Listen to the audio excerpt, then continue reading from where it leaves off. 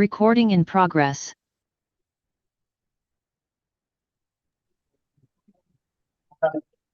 Hi, everyone. Good morning. Welcome to Felony First Appearance Hearings. I am Judge GLAZER. I will be presiding today. The video for First Appearance Hearings has been played to all defendants. I need everyone to please stand up, raise your right hand to be sworn in by our clerk. All rise. Good morning, everybody. All rise and raise your right hand. Do you swear or affirm the testimony you're about to give will be the truth, the whole truth, and nothing but the truth? So certainly do. Thank you. Please be seated. Where's the interpreter? No interpreter? I'm sure they're there. I just don't see them.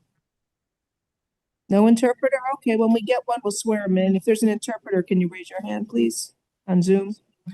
Oh, at least they forgot about us. It's all right. If there's anybody here for a case on Zoom, please type the defendant's name in the chat room. Let's begin. Can the attorneys announce? State.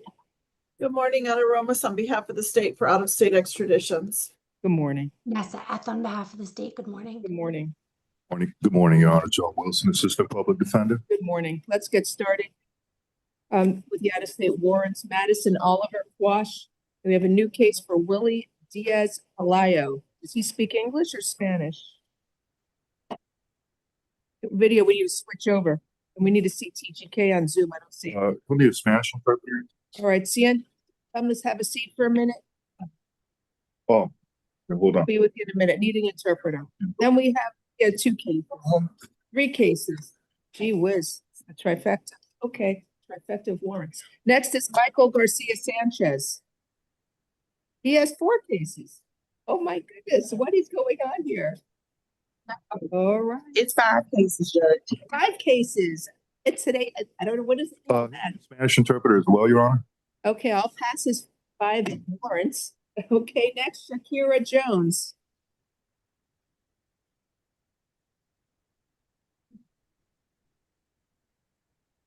Still looking for an interpreter. Maybe one will come in.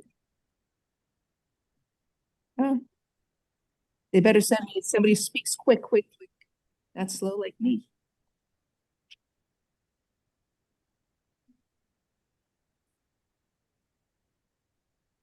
Good morning, Ms. Jones. You were arrested on an arrest warrant from the state of Georgia. The warrant was issued May 20th of 2025.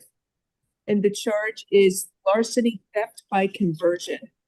So there is no bond on this warrant from Georgia. I need you to tell me if you want a waiver, contest extradition. A waiver is the quickest way out of this jail. Georgia would have up to 30 days to come and pick you up. If they don't pick you up within 30 days, you get released. The other option is to contest extradition and fight the warrant. That means you'd be in our jail at least 90 days so that the state can obtain a governor's warrant to try and send you to Georgia. A lawyer would be appointed for you if you cannot afford one. Your lawyer would be able to challenge the legal sufficiency of a governor's warrant. But like I said, you'd be here 90 days. So those are the 2 options. Do you want to waive extradition or contest extradition? Wait, I'm gonna. You want to waive and get out the quickest way? It means they have up to 30 days to pick you up. Because if they don't come, Get you, you get released. So it's a waiver, no bond. The reset date will be 15 days to December 17th. Please make sure you sign the waiver paperwork at the jail. It just means you agree to be transported to Georgia. Okay? Okay. Have a nice day. Next, we have Patrice Hills Quash, David Rodriguez Quash, Tommy Tucker, new case. Good morning, Mr. Tucker. You have an arrest warrant. It's from Georgia. The warrant was issued on October 30th of 2025. Okay. The charge is violation of probation. So unfortunately, there is no bond on this warrant. I need you to tell me if you want a waiver, contest extradition. Waiver is the quickest way out of here. They have up to 30 days to come and get you. If they don't get you within 30 days, you get released, or you can fight the warrant and contest extradition. You would then be held in our jail at least 90 days to try and get a governor's warrant. Those are your 2 options. What would you like to do? Waiver, contest? Waiver. That's a smart choice. Waiver, no bond. Reset date will be December 17th. See if it gets picked up by then. Please make sure you sign the waiver paperwork at the jail. It just means you agree to be transported to Georgia. Have a nice day. Okay. Thank you. Right, next we have is Akila Sims Quash, Antoni Mackie Quash, Daniel Gutierrez Davia. Is he here? Do you speak English, sir? No, we need to Spanish. Metro S1. Yeah, I see him. Necesito una intérprete para usted. Espérese un momento, por favor. High-Tech, Bob Sar, Yes, ma'am. Metro West 2. Good morning, sir. Good morning. Let's see what's going on. You have, it's unfortunate, it looks like they need an extension to pick you up from Kentucky due to manpower. They So asked for go up by the- extension again? Pardon me? They asked for extension, ma'am? They're asking for an extension of, it looks like, 6 days. So instead of picking you up by today, they're gonna pick you up. Oh, we need an interpreter. You want an Indian interpreter? I mean, Or do you need an For- interpreter? They just need to get, instead of picking you up today, right, pick you up by December 8th in 6 days. in 6 days. All right. So Do you, I'm would granting I, just listen, I'm Okay. granting the extension after, if they don't pick you up within 30 days, I'm gonna release you. So if 30 days would be on 17th, right, ma'am? Sorry. on November 16th, I think. I'm sorry, December 17th is the 30 days. If they don't Yes. get you by December 17th, I'm gonna release you. But I believe you'll be picked up by December 8th. Do All you right. understand? Yes, ma'am. Yes, ma'am. Okay, Would it be ground transportation or do you know, may I get to know that? say it again. Do I get to know how would they transfer me, ma'am? I don't know, probably fly you back there. I don't know. It's up to them. Okay, ma'am. Thank Thank you. you, sir. So the reset date will be December 9th to make sure he is picked up. Have a nice day, sir. I'm sorry about Thank you, ma'am.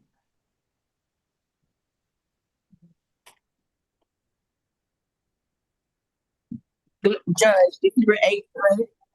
no, they're gonna pick him up by the 8th. I'm setting it December 9th. Thank you, Jordan Polens. Polenetz? Thank you. Thank you. Good day, sir. Is he there? His locals. He refused, Your Honor.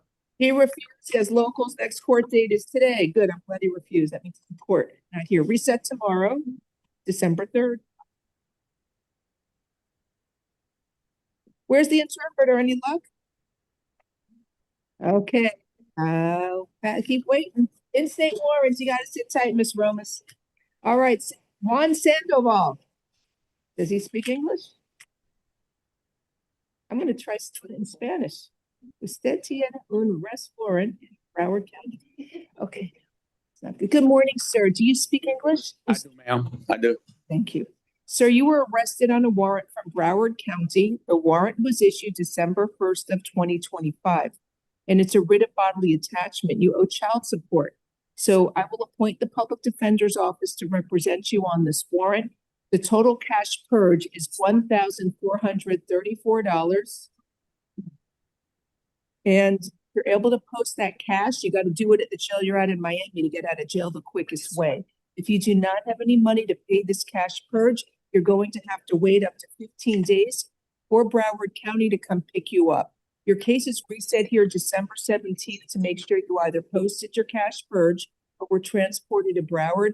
And Broward County does come once a week, so if you're unable to pay it, you'll probably go there sometime this week. All You right. understand all that? Yeah, so I just gotta wait for them to come sometime this week. Hopefully, they'll come anytime between now and December 17th, but they usually come once a week. You should be able to go this week, okay? All right, and the bond is only 14. Not a bond, it's a cash purge of $1,430. All right. Thank you. Have a good day. Next, we have reset 1217. Yes. Juan Obando Sandoval. He has 2 warrants. Oh, you have 2. Yes. Sorry, you got another one.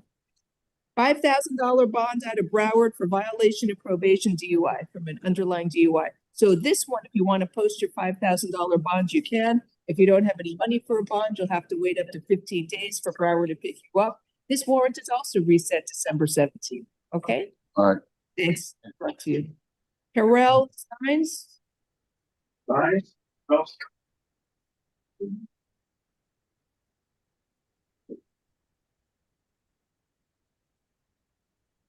Good morning. Sir, you have an arrest warrant from Broward County. It says The warrant was issued yesterday, December 1st. It says traffic arrest warrant for unlawful tag or sticker attached, ROR. And then count 2, driving with a suspended license. That bond is $100. And then the other count for failure to have a vehicle registration is an ROR. I'm appointing the public defender's office for you. Your total bond is $100 on this warrant. So if you can pay that, do so in Miami. If you don't have any money for a bond, you'll have to wait up to 15 days for Broward County to pick you up. Your case is reset here for December 17th to make sure you either posted your $100 bond or were transported to Broward County. You understand all that? Indeed. Okay. I believe my bond was paid. You had to see me first. Anyway, you paid it in Miami, you'll get out of jail quick, or keep all future court dates in Broward. Have a good day. David Delva's next. He's at Metro West 3. Good morning, sir. Good morning, Your Hey, Honor. sir, you got an arrest warrant from Broward County. It was issued February 16th of 2024. No show KPS for grand theft and driving with a suspended or revoked license. I will appoint the public defender's office for you. So there's unfortunately, no bond on the warrant. You're going to have to wait up to 15 days for Broward County to pick you up. The reset date here is December 17th to see if you got transported. They usually come once a week. You shouldn't have to wait that long. Have a nice day. Yeah, thank you, Your Honor. Have a great evening. Manuel Angulo, he's at Metro West 4. Good morning, sir. Good morning. Sir, you have an arrest warrant from Broward County. It's for violation of probation. The warrant was issued September 12th of 2025.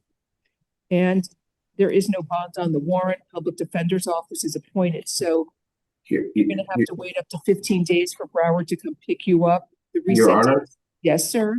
I have counsel. Oh, so I won't appoint the public defender's office for you. Thank you for letting me know. Contact your lawyer if you have any questions. Right now, the reset date is December 17th. Broward usually comes once a week, so you shouldn't have to wait that long. Have a good day. Thank you. That's it for the out-of-state warrants. Any luck getting an interpreter? Really? Don't they know we do bond hearings every day, Monday through Sunday? Who was?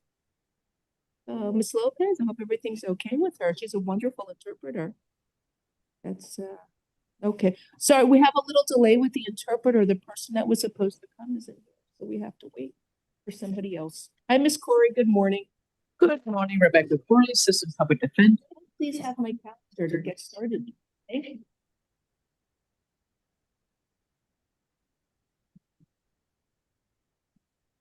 The private lawyers, it resets. Right, that didn't pass any in-states. We did it all. Desiree Ruiz on page 1. No private lawyers. What's going on here? Oh, okay.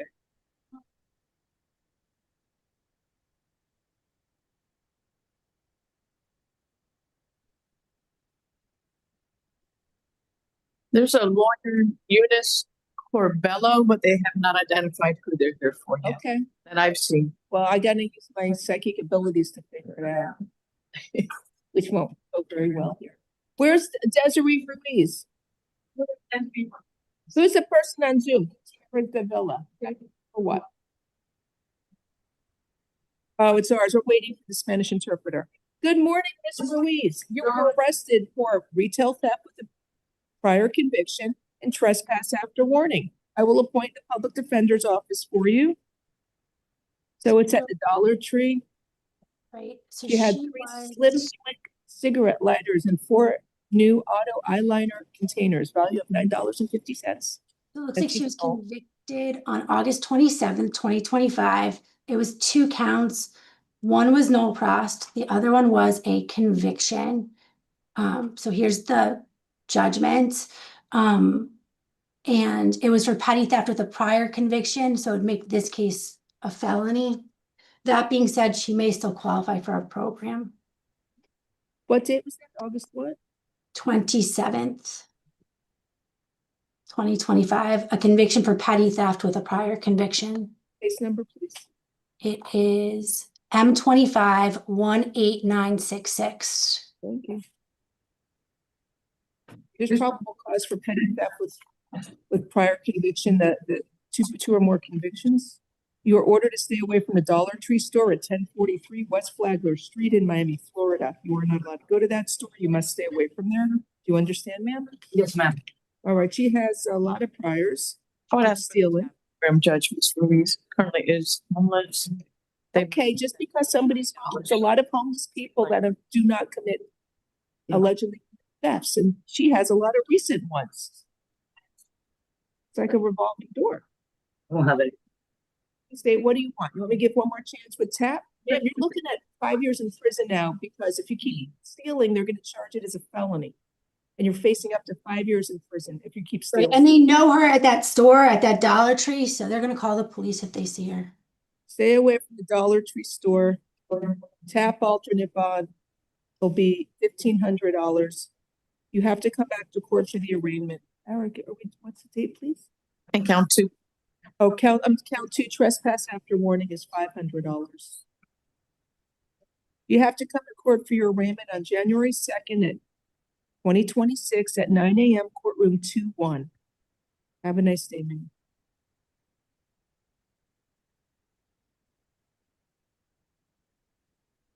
The Spanish interpreter is present in the chat.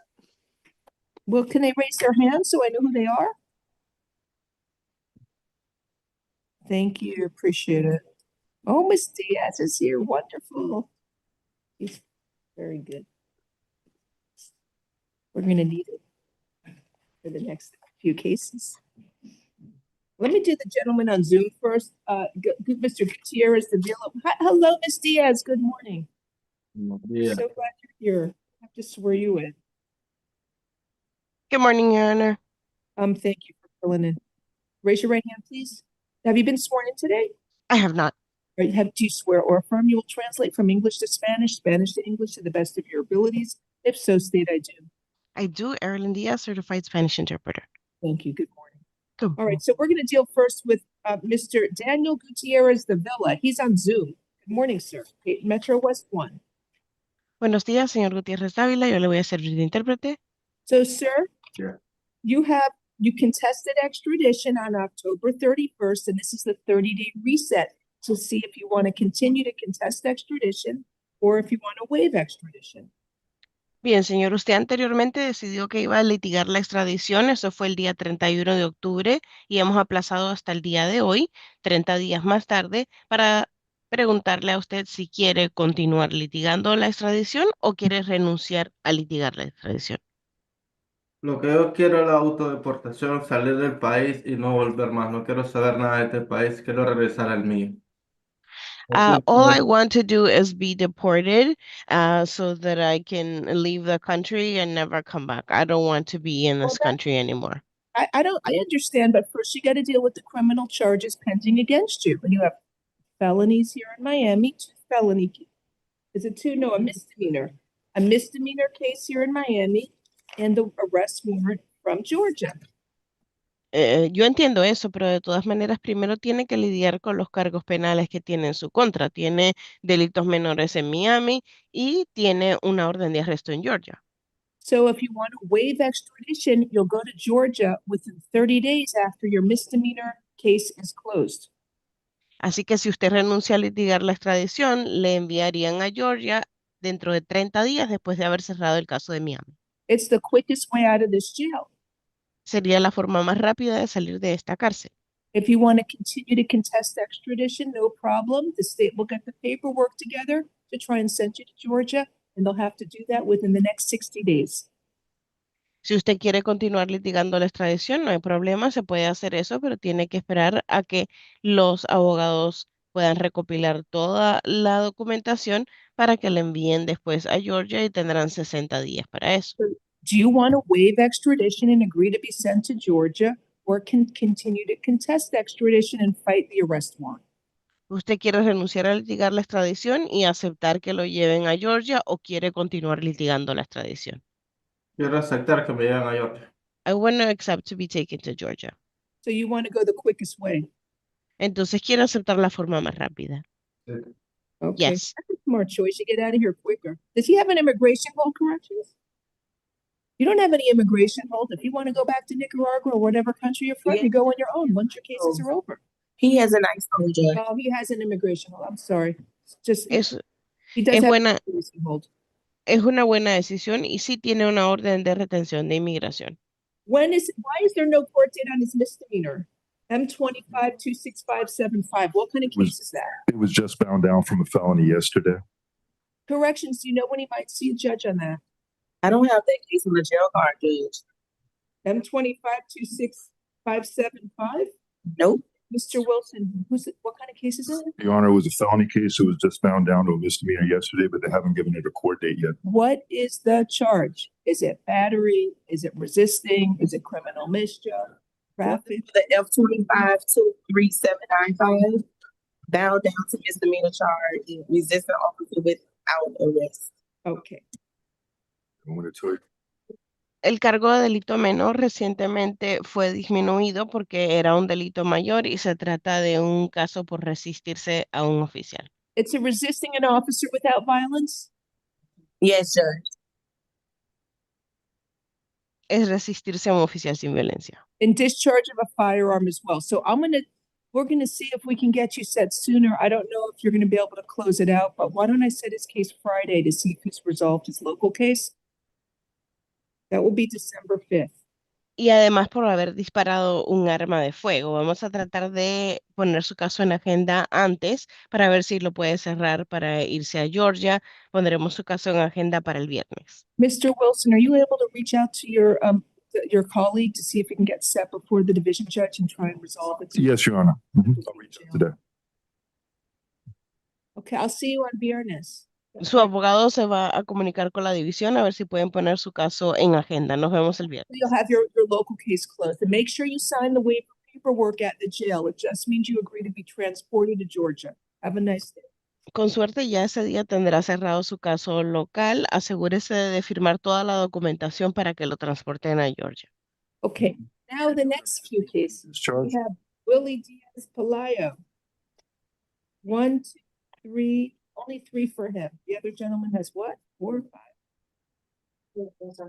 4. Okay, He has 4 cases, Judge. how many? 4. I only see 3. I have Willie Diaz Palayo, I see 3. 3. Next gentleman.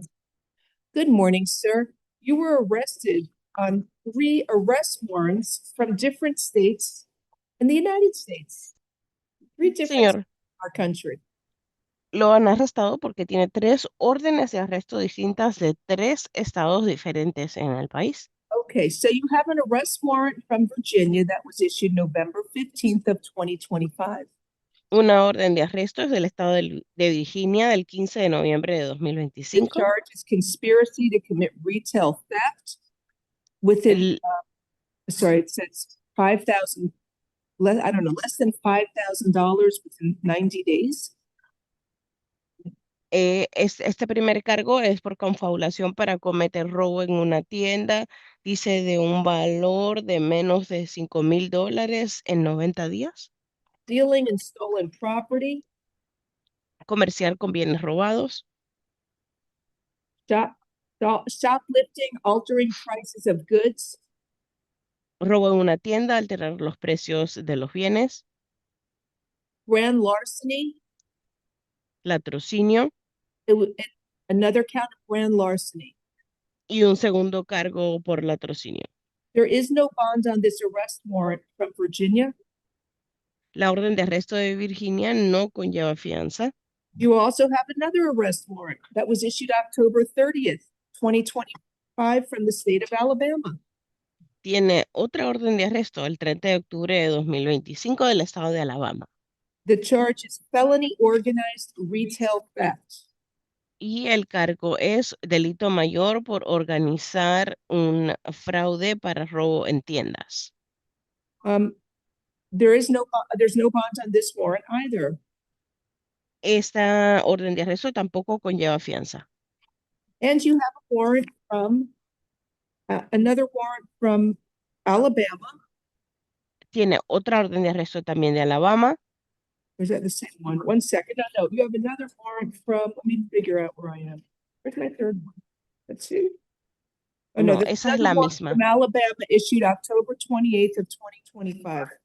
Otra de Alabama del 28 de octubre de 2025. That warrant was issued October 28th. The charge is felony organized retail theft. En esa orden de arresto, el cargo también es robo organizado en una tienda como un delito mayor. And there is no bond on that warrant. Y no conlleva fianza tampoco esa Additional- orden de arresto. You have a case pending here in Miami. It looks like a traffic ticket, as well as a hold for St. Lucie County and an immigration hold. Además, tiene una orden de detención acá también en Miami por un caso de tránsito, una orden de arresto del condado de St. Lucie y una orden de retención de inmigración. So, sir, Judge, he also has an ISO. you've been driving me nuts. He doesn't have, Sí, I was reading the wrong. Oh, I'm sorry, you don't have an in-state warrant. What do you have? You have, pardon me. Excuse me, sir, I was reading the wrong paper. I apologize. mis disculpas, estaba leyendo el papel incorrecto en este último. Sorry, you have a pending felony case, not a traffic ticket, as well as the immigration hold. Lo que tiene pendiente Miami es un caso de delito mayor y una orden de detención de inmigración. There is no bond on these arrest warrants. Estas órdenes de arresto no conllevan fianza. I need you to tell me if you want to waive extradition or contest extradition. Necesito que usted me diga si usted renuncia a litigar la extradición o si quiere litigar la A extradición. waiver of extradition is the quickest way out of this jail. Renunciar es la manera más rápida de salir de esta cárcel. The demanding states, Alabama and Virginia, would have up to 30 days to pick you up after your felony case here in Miami is closed.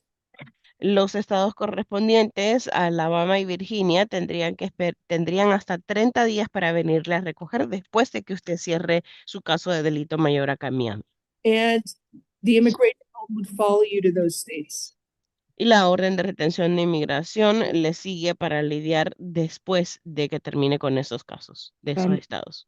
Judge, I'm also showing a fugitive from St. John's. No, that's the other person, not him. No, this is what Diaz Palazzo Willie.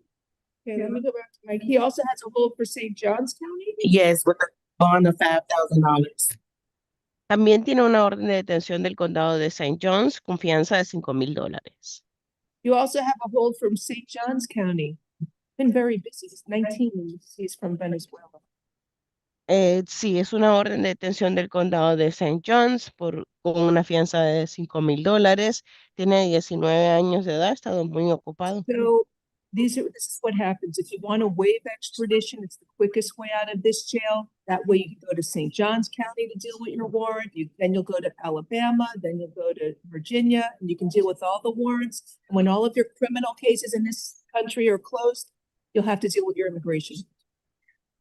Bien, entonces si le explico, lidiar con la renuncia a litigar la extradición es que usted sale de esta cárcel más pronto después de cerrar su caso de Miami, tendría que ir a St. John's, luego a Alabama y a Virginia, y después de que tenga cerrado todos sus cargos penales en todos estos estados, tiene que lidiar con inmigración. So if you waive extradition and once your Miami case is closed, you'll leave here within 30 days to go deal with the warrants. It's called a waiver. It's the quickest way out of our jail.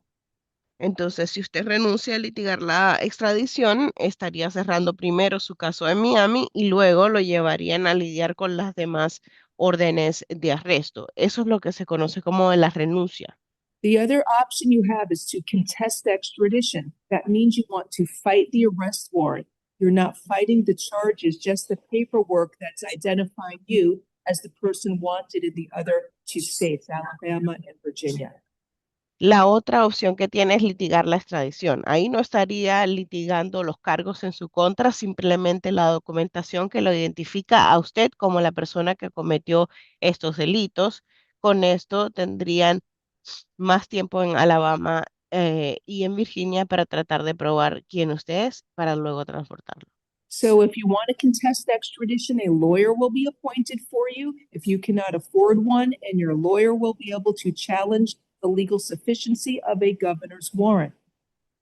Y si usted decide litigar la extradición, tendría que nombrársele un abogado si usted no tiene los medios para contratar uno, y ese abogado tendría que contestar la suficiencia legal de la orden de arresto.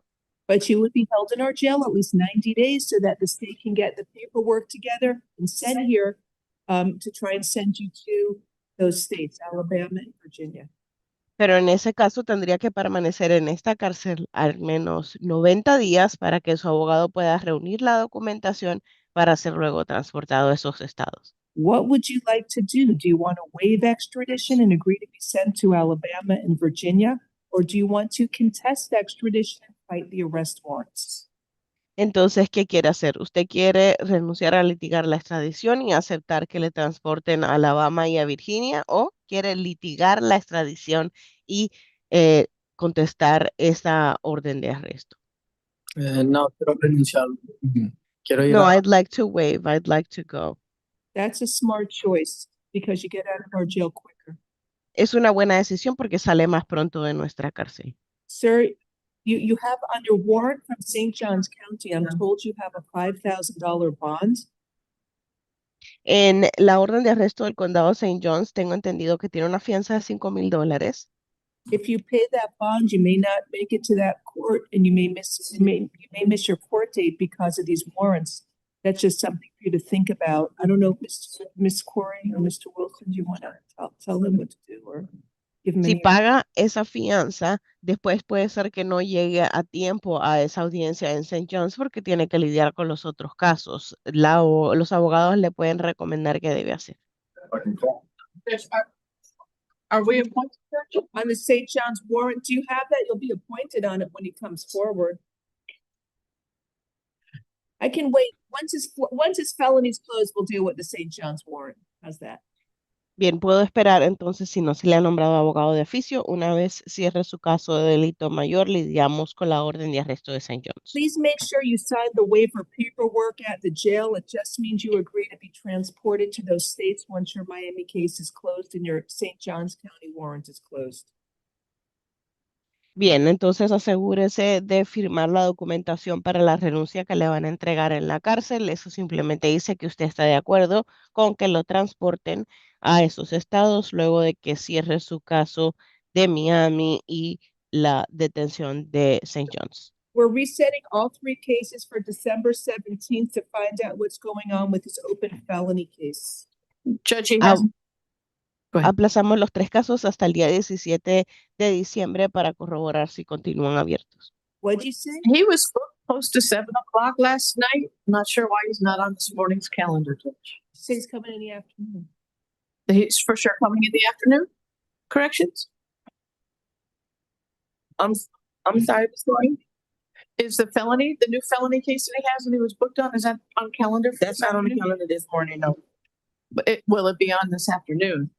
Yes, it should be this afternoon. Okay, because it's not on this morning, which timing wise it should have been. El delito mayor que le queda pendiente está en agenda para la tarde de hoy cuando va a regresar. Corrections, will he be here this afternoon on it? Yes, sir. What is the charge on that case? Retail. Okay. Va a estar esta tarde aquí por ese cargo y la acusación es robo en una tienda. Sir, we'll see you later this afternoon about your felony case. Have a nice day. Nos vemos más tarde, señor, para su otro caso de delito mayor. Buen día. Okay. Next case we have on the out-of-state warrants is Michael Garcia Sanchez. I'm gonna go to the right page here. Okay. 4 cases. Both for Virginia and ICE. Okay. 5 cases. And traffic tickets. Good morning, sir. Mr. Garcia Sanchez, you were arrested on 4 warrants from the states of Virginia and Alabama. Buen día, Your Honor. He needs a Spanish interpreter. Buenos días, señor. Lo han arrestado por 4 órdenes de arresto en los estados de Virginia y Alabama. And you also have a local case here in Miami, a traffic ticket. Además, tiene un caso local en Miami que es una infracción de tránsito. And a hold for St. Lucie County, Florida.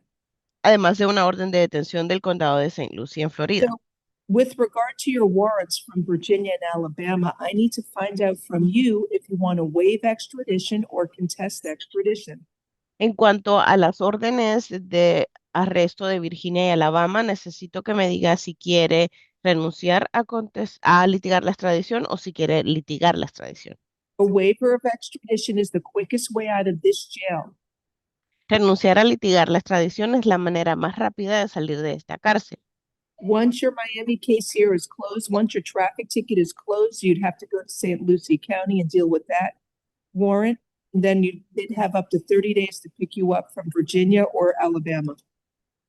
Después de que cierre su caso de tránsito en Miami, tendría que pasar al condado de St. Lucie y luego de eso tendrían hasta 30 días para venirlo a recoger, ya sea del estado de Alabama o del estado de Virginia. So that's called the waiver, and you get out the quickest way. The other option is to contest extradition and fight the arrest warrant.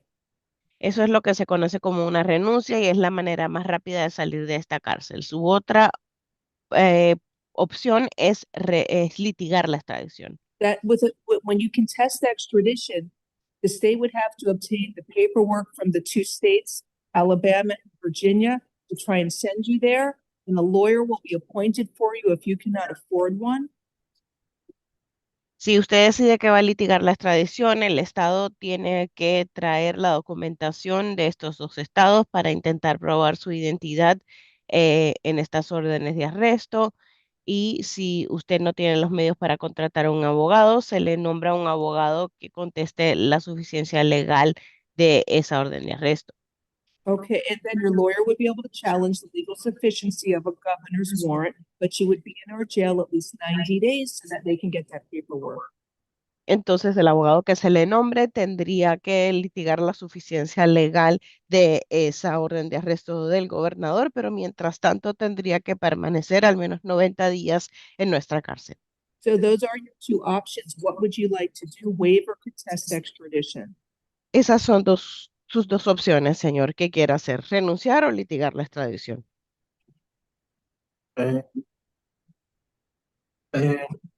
Disculpe, le quiero contar algo que no entendí muy bien. Si yo renuncio a la extradición, ¿cómo? No, si yo renuncio a la extradición, salgo de esta cárcel, me mandan a San Luis, el condado, resuelvo ahí y después vienen a buscarme. Sorry, let me ask you a question because I'm not understanding very well. So if I waive extradition, that means that I am transported to St. Lucie and then after that they come pick me up? So correct. So once you waive extradition and once your Miami case is closed, you're ready to go deal with your warrant in St. Lucie County. Correcto. Una vez cierre su caso de tránsito aquí en Miami, está listo para ser transportado al condado de St. Lucie. And then once your St. Lucie case is closed, either Alabama or Virginia will have up to 30 days to come and pick you up from St. Lucie County. Y después de que termine de lidiar con el caso del condado de St. Lucie, Alabama o Virginia tendrían la oportunidad de venir a recogerlo en 30 días. You also have this immigration hold you're going to have to deal with. So once those warrants are closed in either St. Lucie or Virginia, you're going to have to deal with the immigration hold that will follow you to those states. Además de eso, tiene una orden de retención de inmigración, así que cuando termine de lidiar con todas las órdenes de arresto de estos estados y del condado de St. Lucie, esa orden de inmigración también le va a seguir. So those are your options. What would you like to do? Waive or contest extradition? Esas son sus dos opciones. ¿Qué quiere hacer? ¿Renunciar o litigar la extradición? Renunciar. Waive. That's a smart choice. He wants to waive, right? Okay. Buena decisión, entonces. All right. Okay. So it's a waiver with no bond. Do we have a date for his ticket yet? Corrections? Entonces, renuncia y detenido sin fianza. Vamos a ver si ya hay una fecha para su caso acá. He go to court today, Judge, on the traffic. Today. Okay. Es hoy mismo cuando tiene que ir a corte por su caso de tránsito. Just so you know, all of these warrants deal with theft charges. Solo quería informarle, todas las órdenes de arresto tienen que ver con cargos de hurto. Okay, so you're going to see a judge today on your ticket. Don't post a bond on it because if you do, you're not going to get out of jail and it will take long to close it out, a long time to close it out. Va a haber un juez hoy mismo en su caso de tránsito, no vaya a pagar la fianza, porque si paga la fianza va a estar más tiempo en la cárcel y va a tomar más tiempo resolverlo. So if you take a plea and you close it out if the case is closed out today, then tomorrow we can have you put on a list to go to St. Lucie County. Si usted puede cerrar ese caso de tránsito hoy mismo, ya mañana lo tenemos en la lista para ser transportado a St. Lucie. Please make sure you sign the waiver paperwork at the jail. It just means you agree to be transported to Alabama and Virginia. Asegúrese de firmar la documentación para la renuncia. Eso simplemente dice que usted está de acuerdo con ser transportado a Virginia y Alabama. So we're going to reset this case tomorrow for December 3rd to see if his Miami case is closed. Entonces vamos a aplazar su caso hasta mañana 3 de diciembre para corroborar que su caso en Miami ya se haya cerrado. Okay, have a nice day, sir. Buen día, señor. Ok, disculpe, le quería hacer una consulta. One more, what's your question? No hay como manera de que yo pueda cerrar el caso en San Luis y aquí y me detenga migración de una vez. Isn't there a way that I can close both my case for Miami and St. Lucie here, and then immigration can come pick me up right away? No, you're gonna have to wait. After Miami is closed, you go to St. Lucie County and then you go to those other states. You have to deal with all your warrants here first, or you deal with your immigration matters. No, pero después de que cierre su caso de Miami, tiene que ir a San Lucie y después tiene que lidiar con las órdenes de arresto de otros estados. Tiene que primero lidiar con sus casos penales para después pasar a inmigración. Have a nice day. Good luck. Buen día, buena suerte. All right, so here's everything that's kept in order. Okay, that's it for the warrants, right? That's it. Thank you, Your Honor. That was like a logic game on LSAT. Figuring us all that. Okay, next, that was my favorite part of LSAT. Next, I think they stopped doing now in law school. Anyway, let's get started. Females first. Alici Rich, page 1. Good morning, ma'am. You were arrested for possession of crack cocaine, escape, and possession of drug paraphernalia. I will appoint the public defender's office for you. Judge, can you help me out on this escape? I'm not sure I see it. Pardon me? There's no mention of any escape, Judge. In fact, it specifically states she was advised she was free to go. Well, but then she was, but then they, one second. Consent. And that's what she's charged with, but they don't talk about her There's no escape. at any. Although there may be something that we don't know about because they've got her in the red jumpsuit, but there's no facts in the A form. Well, it's probably due to her charge. Due to what? The Anytime. charges. Oh. So maybe tap. Tap is fine. Tap alternate pod, 2,500 count 1. ROR. You want me to release that right? Count 2. Yes. And count 3, $500. So ma'am, you have to come back to your arraignment on January 2nd at 2026 at 9 a.m. courtroom 7-4. Have a good day.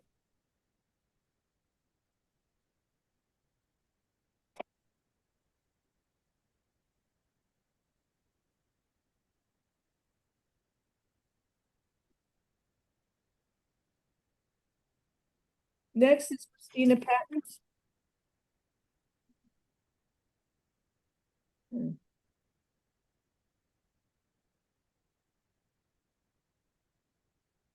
How many ladies do I have? You don't have a lot of ladies. Big calendar. We got 18, 19, no, 16. Okay. Good morning, Miss Patton. You were arrested for armed trafficking in cocaine, possession with intent to sell meth, and possession of MDMA. I will appoint a public defender's office for you. Let me review for probable cause. I did not see anyone. It's there, Ms. Corey, on the last page, page 3. Page 3, total weight, cocaine, Yeah. 35 grams, meth, 10 grams, marijuana, 1 gram.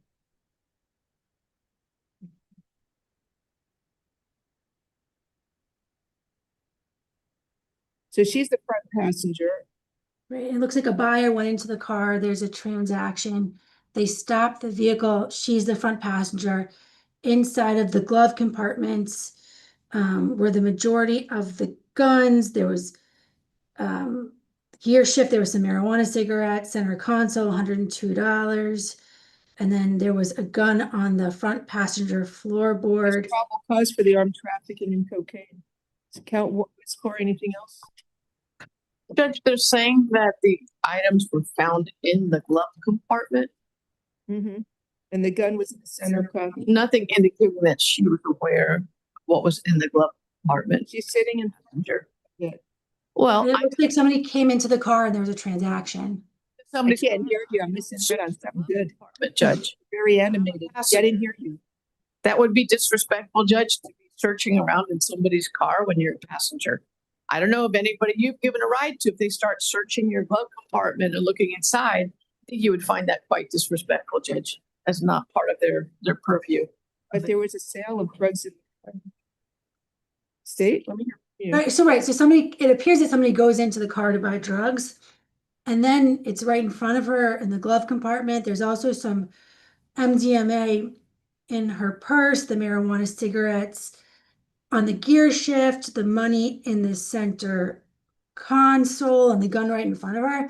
So I think she would have knowledge and ability to control the items that were found within the car. Does she have any priors? Let me see. There was a drug sales case that was no action in August. One more second, let me see. Nothing else that I'm aware of. Okay, I'm setting a bond. I'll find technically there's probable cause though. Count one. 1 minute.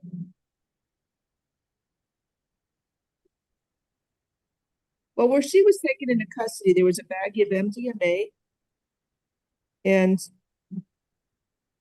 cocaine. Should I just find probable cause for possession or armed possession? This court may be right. I think she would be responsible. She'd be in constructive possession of everything in the car, knowledge and ability to control. It appears that there was a transaction that took place in the vehicle. The gun was at her feet. The drugs were in the center, in the glove compartment directly in front of her.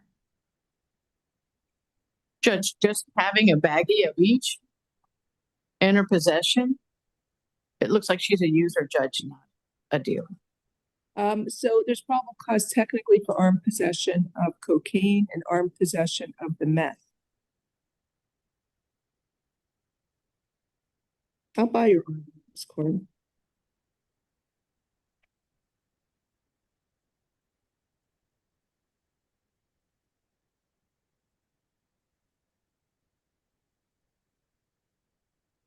And then count 3 is the MDMA.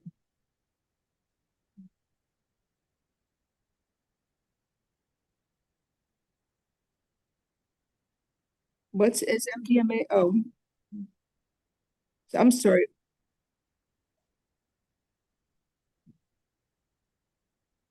I'm sorry, there's probable cause for possession of MDMA and possession of cocaine, not the meth.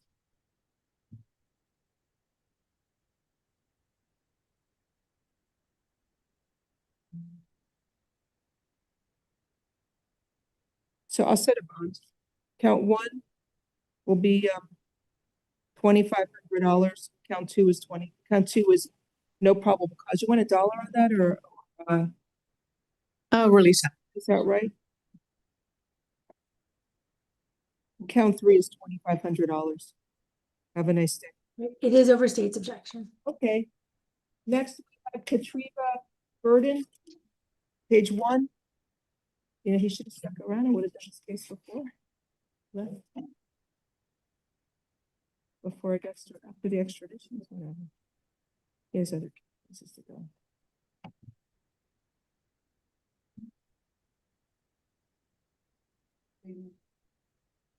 Good morning, Ms. Burden. You were arrested for battery on a person 65 or older. I will appoint the public defender's office for you. Don't know if I saw the age.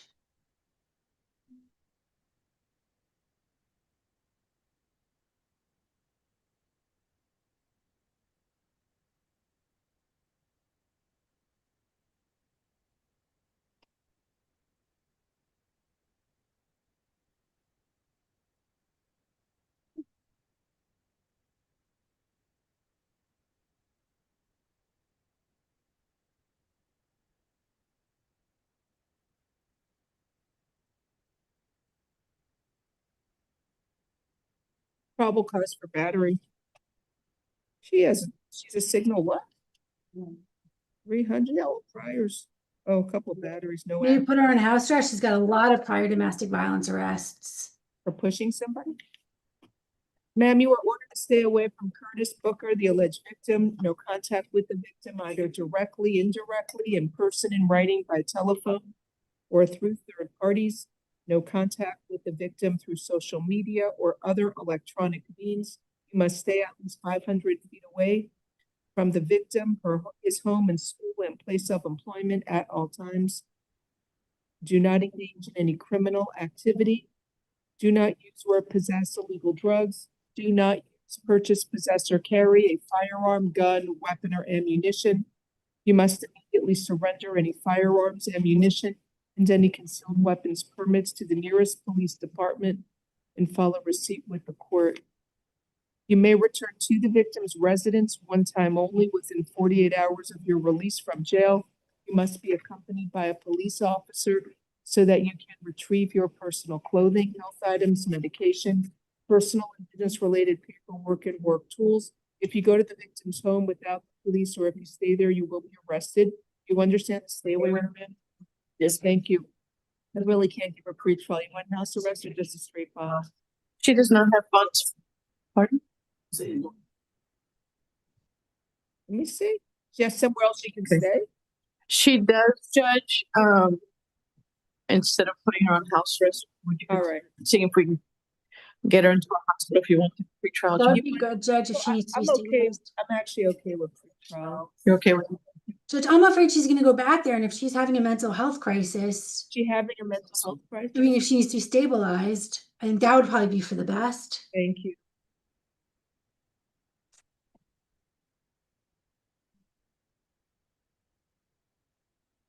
You want me to try for the hospital? Let's see, and then I'll make my notes here after she goes to the hospital. Maybe they can also help her find housing.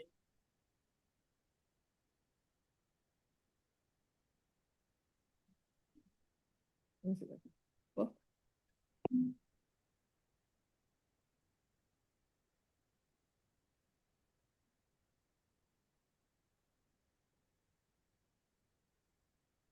If we can reach her for the hospital. let's try the hospital. Great idea. So reset for the hospital in the afternoon.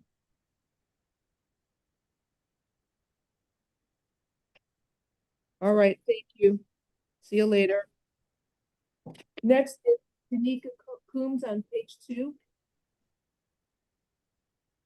Yeah, it's Any word on Combs rather? Yes, Ms. Holmes, they do not accept her insurance. That's a shame. So I have to set a bond or what? I mean, I suppose I have to set a bond. Do you want me to prove? No, I can't.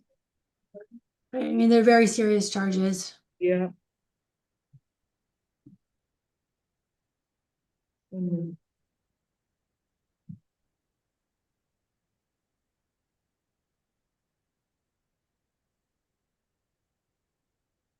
So count one is $2,500. I do make them over a little. Would you do house arrest as an alternate, Judge?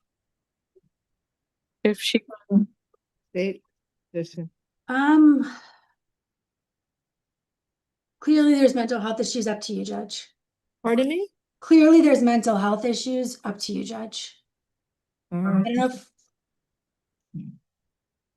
Okay. House arrest with a GPS monitor. Alternate bond count 1 is $2,500. Count 2, the battery on the law enforcement officer is $5,000. And count 3, attempting to deprive an officer of means of protection is $1,000. Is that it's a first degree misdemeanor? Actually, it should be $500. 500 for count 3. Level 3 house arrest. And that's it. You want a curfew? I don't know. It's during the day. Just house arrest level 3 is the alternate. Miss F, did you want a curfew? I don't know if we need it. No? No. Alternate, 2,500, 5,000, and 500. Next, we have Rachel James. Rachel.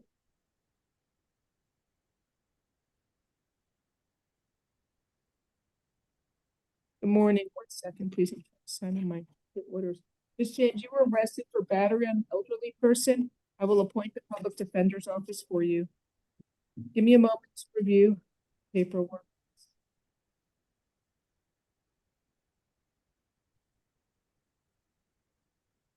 I think I got it. All right, so we find probable cause. There's probable cause for what? There's an age there. We found probable cause, the victim 76. The defendant's got a conviction for battery from Palm Beach County from July. It I looks don't like know. 49-day sentence from Palm Beach for theft of credit cards. Failure to appear last year, so she does have some criminal history in Broward, Palm Beach. Sir, and you were ordered to stay away from Israel Ben, the alleged victim. No contact with the victim, either directly, indirectly, in person, in writing, by telephone, or through third parties. You must stay at least by what? What's the issue?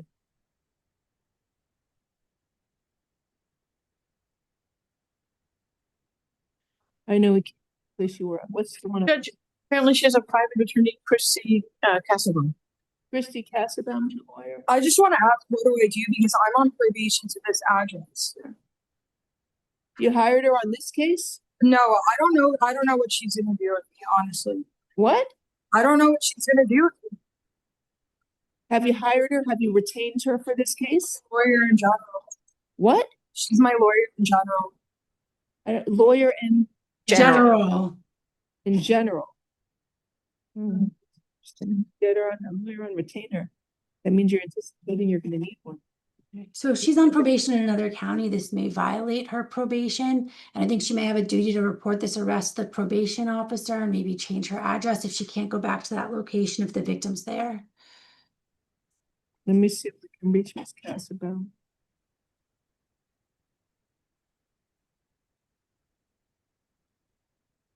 Can I, 1 second, let's see if we can find.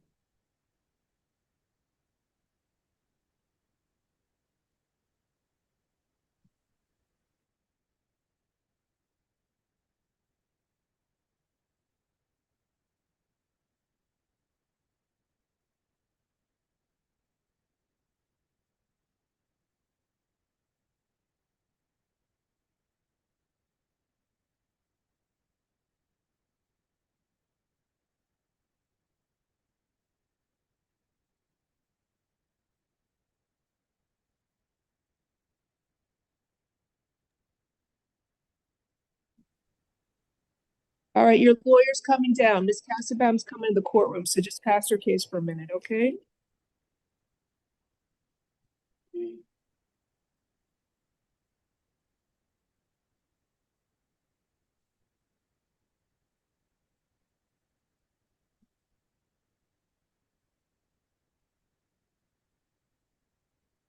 Oh, next we have Deborah Jones, page 2.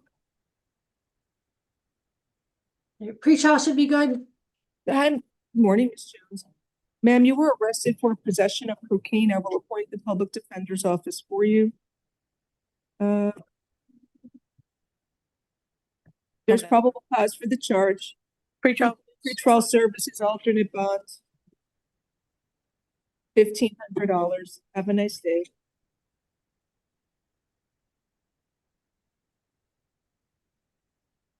Nancy is next. Person's added. Added charge. Added charge. Oh, that was quick, Ms. Casabon. When you have a chance, bring me back Rachel James, or lawyers here. Can you see the arrest affidavit here? I'll take whoever you got, Nancy Nunez or Rachel James. Ms. James is before the court. Okay, Ms. James is back. So she got arrested for battery on a person 65 or older. You want to announce for the record, please? Oh, Chrissy Casabon on behalf of Rachel James. Okay, I already ordered her to stay away from the alleged victim, Israel Ben. You cannot have any contact with him, either directly, indirectly, in person, in writing, by telephone, or through third parties. You must stay at least 500 feet away from his home, school, and place of employment at all times. Do you understand the stay away order, ma'am? Okay. Yes. The state's requesting just standard bond.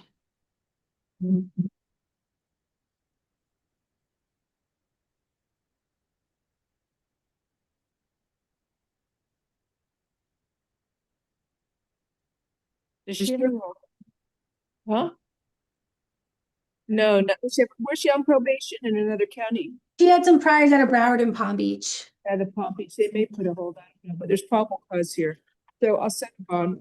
She, except that somebody is helping somebody else. What do you, it's victim 76.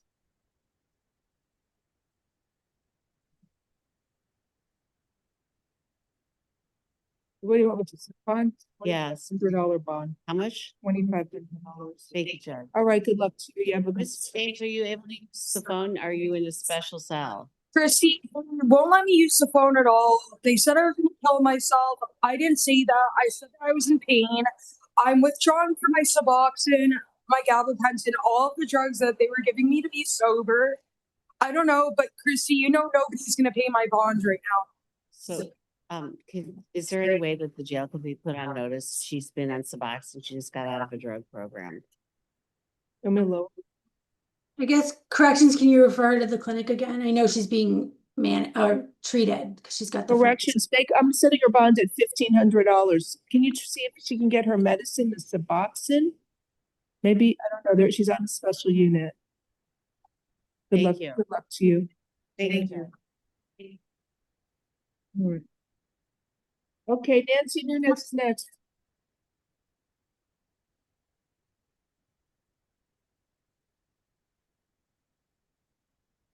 We're almost done with the ladies. Do what after this? What's his case? Perez? After the ladies, can you bring me in Leonardo Perez, please?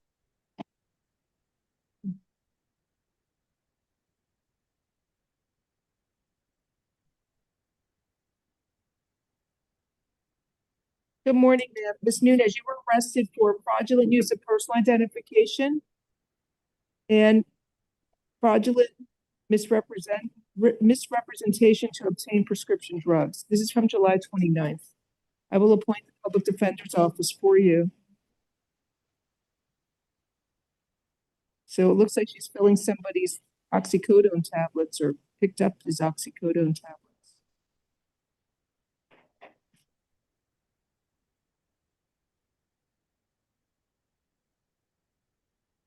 So it was a fraudulent prescription. It had surveillance video. She picked up the fraudulent prescription. There's probable cause for the charge. It's an added charge. You are ordered to stay away from the alleged victim, Mohammed Zudeen. No contact with that alleged victim, either directly, indirectly, in person, in writing, by telephone, or through third parties. Stay at least 500 feet away from his home, school, and place of employment at all times. Bond on count 1 is $2,500. Count 2 is actually charged as a second-degree felony. State? It should be a third. Okay, 2,500 count 2. Have a nice day.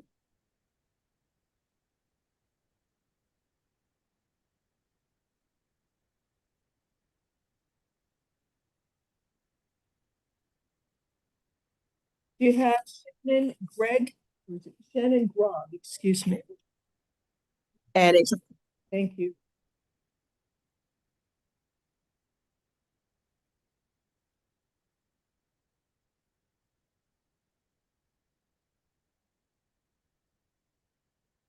Good morning, ma'am. You were arrested for retail theft. It's from November 8th. I will appoint the public defender's office for you. There is probable cause for the charge. It alleges you stole over $1,100 of merchandise from Marshall's.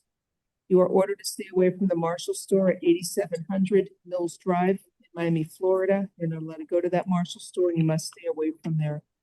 I'm setting a bond, and it's $2,500. Have a good day.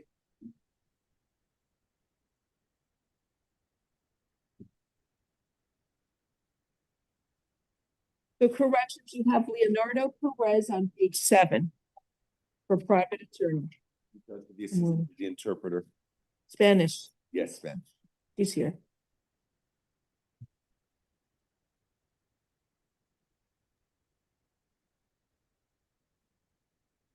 Good morning, sir. Mr. Perez, you were arrested for grand theft of cargo, a second-degree felony, and then grand theft, a third-degree felony. Your attorney is present. Good morning, Orlando Rodriguez on behalf of Mr. Perez. Buenos días, señor Pérez. Lo han arrestado por hurto mayor de un cargamento, un delito mayor en el segundo grado y por hurto mayor en el tercer grado. Su abogado está presente en la sala. Let Judge, so he's a truck driver and he's taking packages from the trailer valued $1,000. Él es chofer de camión y se está llevando presuntamente paquetes del cargamento de un valor de más de $1,000. He's got no priors. I don't know if council wants a program or a bond. I'm not sure if count 1 is charged correctly. Yeah, Judge, I was just gonna ask for a standard bond on grand theft. No tiene antecedentes penales. Su abogado está pidiendo la fianza estándar. He's stealing the boxes, I guess, for like one of the favorites, TJ Maxx and Marshalls. All right. So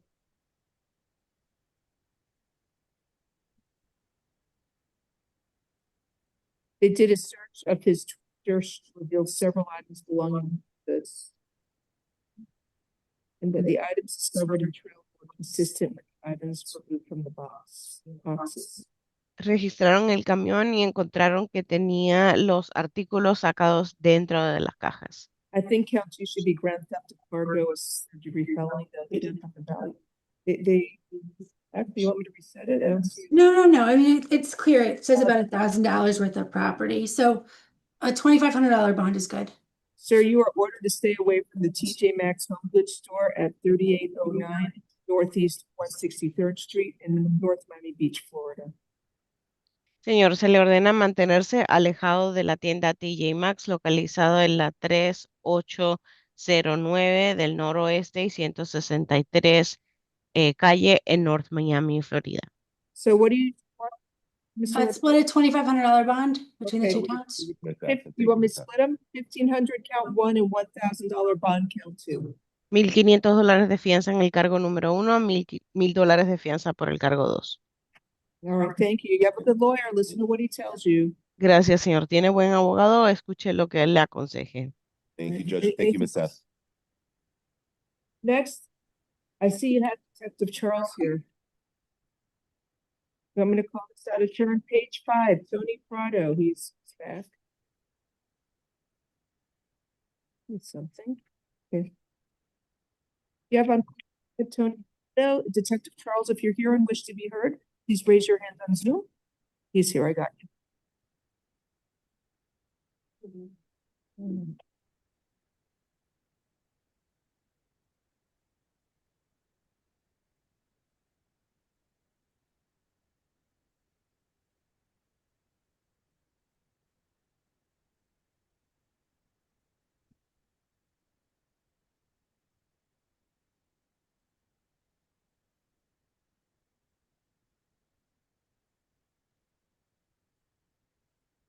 Good morning, Mr. Prado. You were arrested for retail theft with a prior conviction and petty theft. I will appoint the public defender's office for you. Detective Charles, did you wish to be heard on that? This case?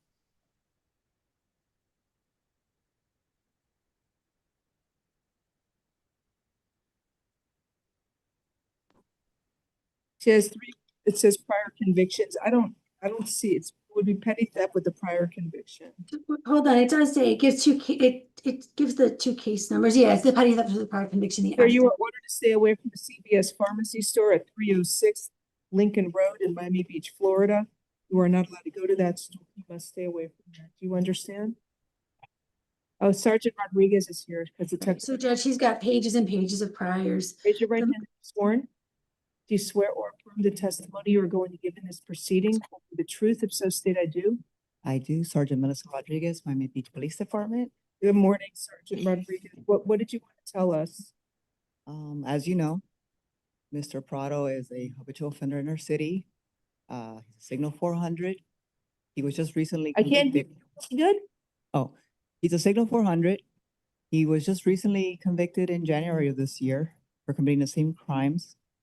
I know he's a lot older, but he just continues to do the same crime. So I'm just here to ask for an elevated bond if possible and a stay away order. I guess what's like a little upsetting is that he had money on his person, but he still stole from the CVS, requesting a bond. He has priors going back to 1995 for petty theft. 30 years. Let's see.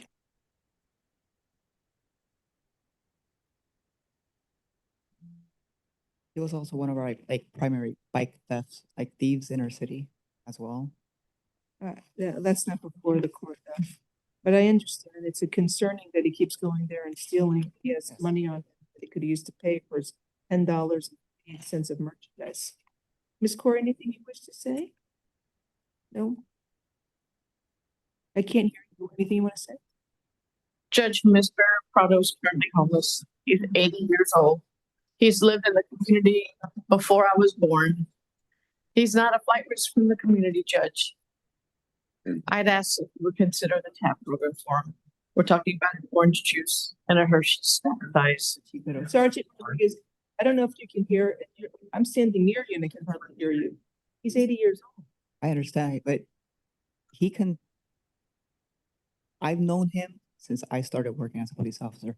I've actually arrested him a million times. He actually looks a lot better. He looks great for Yes, 80. he looks a lot better than when I first encountered him.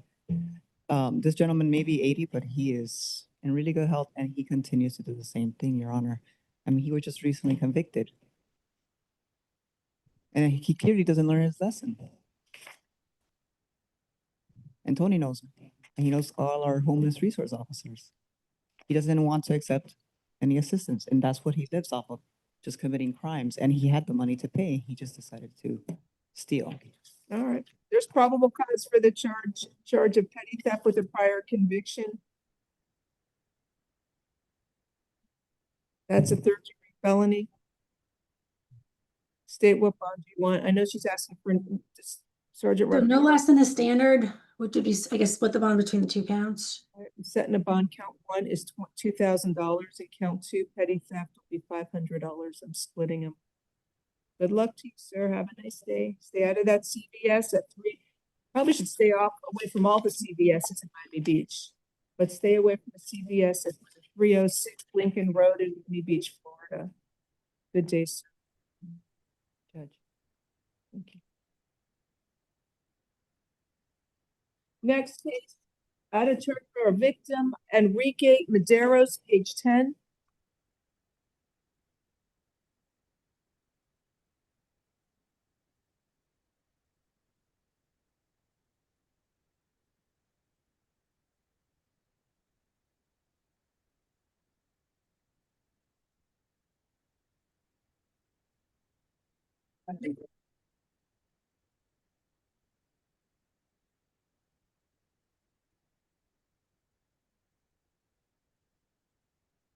Is Mr. Medeiros there? There's a victim in court. Do you speak English, ma'am? I'm the victim. Yes, I speak English.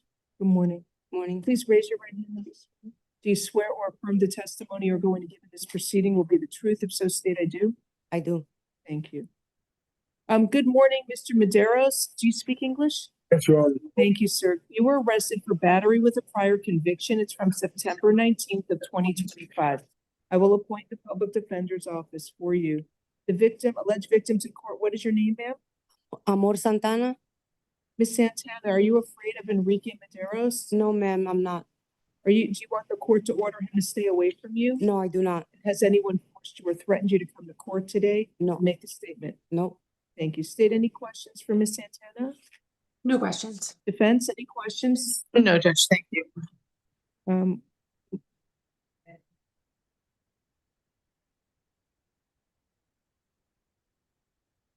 So I think there is PC, this dates back to September.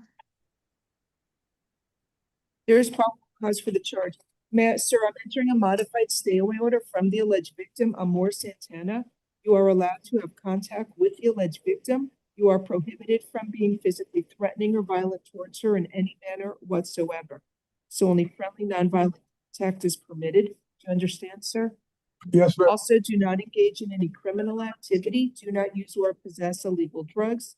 Do not use, purchase, possess, or carry a firearm, gun, weapon, or ammunition. You must immediately surrender any firearms, ammunition, and any concealed weapons permits to the nearest police department and follow receipt with the court.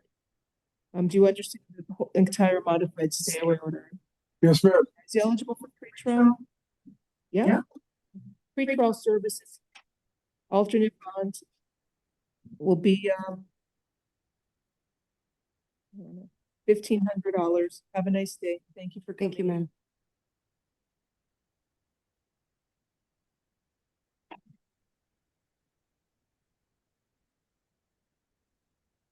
All right, next we have Daryl Coleman on page. Sorry, Daryl Coleman, page 4. If there's I don't know, is attorney raising his hand down there? I'm not promoting you. Write the name of the case you have, and we'll get to you eventually.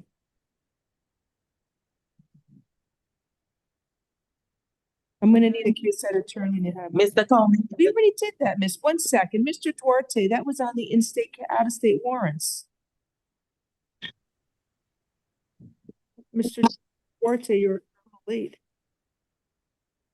Maybe you were here. Sorry, Your Honor. We already did that case earlier. So what happened is they needed an extension of time to pick him up. Right? The out-of-state warrant case? I apologize, Your Honor. The docket was shown a different judge. That's why I was in the wrong courtroom. I'm so But I sorry. appreciate it. I know it does that. I have it here. 1 minute. Let me tell you what happened. So sorry about that. Yeah, if you're here on the warrants, you got to raise your hand sooner because she saw you here, but you didn't write the name here. Is that the one, Miss Glory? The person? I'm messed up with Zoom. Give me 1 minute to find it and tell you what happened. And I appreciated that, Judge. Okay, so he didn't need the interpreter. I spoke to him slowly. He understood. So they were supposed to pick him up today, but due to manpower, they could not pick him up today. So they're going to pick him up anytime between now and December 8th. We reset the case for December 9th to quash the warrant to make sure he's picked up. And I think that the most they can hold him is 30 days from whenever he was brought in. And I told him what that date was. So if he's not picked up within the 30 days, I'd release him. Okay? Understood. Thank you so much, Your Honor. God bless you. Stay. Okay, next. Sorry, now we have Mr. Harold Coleman. By the way, if there's any other lawyers, type the name in case you're here. Raise your hand. I forgot you, so Judge, Mr. Coleman has a DV battery. He'll go tomorrow to the DV. Tomorrow? Why not today? He didn't make the calendar. Oh, okay. All right. Hi, Mr. Coleman. Good morning, sir. Who are you all? I'm his girlfriend. Girlfriend and brother are in court. Okay, thank you for coming in. Sir, you were arrested for 2 cases. One of them is from August 6th of 2025. The charge is burglary to an occupied dwelling and indecent exposure. Then you have another case from March 21st of 2025. The charge is robbery by sudden snatching and battery. I will appoint the public defender's office for you. So I Judge, need Ms. Reynoso in the courtroom, is that who said that it's the girlfriend? What is your name? Stacy Reynoso. Okay, so it's the alleged victim in one of the cases and in the misdemeanor case. Okay, let me, thank you. Judge, I know he's got 25917. Right, there's some mental health issues. If you look at his priors, he had a whole series of cases dismissed because he wasn't competent to stand trial. Okay. Let me take a look. I'm going to start with F25 25918. So the case from August, he doesn't know the victim.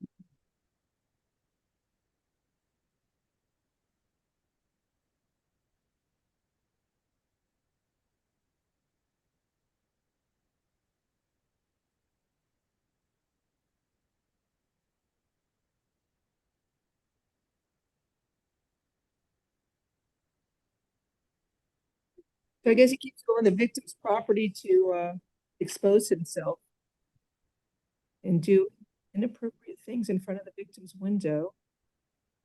Do you want to stop in the microphone? About that is we just lost our grandma and our brother. Our brother first, then a month later, our grandma, and maybe his mind was going somewhere else. You know, we got a lot going on. My mom just was just. Sir, you are ordered to stay away from the alleged victim. His initials are RC. No contact with that victim, either directly, indirectly, in person, in writing, by telephone, or through third parties. And you must stay at least 500 feet away from the victim, her home, school, and place of employment. Stay away from her residence at 1484 Northwest 58th Street, Miami, Florida. Do you understand, sir? Stay out of away from that victim's home and from under her window. There's probable cause for burglary to an occupied dwelling. I don't know what you do for this. Judge, Let's look at the other case too. Maybe we can find a release on both. would you do house arrest, Judge? Yes. On this? Yeah. I thought maybe it's a good idea. We'll keep her out away from the victim's property. Yeah. Yeah. Let me look at the other case. So ma'am, you've been sworn in. What is your name, please? For me? Did I swear you in? I thought I did. No. Do you see other and right? You swear or affirm the testimony you're going to give in this proceeding will be the truth. If so, state I do. Yes. Thank you. What is your name, please? Stacy Reynoso? Put your hand up. Are you afraid of Daryl Coleman? No, ma'am. Do you want the court to order him to stay away from you? No, ma'am. Thank you. State any questions for the victim? No. I got a question. Oh, also, Judge, have they ever lived together? I wanted to see if it was DV. Have you ever lived with him? Yes, that's my boyfriend. Yes. Did you live together? Huh? Do you live in the same home? Yes. Yes, ma'am. Okay, so it's DV. You don't. If you want to keep answering for her, you can leave. No. Don't start with me. Yes. I'm not in the mood. I'm sorry. Am I talking to you? Am I speaking with you? Yes, ma'am. So please don't answer for her. I need to find out what she said. I'm happy I to thought listen. you said talking to us, like when you say Okay. do y'all live in a home with Do you two live in the same home? Yes, ma'am. Thank you. That's all I needed to know. You want to say anything else? You all live together too? Do you all live together? No, I live You're just here to look out for your brother. I live in my own house. I'm just trying to find out which stay away order I need to read. That's why. All right, so Mr. Coleman, I'm entering a modified stay away order from the alleged victim, Stacy Reynoso. You are allowed to have contact with the alleged victim. You are prohibited from being physically threatening or violent towards her in any manner whatsoever. Do you understand that? Only friendly, nonviolent contact is permitted. Do you understand? Okay, also do not engage in any criminal activity. Do not use or possess illegal drugs. And do not use, purchase, possess, or carry a firearm, gun, weapon, or ammunition. You must immediately surrender any firearms, ammunition, and any concealed weapons permits to the nearest police department and file a receipt with the court. You understand the modified stay away orders? Yes, ma'am. Thank you. Let me just look at probable cause. This is from March.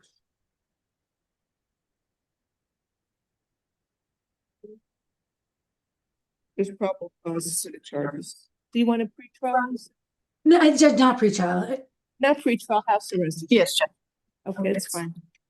On this case, F25-25917, house arrest with a GPS monitor, alternate bond, $1,500, count 1 for robbery by sudden snatching, and count 2, batteries, $1,000. And that's level 3 house arrest. I think we should do a curfew. Yes. I want to keep out of the other victim. Okay, okay. So curfew from 11 p.m. to 6 a.m. You got to be home from 11 p.m. to 6 a.m. Do you understand? Okay. Okay, it's GPS roaming. That's the. I'm sorry. Go ahead. So that's the one that he could go places with. He can go wherever he wants. He has to wear an Okay. Long as electronic he monitor, can but he be has to home. stay away from that other victim's home. Okay, yes, Okay. yes, ma'am. And he can't fight with you. It's Miss Reynoso. And then F25-25918, burglary to the occupied dwelling. It's house arrest with a GPS monitor. Alternate bond, Count one is $7,500 and count two, indecent exposure, is $500.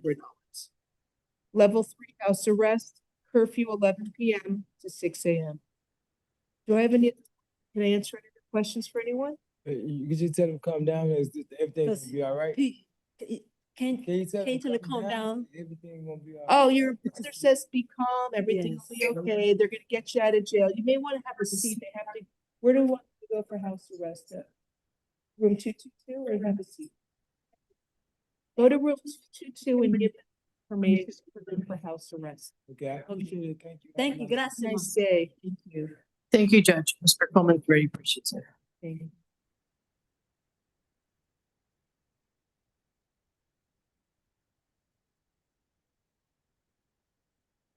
All right, moving right along. Officers here. What does he have? Is an officer Hernandez is here? I don't know.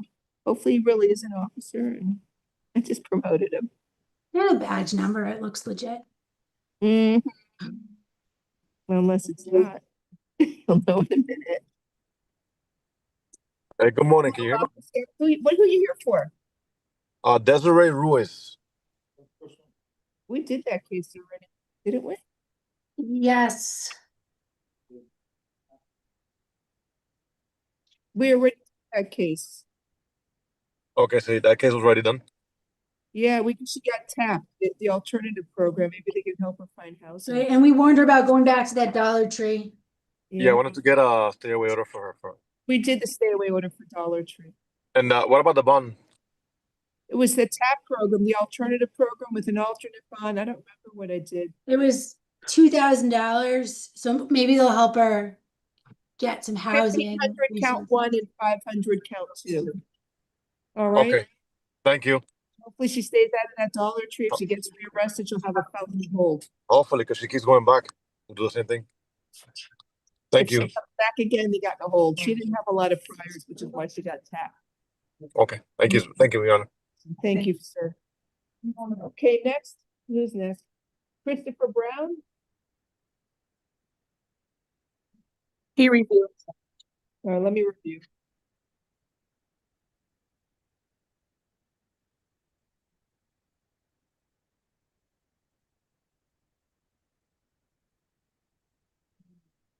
There's probable cause for, should be, let me see. There's probable cause for petty theft, 2 or more convictions, and count 2, I don't know about the paraphernalia. It was a syringe.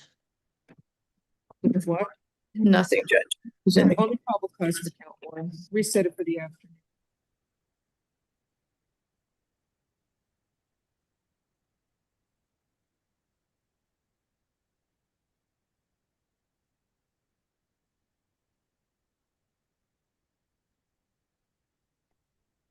Next, Jesus Huergos Ochoa. Good morning, sir. You were arrested for possession of cocaine, resisting an officer without violence, and trespass after warning. I will appoint the public defender's office for you.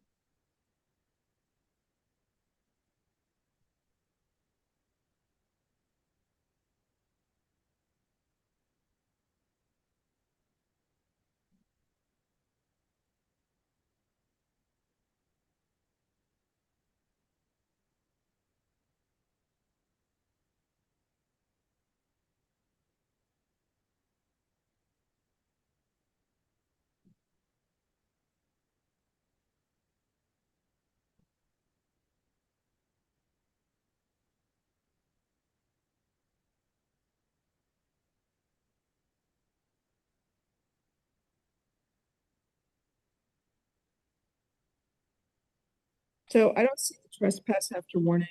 Let me see.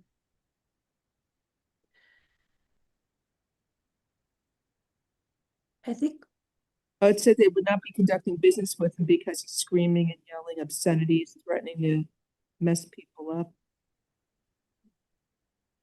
threatening staff, verbally aggressive.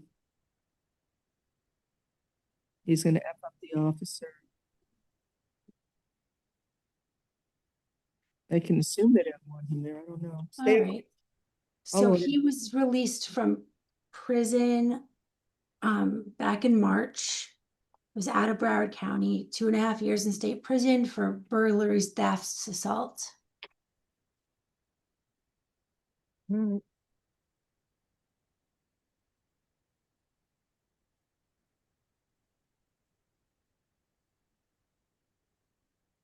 So you are ordered to stay away from the Miami International Airport Rental Car Center at 3900 Northwest 25th Street in Miami, Florida. You're not allowed to go to that location. You must stay away from there. You understand, sir? Yeah. Judge, would you consider releasing Mr. Burgos Ochoa on his own recognizance since he does not have funds for a bond? And he's No. currently homeless. No. He threatened the officer. He had cocaine on him. I'll set a bond though, count one, I think with residue. Pipe with residue. $1,000 bond, count one, resisting an officer without violence is $500. Count three, trespass after warning. You want $1 on that or you want to release outright? Release outright. Okay, release outright. Count three. No probable cause, count three. He should have been charged with disorderly conduct. He's cursing and disrupting their business state. Do you want me to find PC for that? I mean, yes. Count three, I'm sorry, count three is probable cause for disorderly conduct.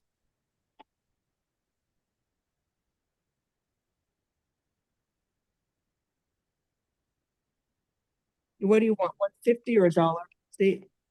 Make it the $1. All right, count three will be $1. All right, next we have Noel Morera Cruz.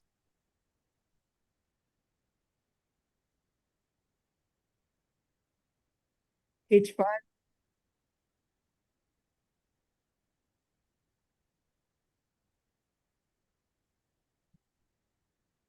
This is, yeah. Spanish, please. Good morning, Mr. Cruz. You were Buenos arrested días, señor for Cruz. possession of cocaine. I will appoint the public defender's office for you.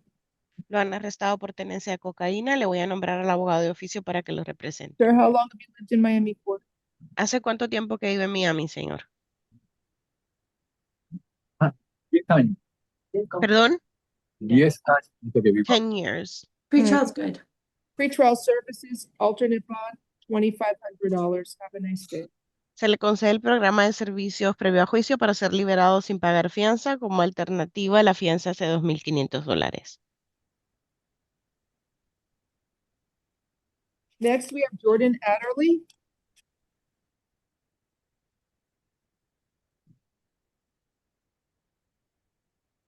Page 5.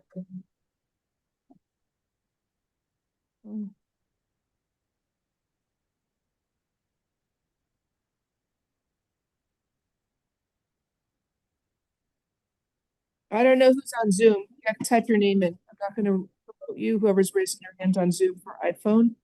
What is your name? They're here for this person. Hello, Mr. Adderley. You were arrested for 2 counts of child abuse, 2 counts of contributing to the delinquency or dependency of a child, and 1 count of battery. I will appoint the public defender's office for you.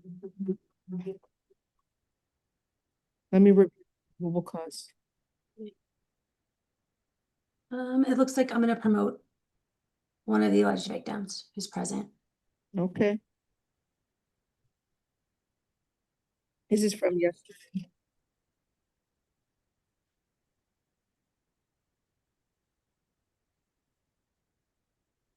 Good morning, sir. What is your name? My name is Tarudeen. Reverend Tarudeen. Sworn. Do you swear or affirm the testimony you're going to give in this proceeding will be the truth? If so, state I do. I do. Thank you. So Mr. Dean is one of the alleged victims. I need to read this arrest affidavit first.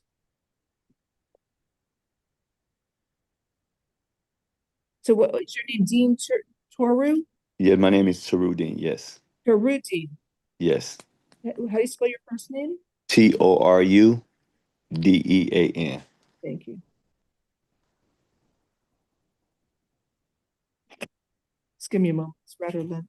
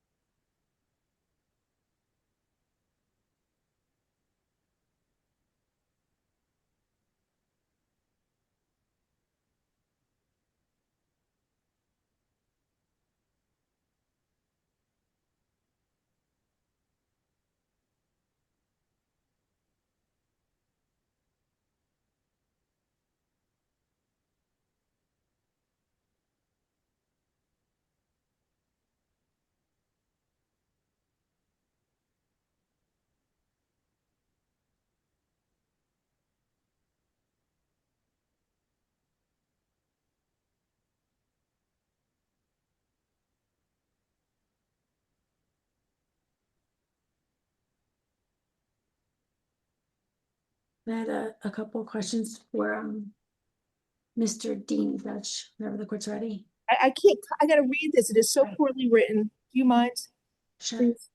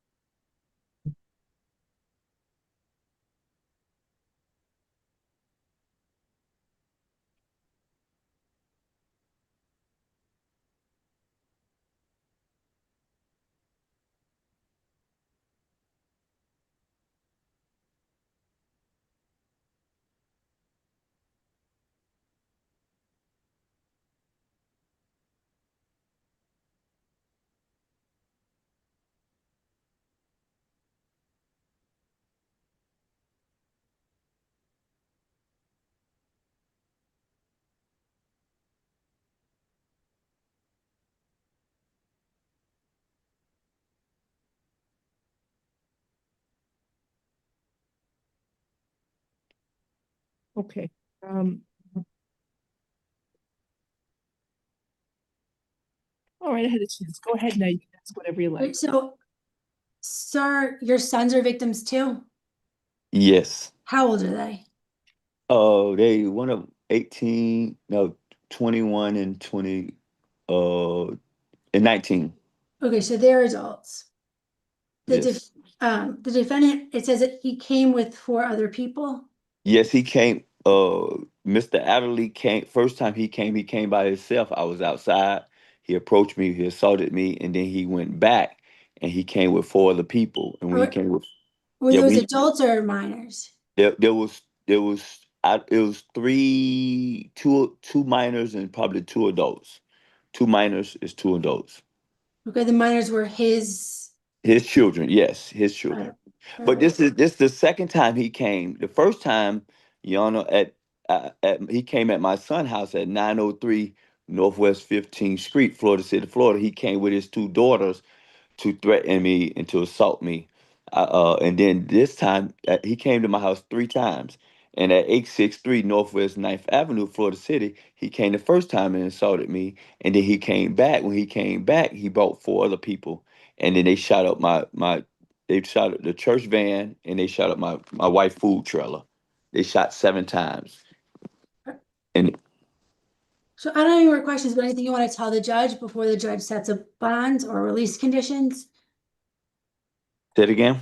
Anything you want the judge to know before the judge sets the bond? He's a every time things escalated and he's a gun owner and he brought back 4 other men that the other man is the other person someone in the vehicle haven't got charged for this crime, so he's still at large. I just want to be protected. They know where I stay at. They know where both of my addresses at. And I just want to be really protected and feel safe because at the end I don't know.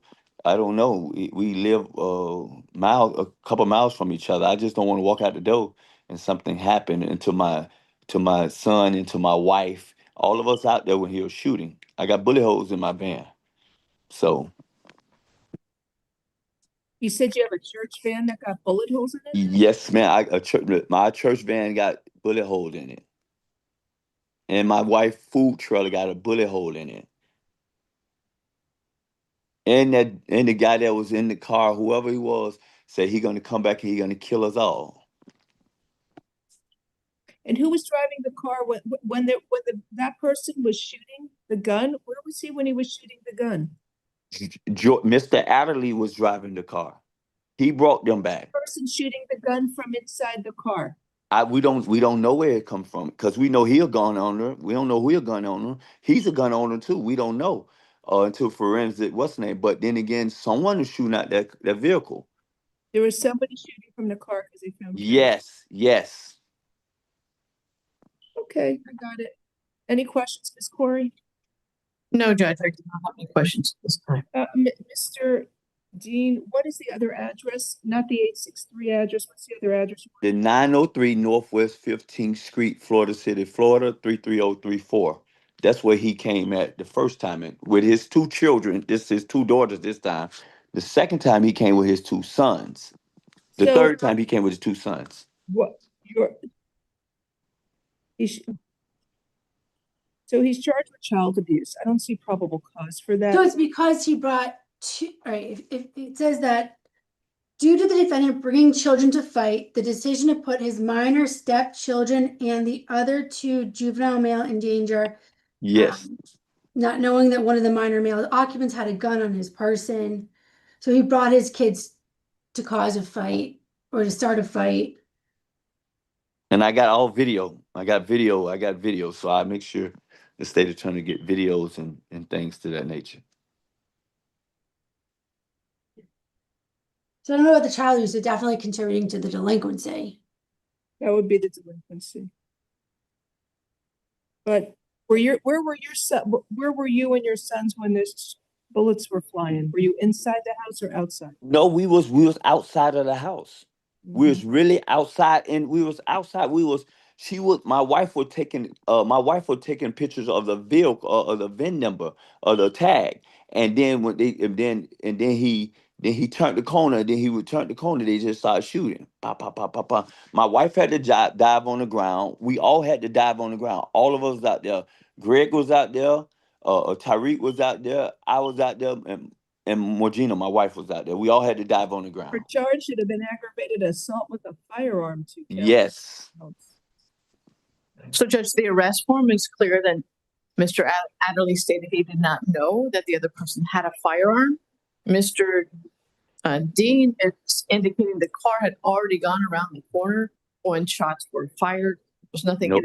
It was at the corner. It was literally right at the corner. That person got a ring camera right there. It was really literally at the corner, but gunshots came from that vehicle. And then he pulled the gun out and he pointed, he said, "I kill all y'all."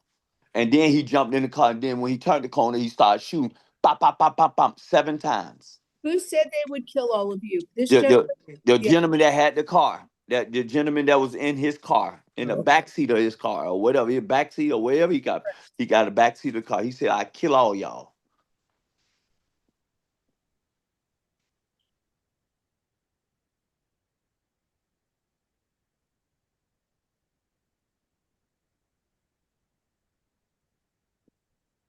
Okay. So, Mr. Adderley, I'm ordering that you stay away from the alleged victim, whose initials are TD. And what are your two sons' initials, sir? GB. What is it? GB. GB, and who else? TA. And what about your wife? My wife, MD. You are ordered to stay away from the alleged victims, TD, GB, TA, and MD. No contact with these victims, either directly, indirectly, in person, in writing, by telephone, or through third parties. No contact with the victims through social media or other electronic means, and you must stay at least 500 feet away from the victims, their home and school, and place of employment at all times. Stay away from your residence at 863 Northwest 9th Avenue in Florida City, Florida, and the other at 903 Northwest 15th Street in Florida City, Florida. Do you understand the stay away orders? Yes, ma'am. Thank you. All right, so state, what do you want the court to find probable cause for? So find probable cause for counts 3.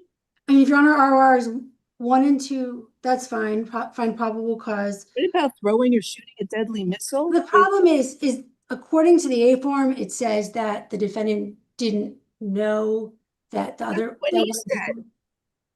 Well, Judge, there's no other evidence.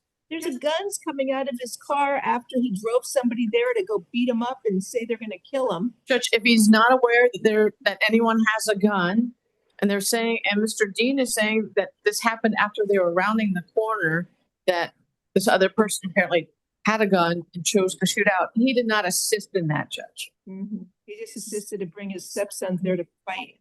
Judge, there's a He's whole nother, 2 years old and is trying to fight with. there's a whole nother side of what's going on, Judge. Yeah, okay. So count 1 and 2 for the stop by no probable cause. Release outright. Not even child neglect for this. I think that contributing to the delinquency is the better charge. All right. Because he's encouraging them to fight. Count 3, there's probable, 3 and 4, there's probable cause for contributing to the delinquency of a minor. It's $1,000 bond, count 3, $1,000 bond, count 4. Count 5, there is probable cause for battery. Shouldn't he be charged with assault too? $1,000 bond for battery. So once. Your Honor, add house arrest? Yes, plus Thank house you. arrest with a GPS monitor. Level 3 house arrest. I'm giving you a curfew from 11 p.m. to 6 a.m. Stay away from the victim's home. He's gonna have a zone of protection around his home. If you go near his home, the alert will go off and you'll get rearrested. Stay away from the victim. All right. No, it's just plus house arrest, correct? Plus house arrest. Would 1 and 2 release outright, no probable cause. 3, 4, and 5, there's probable cause. But Yana, even if his son came and hit my son, they came and hit first. And that's aggravated, battery. He brought people to come and harm us. We could have. Make another report. It doesn't say anything here about. I'm going to the state attorney office today. But you have to go to the police to file a police report if there's other victims. And that with his sons are juveniles, they'd face charges in juvenile court. Okay. Good luck to you. Plus house arrest. Judge, would you consider no monitor? He does work for the city. No, he's getting a monitor. But he worked for the city in the city I stay in. That's why it's very important. He cut grass around my house. So it could easily be he worked for the city and where I stay at too. That's dangerous. I'm vulnerable now. Shot up his wife's truck. I mean, Judge, he did not shoot at anybody, Judge. There's not one allegation. That's true. The person in his car where they found the casing shot, who he drove there to go beat this man up. People have a right to live not being harmed. And you have a right to be not free and not be harmed. Stay away from each other. You're a grown man. How do you raise your children or stepchildren and go there and fight? You have to settle things with words. Good luck to you. I'm all good. Next we have Dunel Lauren, page 5. Pre-child's fine.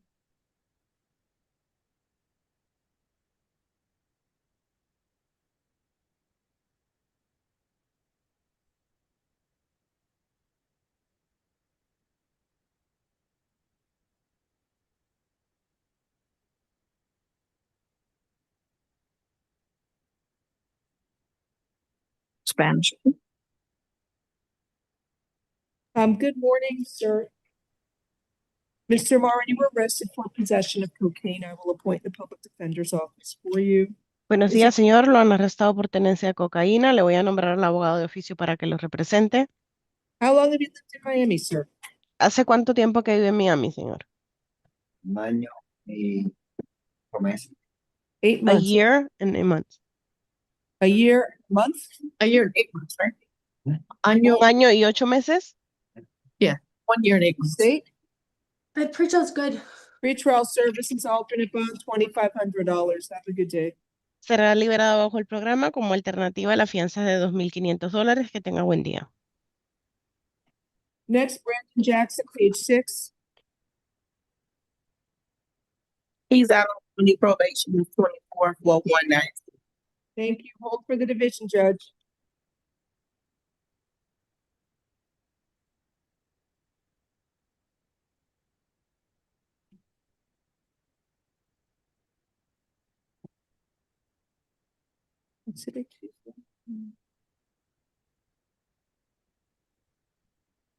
Good morning, sir. You were arrested for driving with a suspended license, third or subsequent conviction.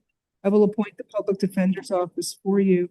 So you're on probation. There's a hold for you to see the judge tomorrow for F244196. Let me. There's probable cause.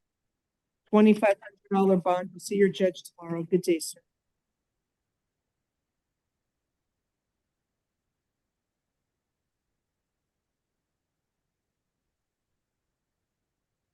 Next, Malik Newberry.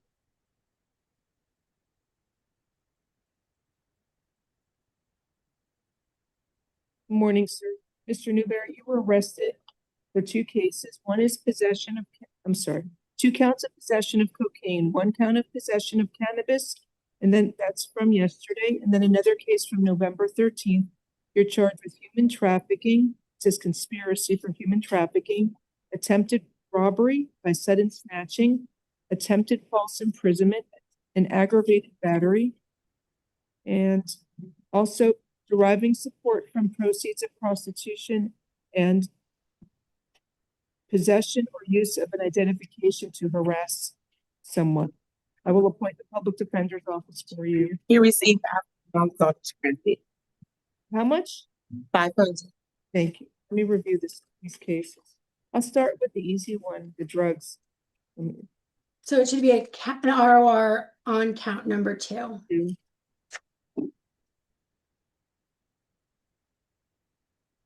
All right. Count 1, possession of cocaine is $2,500 bond. Count 2, same charge, ROR. Count 3, possession of cannabis. I'll do $1. Count 4, that said just 3 counts, sorry, on this F25-25933.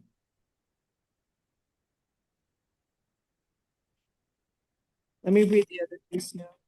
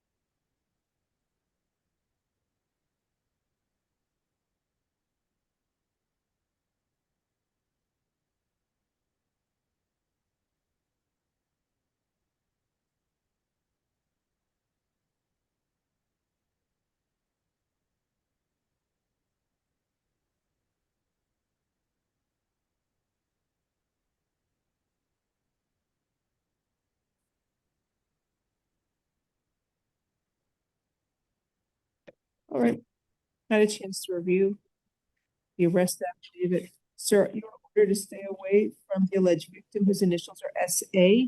No contact with the alleged victim SA, either directly, indirectly, in person, in writing, by telephone, or through third parties. And you must stay at least 500 feet away from the victim, her home and school, place of employment at all times. As to count 1, it's not conspiracy. There's probable cause for human trafficking, I believe. Anything you wish to say, Ms. Corey?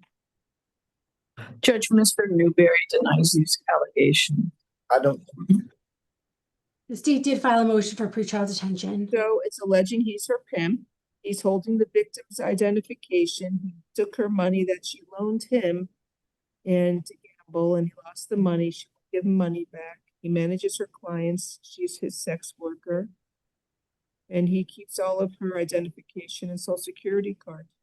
There's enough in here to establish it. I'm not saying it's true beyond a reasonable doubt, but there's enough to establish probable cause based on what's alleged here. Human trafficking is a first-degree felony. I'm required to grant the state's motion for pretrial detention. As to count 1, human trafficking, it's no bond.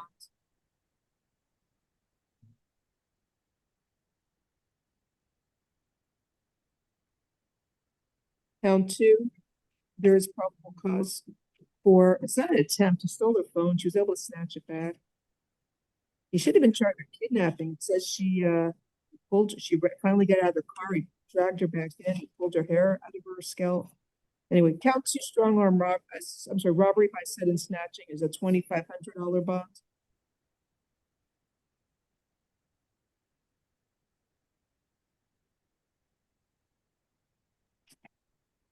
Count three, it's not an attempt, false imprisonment. That's $2,500 for count three. State, what's the aggravated battery? Is that for ripping her hair from her scalp?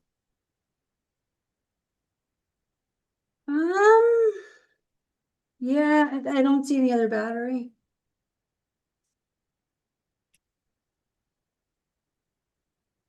I don't know if that causes death or serious bodily injury, Miss Corey. So a battery's fine, Judge.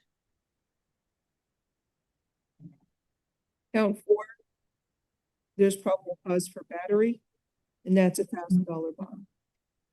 1,000, Judge? 1,000, only probable cause for simple battery. All right, you'll see your judge tomorrow, and that judge will set a final hearing on the state's motion for pretrial detention. Where's more? I'm sorry, count five, deriving support from proceeds of prostitution. There's probable cause for that. $7,500 bond. Count six, I guess using her identification, unlawful possession of identification or personal information, it's $2,500. Now we're done.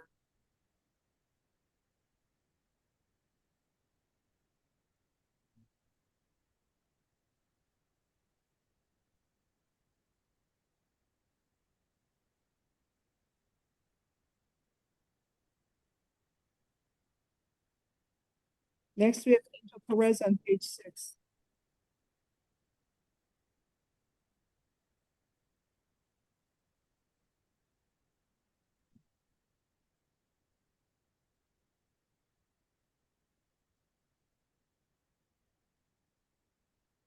Perez, if he's been here long enough, it's good for pretrial.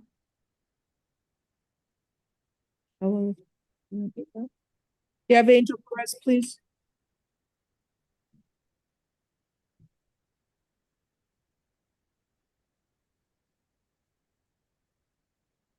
Hi, Mr. Perez. You were arrested for possession of cocaine. Do you speak English? All right. Can you afford to hire a private lawyer? No. I will appoint the public defender's office for you. How long have you been Pre-trial, Judge, on his How long have you been in Miami? How long have you lived in Miami for?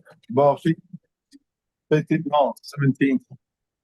What? 17 years. Oh, okay. Pretrial services, alternate bond $2,500. Have a nice day.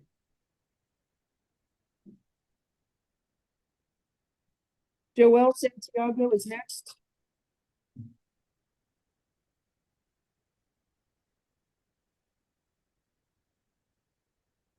Page 7. Feel free to line them up for it.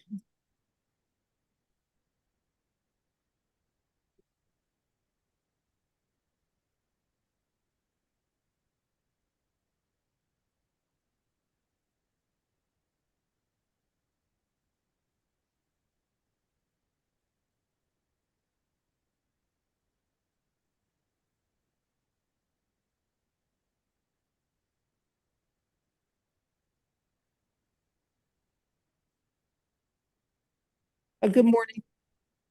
Mr. Santiago, you were arrested for aggravated assault with a deadly weapon. I will appoint the public defender's office for you. Let me review.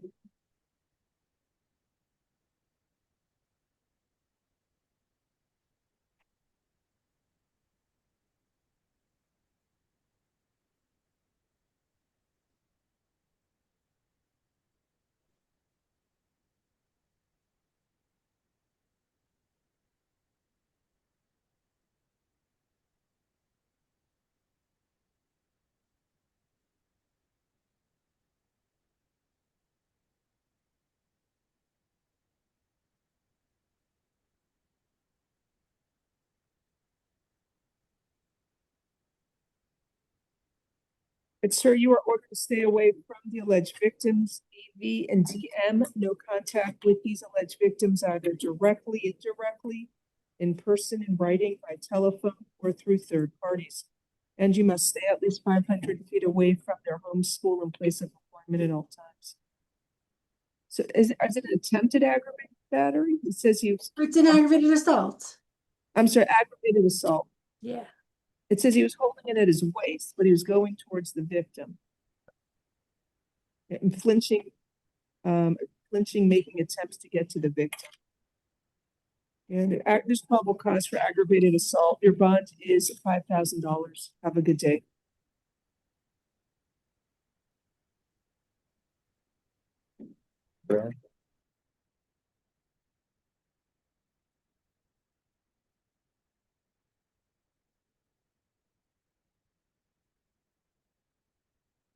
It's where your mic's off. I don't know if you're talking to us.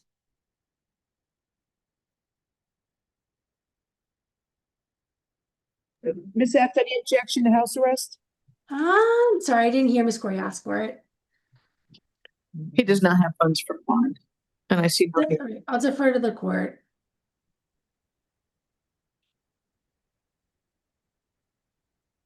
Okay, I have a problem with house arrest. Let me have it back.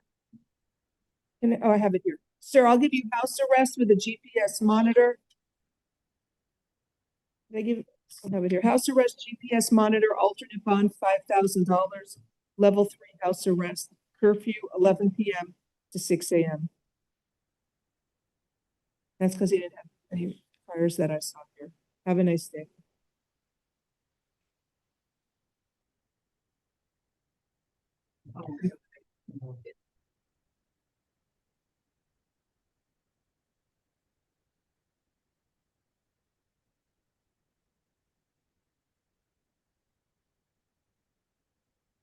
Next, Calvin Williams. I'd like to reset this case to file a motion, or if Your Honor would let me file it now. 1 second.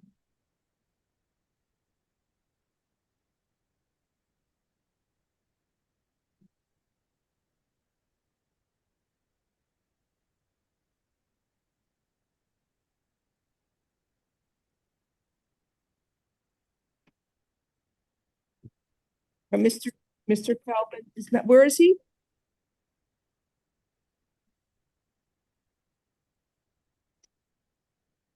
He's covered up.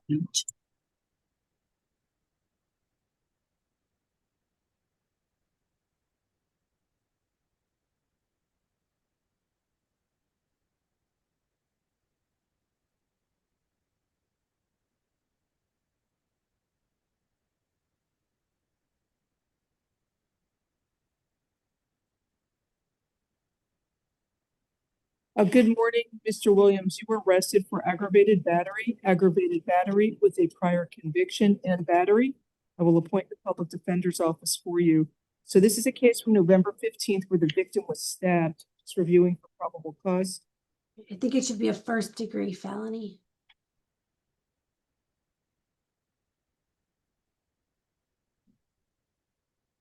Victim was taken to JMH trauma where she had internal injuries. The defendant does have a prior conviction for aggravated battery, great bodily harm, and F16-20483. 1 second. What is it? F16-20483. It's a prior conviction for aggravated battery, June 6th of 2017. Is a signal 200.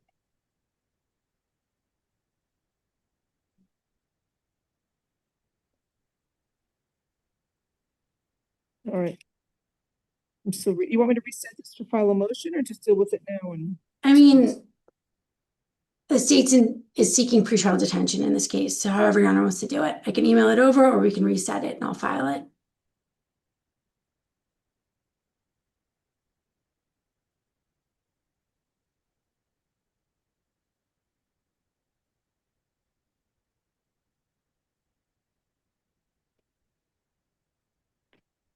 all right. Sir, you are ordered to stay away from the alleged victim, Ometria Bridges. No contact with the victim, either directly, indirectly, in person, in writing, by telephone, or through third parties. And you must stay at least 500 feet away from the victim, her home, school, and place of employment at all times.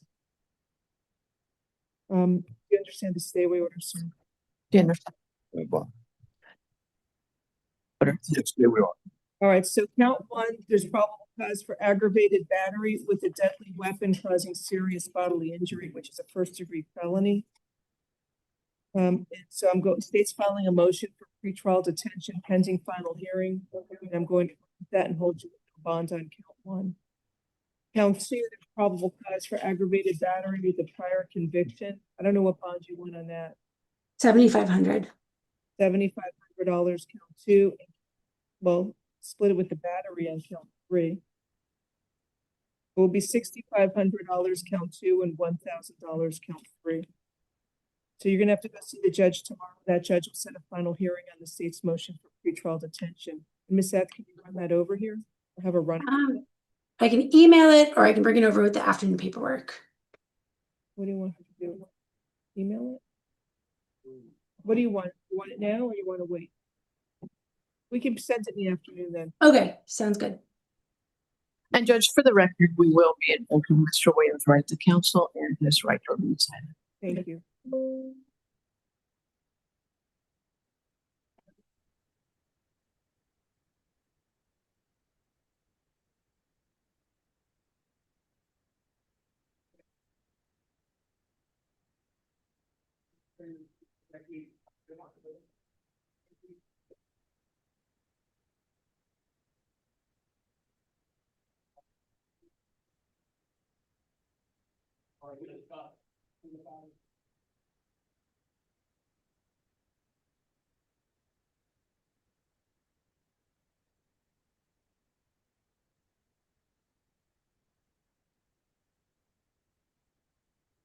And Judge Corrections wants to take a case out of turn. Was it? Let me call up Herman, who knows Torres. He's on page 13. We'll need a Spanish interpreter, please.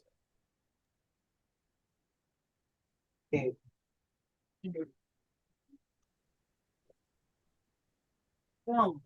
Mr. Munoz Torres has imposed for immigration issues also the charge. El señor Muñoz Torres tiene una orden de detención de inmigración.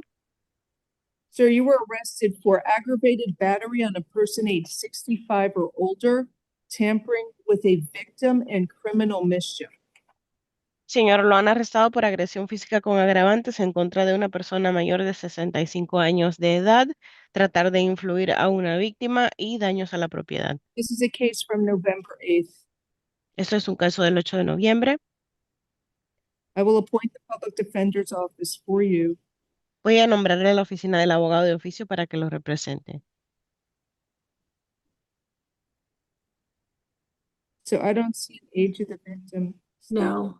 You want to reset this for a probable? It's added and he's got an ice hold, so no. El informe de arresto no tiene la edad de la víctima.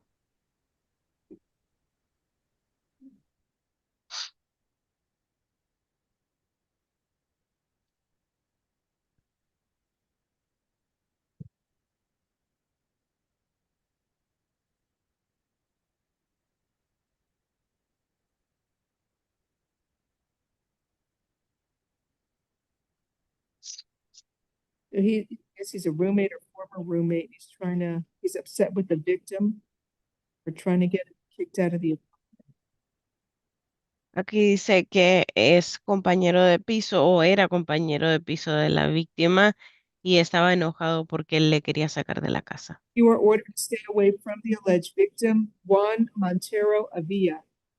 Se le ordena mantenerse alejado de la víctima, en este caso, Juan Montero Avila. And no contact with the victim either directly, indirectly, in person, in writing, by telephone, or through third parties. No puede tener ningún tipo de comunicación o contacto con la víctima, ya sea de manera directa, indirecta, en persona, por escrito, por teléfono o mediante terceros. And no contact with the victim through social media or other electronic means. No puede tener comunicación con la víctima por las redes sociales u otros medios electrónicos. And you must stay at least 500 feet away from the victim, his home, school, and place of employment at all times.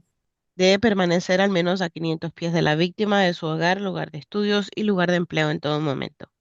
Count one, I believe there's probable cause for aggravated battery. Para el cargo número 1, hay motivo fundado por agresión física I'm con setting agravantes. that bond is, what do you want, $15,000? Okay. Serán $1,500 de fianza. Count two, tampering with the victim is $2,500. Cargo número 2, influir a una víctima, $2,500 de fianza. Count three, criminal mischief is $150. Cargo número 3, daños a la propiedad, $150 de fianza. And he said he has an immigration hold or no? Yes. Immigration hold as well. Good day, sir. Y además tiene la orden de retención de inmigración. Buen día, señor, es todo. 15,000, count one.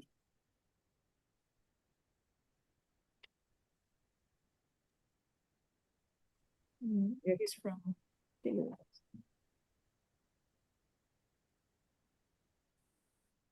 Next, Demetrius Bright. He reviewed. Can Your Honor please review?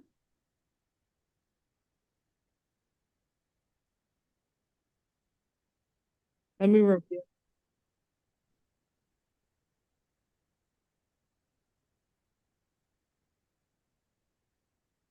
There is probable cause for domestic for battery by strangulation or domestic battery by strangulation. Reset it for the after.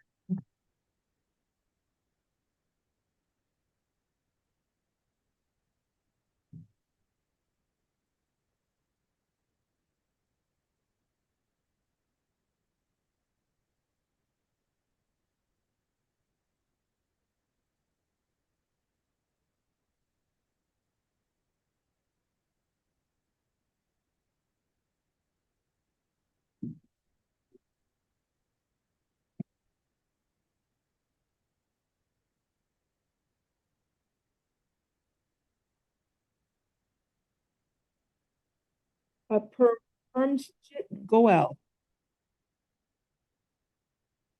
Judge, I think the issue may have been the holiday For what? for registering in November. Because the offices were closed probably Thursday and Friday.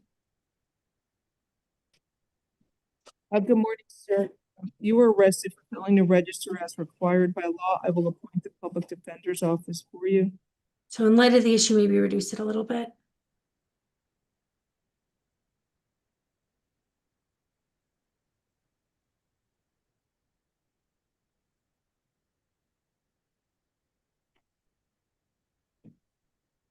It doesn't give a date. What do you want me to say? He didn't report. In November of 25, and then so last month, and then he came in, it looks like yesterday. Okay. What bond you want? This is standards, what, 2,500, so maybe make it 1,500? $1,500 bond. Have a good day.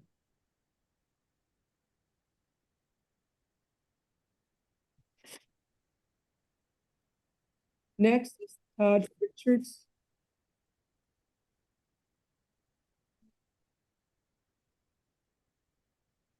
Richard, visitor from Maureen County, the $5,000 bond. Thank you.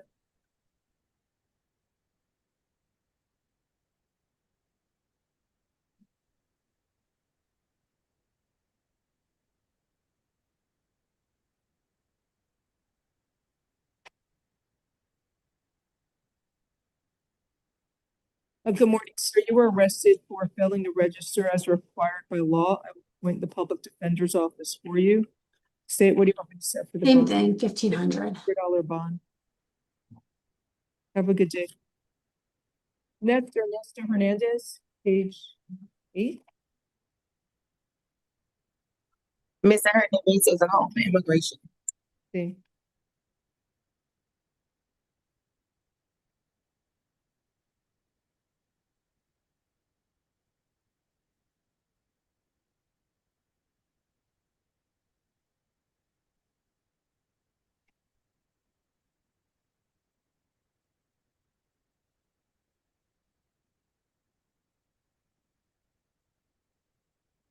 Good morning, sir. Do you speak English? Spanish. Spanish. You were arrested for battery by strangulation and assault.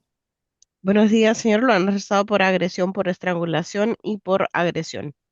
Sir, can you afford to hire a private lawyer? Señor, ¿usted tiene los medios para contratar a un abogado particular? Sí, pero no puedo.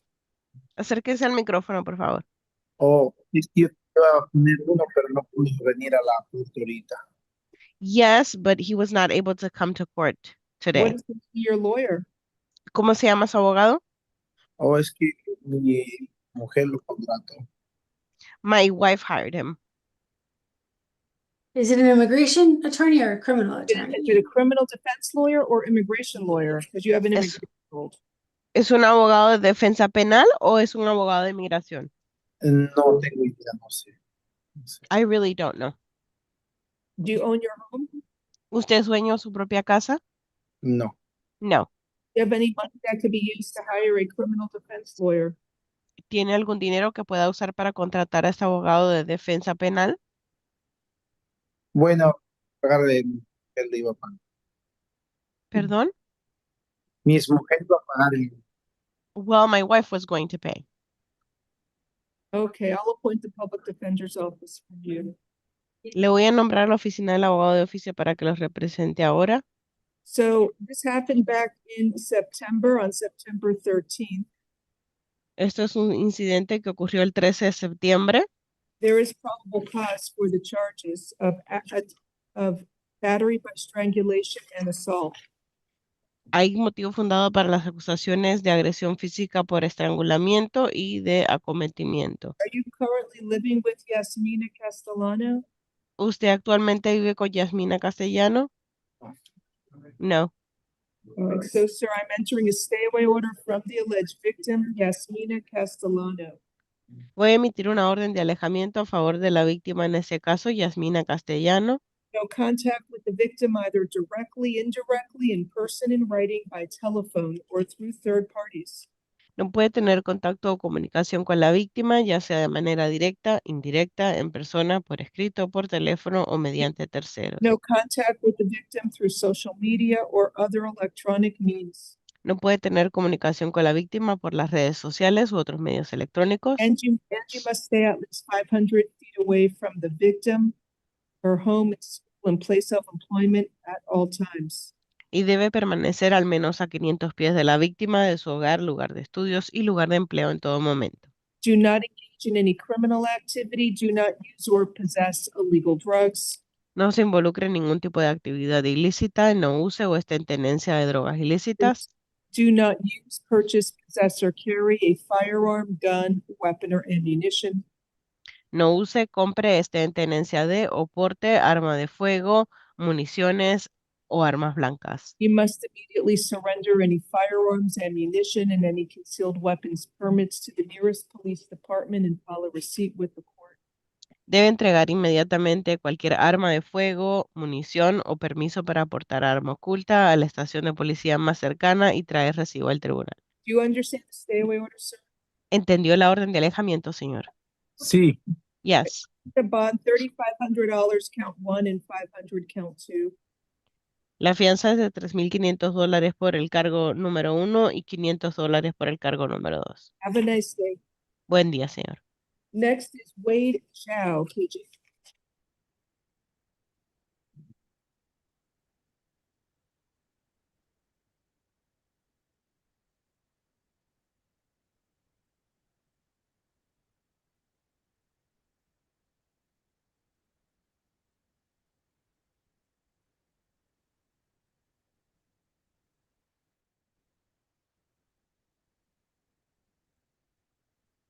Mr. Chow there?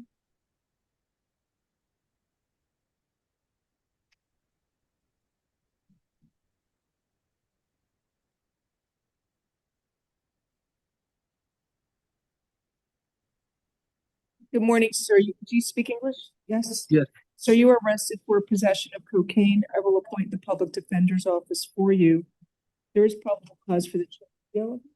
Pretrial services alternate bond, $2,500. Have a nice day.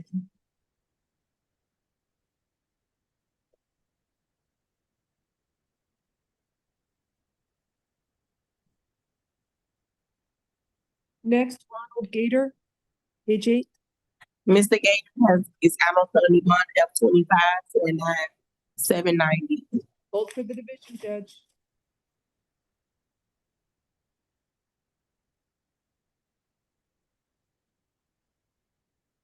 Good morning, sir. You were arrested for armed trafficking in cocaine, possession with intent to sell crystal meth, and obstruction by disguised person. I will appoint the public defender's office for you. So he's the driver of the car. I believe there's probable cause for the charges. So it's false name. He said his name was False. Rashad Gator, not Ronald. Count 1, armed trafficking in cocaine. It's no bond. Count 2, possession, intent to sell the crystal meth. $7,500. Count 3, probable cause for false name. After arrest, $500. So, sir, you're gonna have to go before the division judge. He has a hold. He's out on bond, right? F-25 4979B. So he should have a hold for the division judge. You'll see a judge tomorrow. But that judge will have to have a hearing, an Arthur hearing, to see if he can be given bond. Have a good day.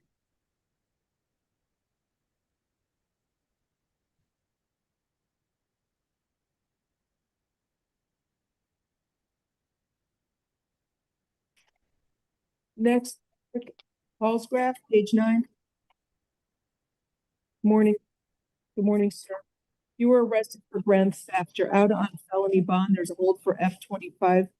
Is that a mistake? No, it's the one from the other case. Here you go. That's their, it wasn't, sorry, you just charged a grand theft. Lincoln Road, city bike. So, Judge, if you look at his priors, he had a case that was null prossed yesterday. So then he gets out of jail and he's immediately rearrested. He's got a 60-day sentence from March. I also see a jail sentence or a couple of jail sentences from last year requesting standard bond. Standard on the bicycle? Or because of the criminal history and the fact that he got out of jail earlier that day. Yes. All right. Bond is $1,500. Have a nice day. Probable cause.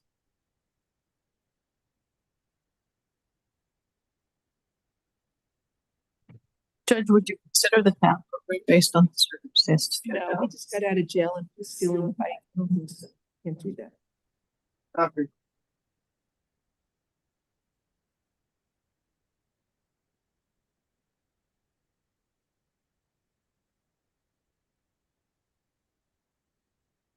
Andre Williams, page 9.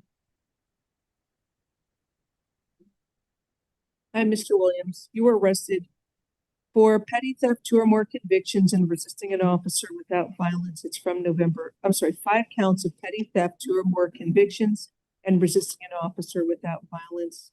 I will appoint the public defender's office for you. So there is probable cause for the charges. You were ordered to stay away from the 5 and the Lowe's store at 7240 North Kendall Drive in Miami, Florida. You're not allowed to go to that store. You must stay out of there. Do you understand, sir? You understand this thing?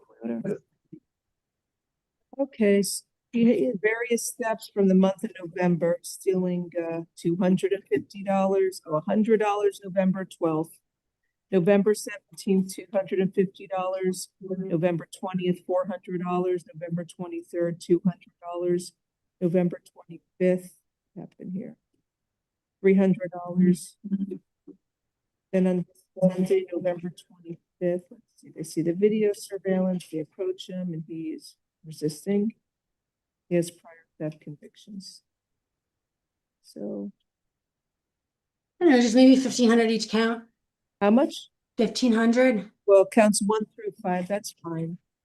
I guess he gets the group discount. 1 through 5 is $1,500 each count, $1,500 bond each count. Count 6, resisting without, is $500. Have a nice day.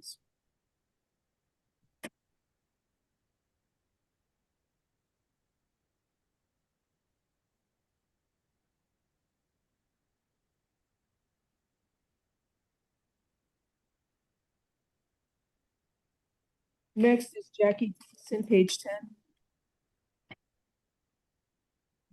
10. Added charge. More bicycle. Hi, good morning, sir. You have another case from November 29th, petty theft or two or more convictions and criminal mischief. I will appoint the public defender's office for you. So he's cutting a lock, using bolt cutters to cut the lock for the victim's scooter. He has prior theft convictions. Count 1, petty theft, 2 or more convictions is $2,500. Count 2, criminal mischief is $150. Have a nice day.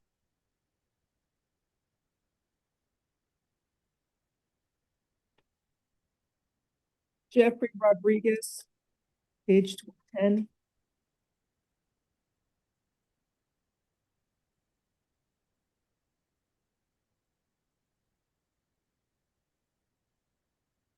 Spanish, please. Good morning, sir. You were arrested for aggravated battery and false imprisonment. I will appoint the public defender's office for you. Señor, lo han arrestado por agresión física con agravantes. Le voy a nombrar al abogado de oficio para que lo represente. What was the second charge again for the interpreter? False imprisonment. Y por privación de la libertad.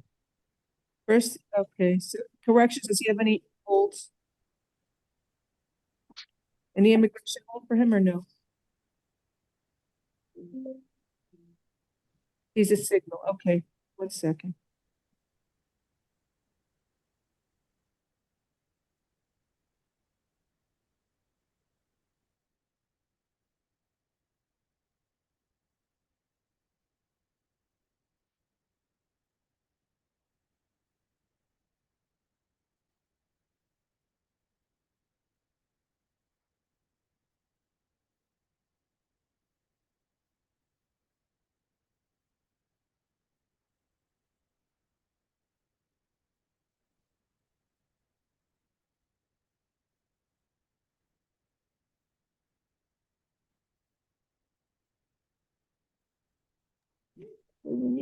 Sorry.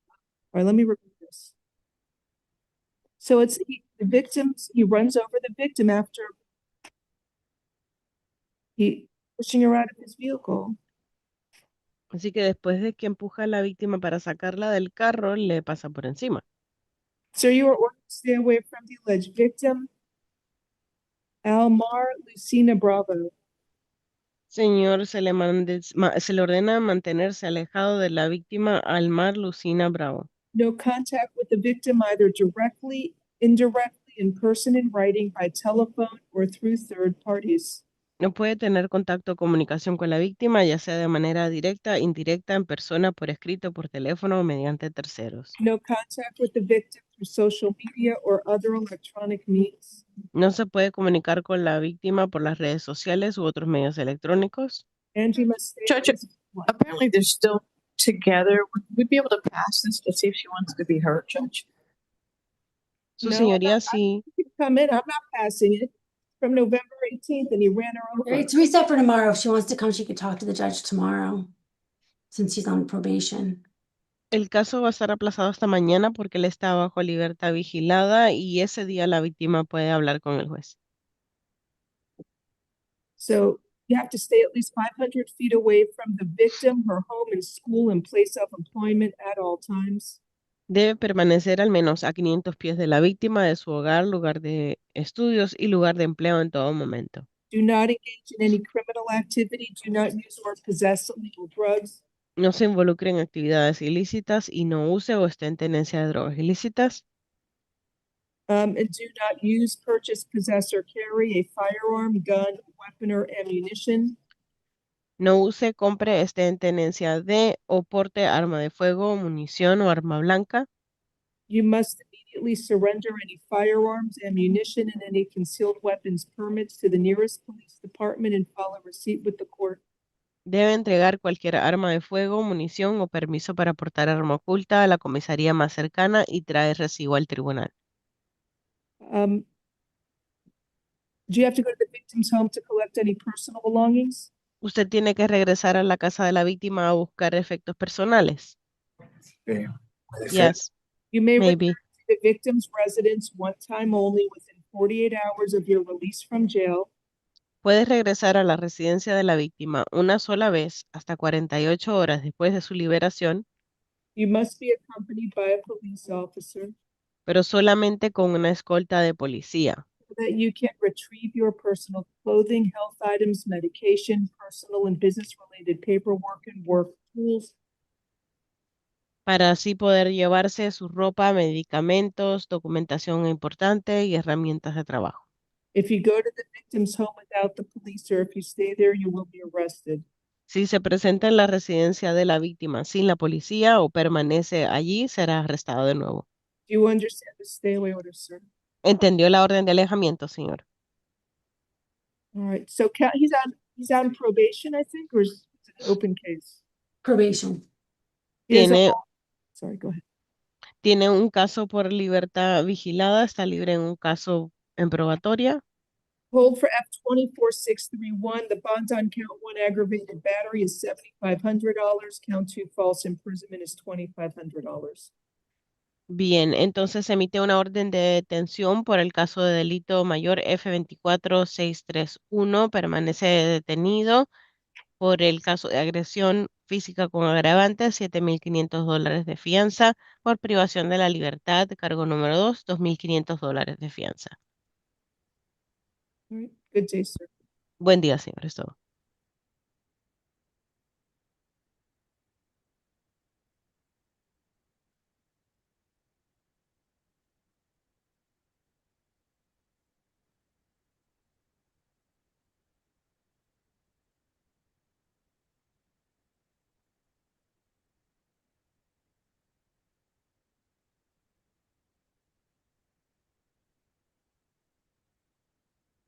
Do you have next Charles Hood?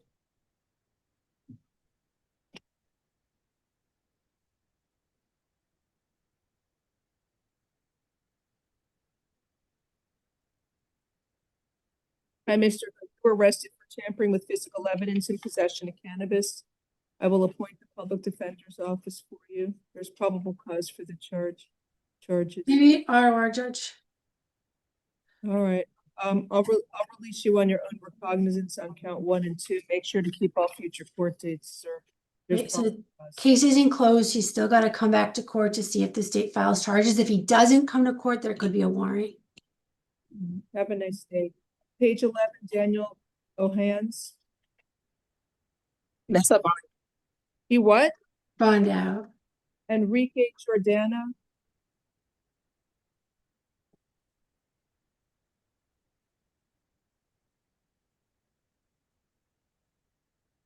Good morning. Sir, you were arrested for false imprisonment and domestic battery. Do you speak English? A little. All right, Spanish, please. Spanish? Yes. So you were arrested for a case from October 29th. The charge is false imprisonment and battery. Buenos días, señor. Lo han arrestado por un caso del 29 de octubre por privación de la libertad y agresión física. Sir, can you afford to hire a private lawyer? ¿Usted tiene los medios para contratar un abogado particular? Es un abogado, pero no sé de quién me acusa, sí, de qué se me acusa, porque estoy aquí, no tengo nadie que me está acusando de eso. I can get an attorney, but I don't know what I'm being accused of. You're accused of false imprisonment and battery. Se le acusa de privación de la libertad y de agresión física. The victim is your wife. She's a La bond. víctima en este caso es su esposa. So can you afford to hire a private lawyer? ¿Usted puede contratar a un abogado particular? ¿Tiene los medios? No, No. Okay. Do you own your home? ¿Usted es dueño de su propia casa? I'm going to appoint the public defender's office for you. I know Voy a he's- nombrarle a la oficina del abogado de oficio para que los represente.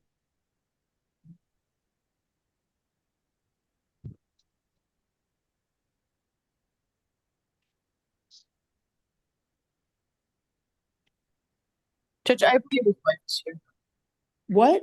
I believe his wife is here. Señoría, me parece que la esposa de él está aquí. Where you can promote her. She's si no, no, escucho como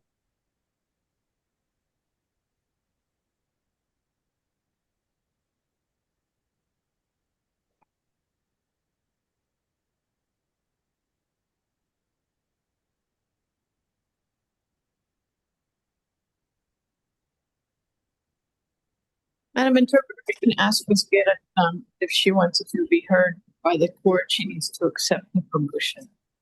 I'm sorry, what was the name again? Ms. Guerra. Señora Guerra, si quiere hablar con la jueza acerca del caso, por favor acepte la invitación para que pueda hablar. Señora Guerra, acepte la invitación en la pantalla.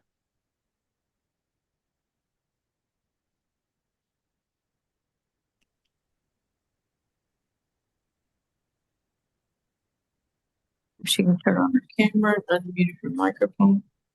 Señora, por favor, active el video y micrófono. ¿Ya? Podemos escucharla, pero no podemos verla. Active el video, por favor. Un momentico, por favor. One moment, please.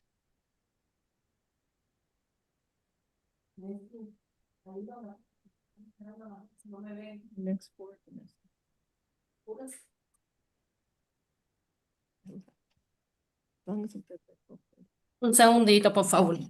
Just a second, please. No me ven. Está mal. Video. But Yeah. you'll verify through her data. Yeah. first. Hello, ma'am.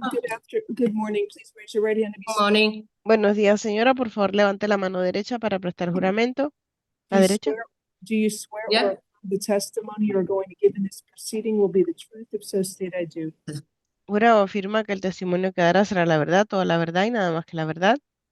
Lo juro. I do. Thank you. Please tell me your name. Gracias. Su nombre completo, por favor. Madeline Guerra. Madeline Guerra.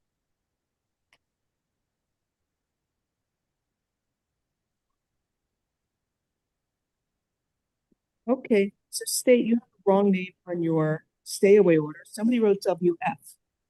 Is And that on the the right? body of it, they wrote her name.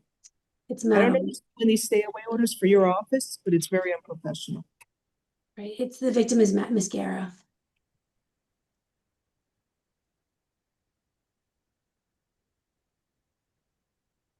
All right, Miss Guerra, are you afraid of Mr. Jordana? Señora Guerra, ¿usted le tiene miedo al señor Jordana? Con Jordana, no. To Jordana, no.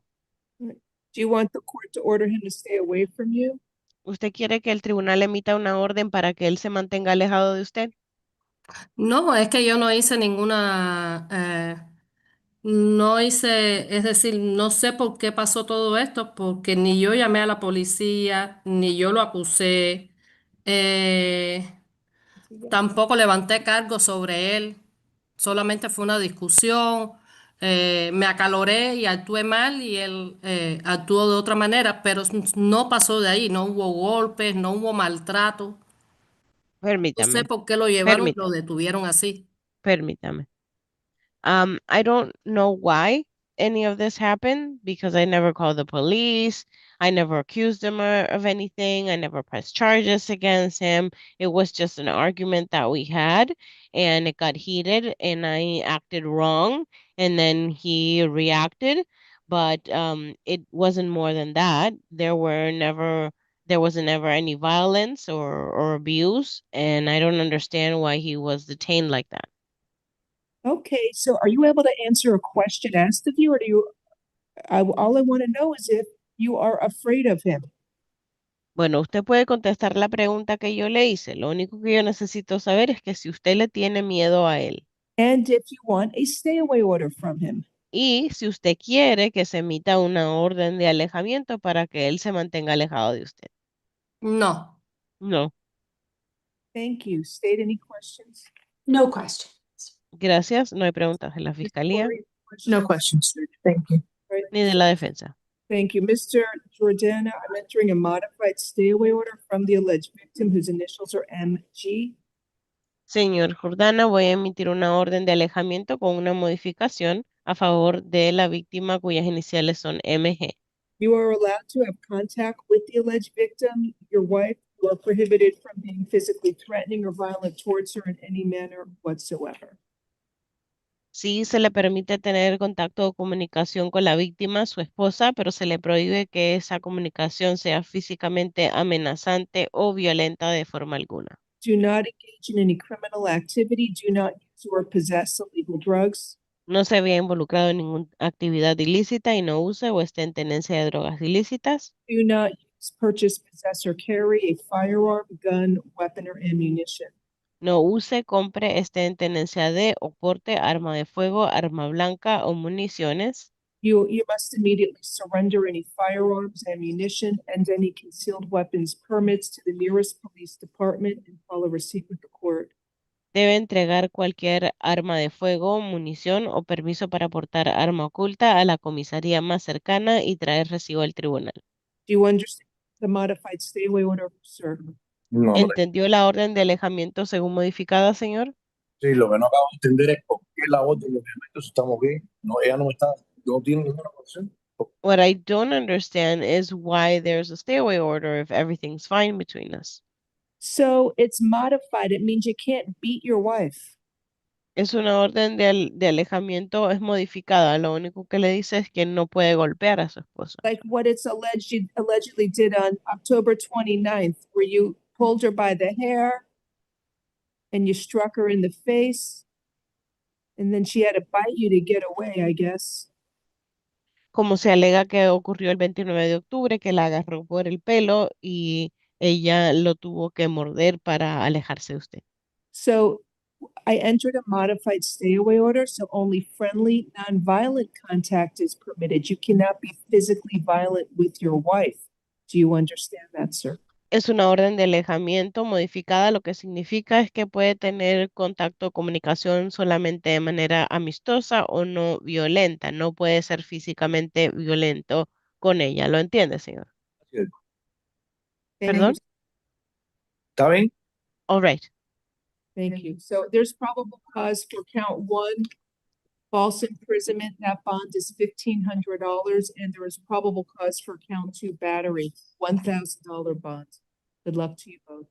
Hay motivo fundado para las acusaciones por el cargo número 1, privación de la libertad, $1,500 de fianza. Cargo número 2, agresión física, $1,000 de fianza. Es todo, buena suerte a los dos. Okay. The bondsman is here. They'll get him out of jail. El fiador está acá y lo van a sacar de la cárcel pronto. Okay, next, page 11, Ruben Gonzalez.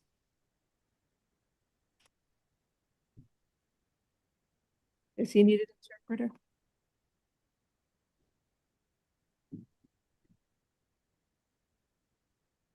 Good morning, sir. Spanish, please. Sir, you were arrested for an attempted aggravated battery with a deadly weapon and child abuse. Spanish, please.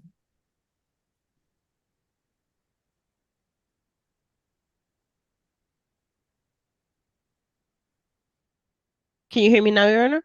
Now I can hear you. Go ahead. Señor, lo han arrestado por intento de agresión física con agravantes y maltrato infantil.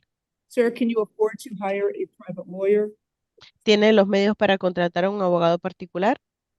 No, no. No, I don't. Do you have any money to pay for a private lawyer? ¿Tiene dinero para pagar por un abogado? Mano, está de eso, pero no sé si lo habrá. Bueno. My brother was working on that, but I don't know if he got an attorney. I will appoint the public defender's office for you. Voy a nombrarle a la oficina del abogado de oficio para que los represente.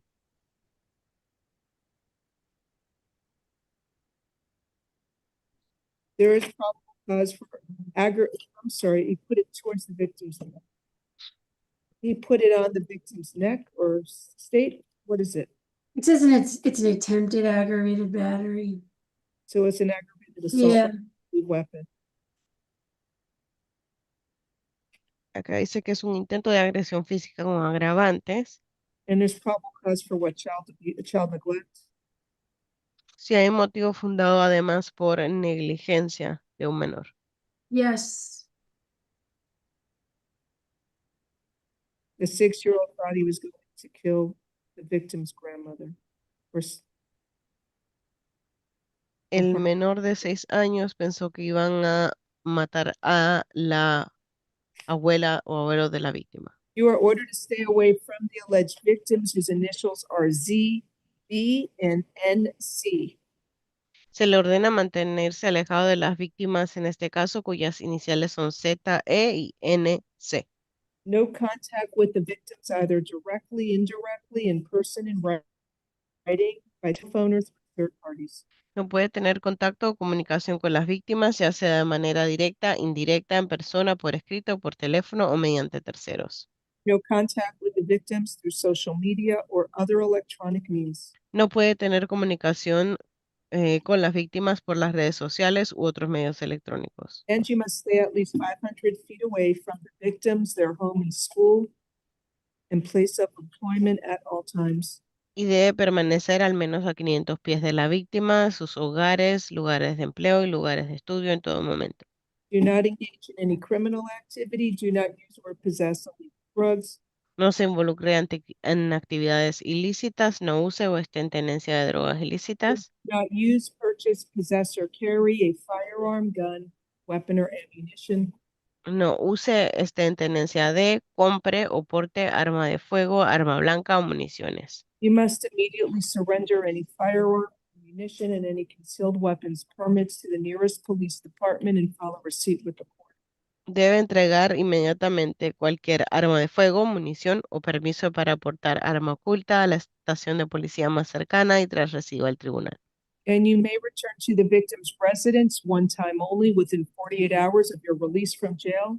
Puedes regresar a la residencia de la víctima una sola vez hasta 48 horas después de su liberación, You must be accompanied by a police officer pero solamente en compañía de una escolta de policía, so that you can retrieve your personal clothing, health items, medication, personal and business related paperwork, and work tools.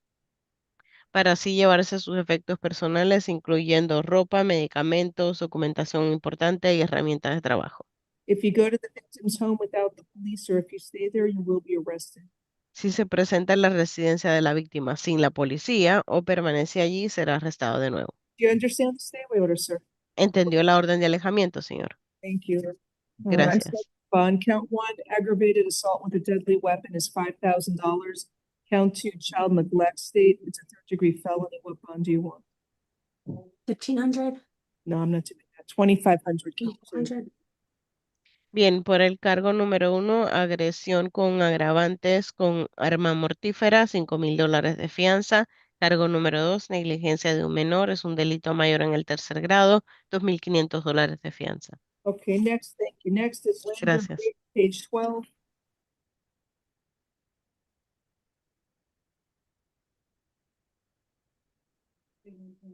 Thank you.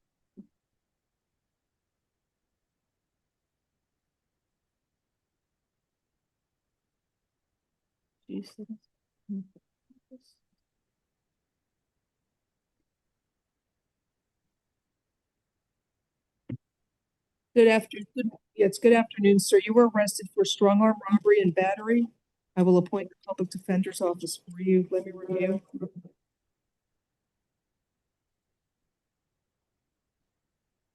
It was marked as DV, but I'm not sure.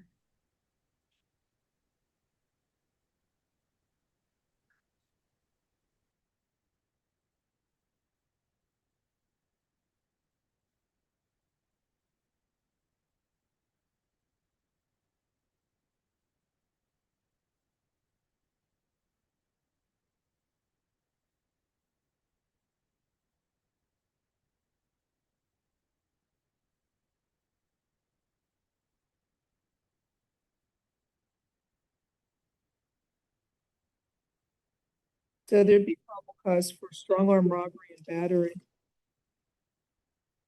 Can I have a non-domestic stay away order? Sir, you are ordered to stay away from Carolina Reese, the alleged victim. No contact with the victim, either directly, indirect, in person, in writing, by telephone, or through third parties. No contact with the victim through social media or other electronic means. You must stay at least 500 feet away from the victim, her home, school, and place of employment at all times. Do you understand the stay away order, sir? Yes, ma'am. It's probable cause for robbery by snatching and strong arm robbery. He snatched her a gold chain off her neck, went in her pockets, took cash, and then wrestled a pink iPhone out of her hand. So wouldn't it be probable cause for strong arm robbery and robbery by snatching state? What do you want?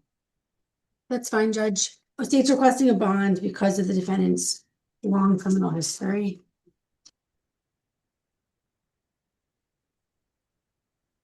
Judge, I'd ask you to find probable cause for strong arm robbery at best, Judge. They seem to be all one activity.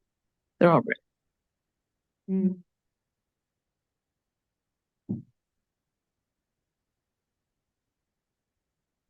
And then they followed him to try and get his stuff back.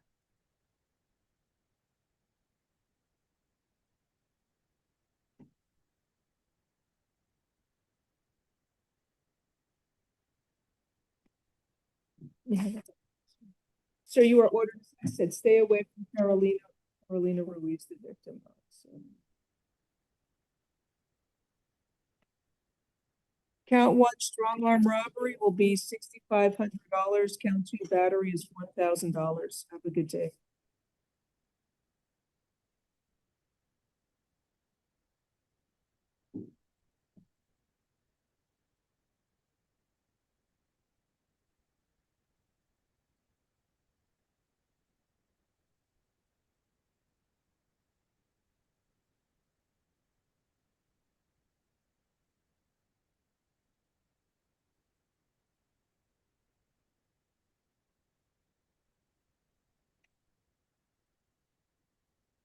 Next, page 12, Renee Alvarez.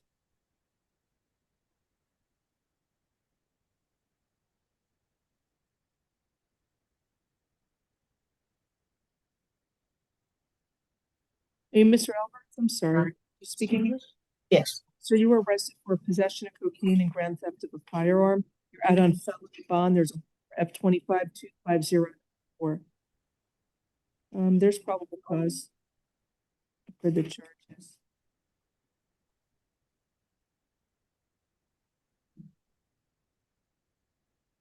Anyway, or it could be armed possession of cocaine. Oh, he is charged with armed possession of cocaine. All right, count 1 is armed possession of cocaine, $2,500. Count 2, grand theft of a firearm, $1,000. And you'll see your judge tomorrow.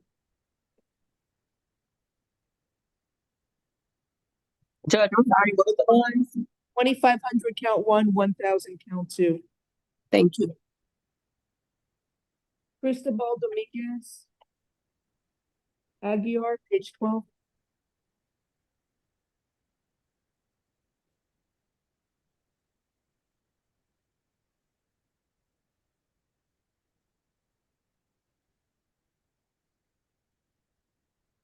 Is he there?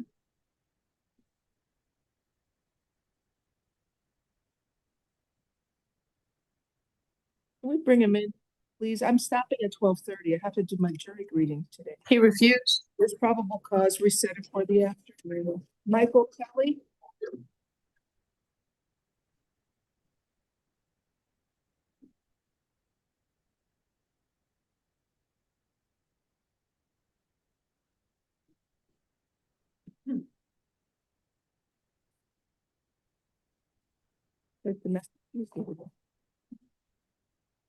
Mr. Kelly's present. I don't see him. There he is. Good morning, good afternoon, Mr. Kelly. You were arrested for 1 count of child neglect. I will appoint the public defender's office for you. I don't have the victim's information. It looks like 2-year-old child's wandering. right. It's the defendant's the child's grandfather, and I think the door was left unlocked, and the child was wandering around. I don't know. Does the child live with him, Miss Corey?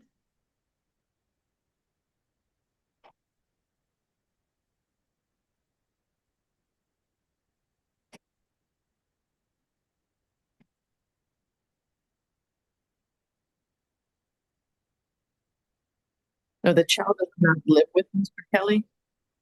So as a condition of the defendant's release, the state is requesting that the defendant not have any unsupervised contact with the child. So we can't be the one alone taking care of the child.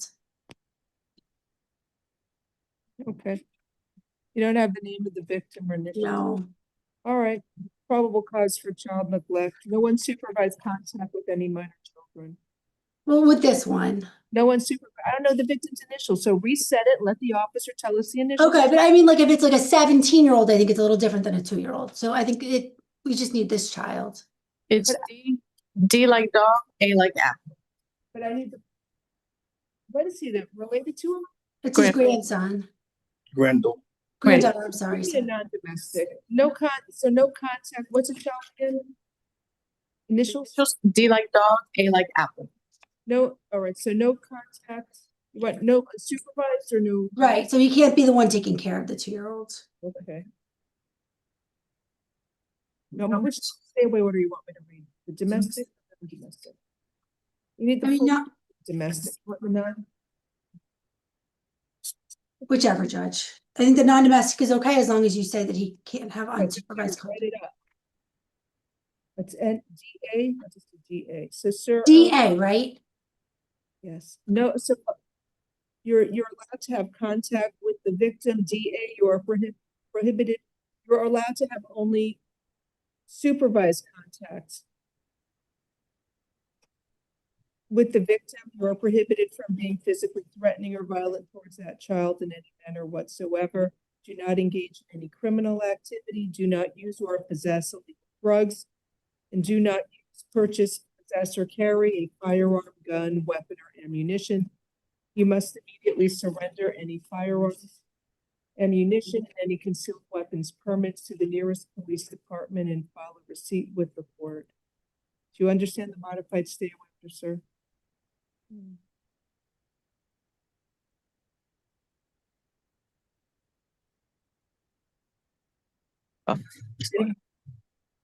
What do you want me to do here? He's a signal, you said?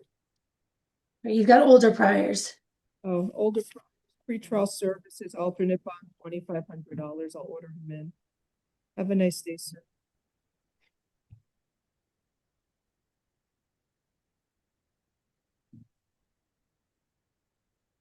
Next is Ralph Adderley. Count 2, I believe, should be a petty theft. Got a headache. Stand up for me.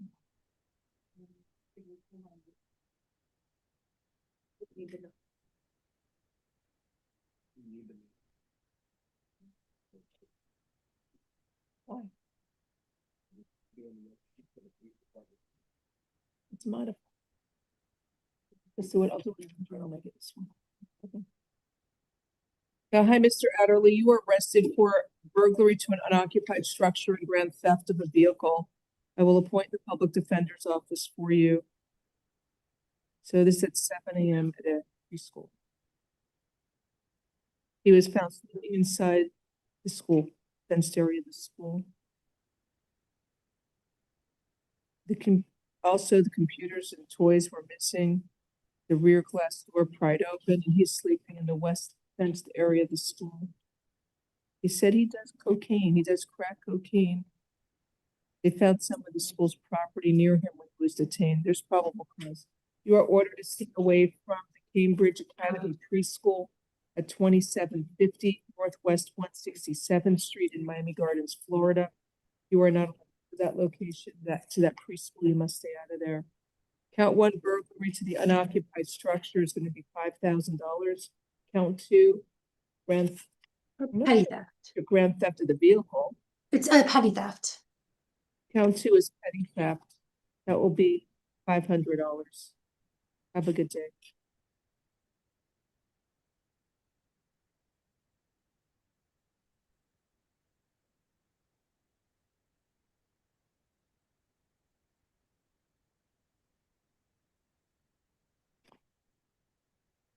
Next is Yoenis Rodriguez Gonzalez, page 13. Bond out.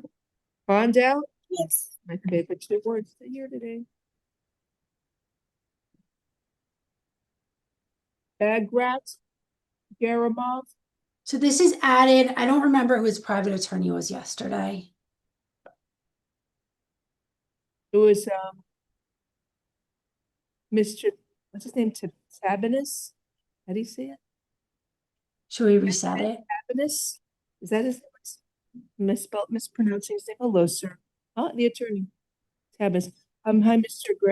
Garamov. You were arrested for tampering with a victim. It's from November 30th. And I know you have a private lawyer. Is it Mr. What's his name? I can't remember. I'm so sorry, I have a short memory. I believe it was Mr. Tapanis. He's not here though. Let me just review this real quick.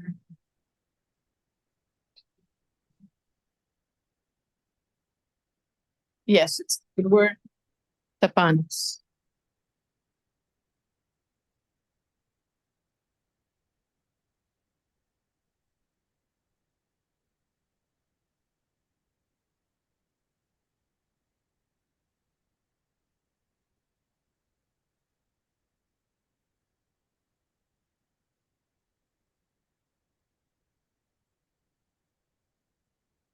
All right, so your lawyer's not here. Do you want me to reset the case in the afternoon to give you an opportunity to have the lawyer be in presence in court to charge a tampering with the victim? Please. Okay. So also, I'm ordering that you stay away from the alleged victim RV. We're going to reset the case in the afternoon for private attorney.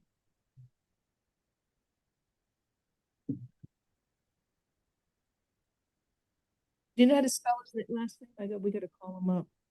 B-A-B.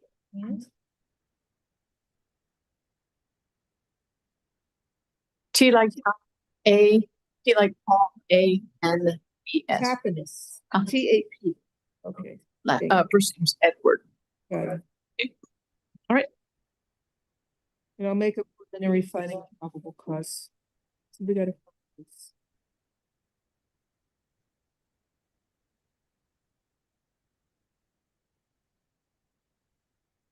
Next, Carlton Harris, page 14.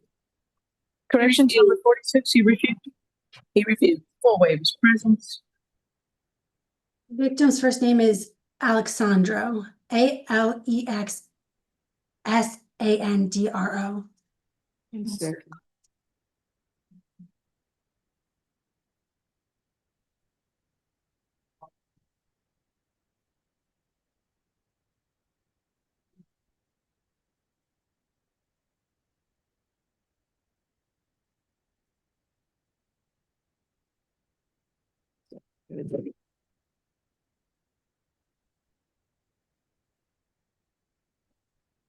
I'm sorry for Carlton Harris. What happened? He refused. Want to waive? Yes. Thank you.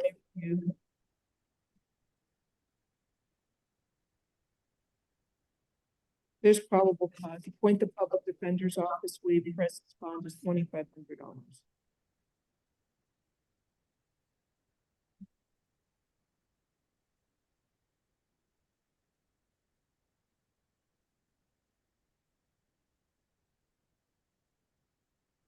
Mac Dent, page 14. Well, wait. Appoint the public defender's office, waive presence. There's probable cause $2,500 bond.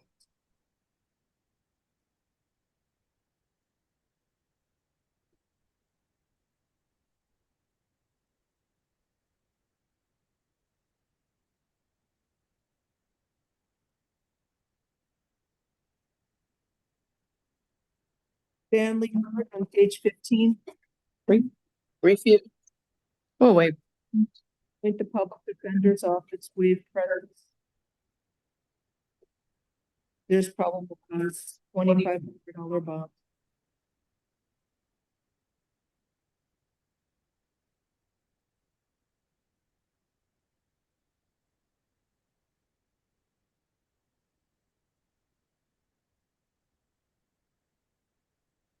Larry. Refuse. Oh, wait. Victim is Antonio Hodgson, Hodgson. Thank you.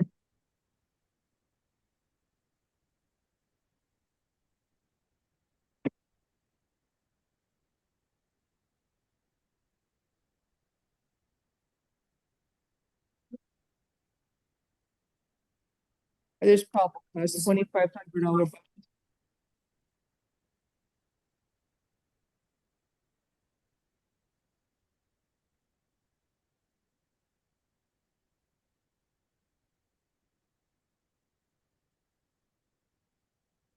Brenton Smith, page 16.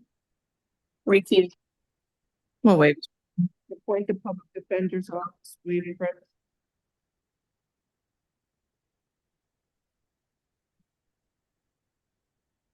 There's probable cause 25.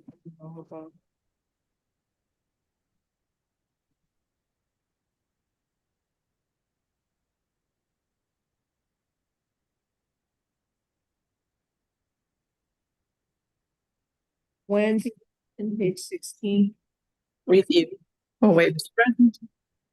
Appoint the public defender's office, waive premise.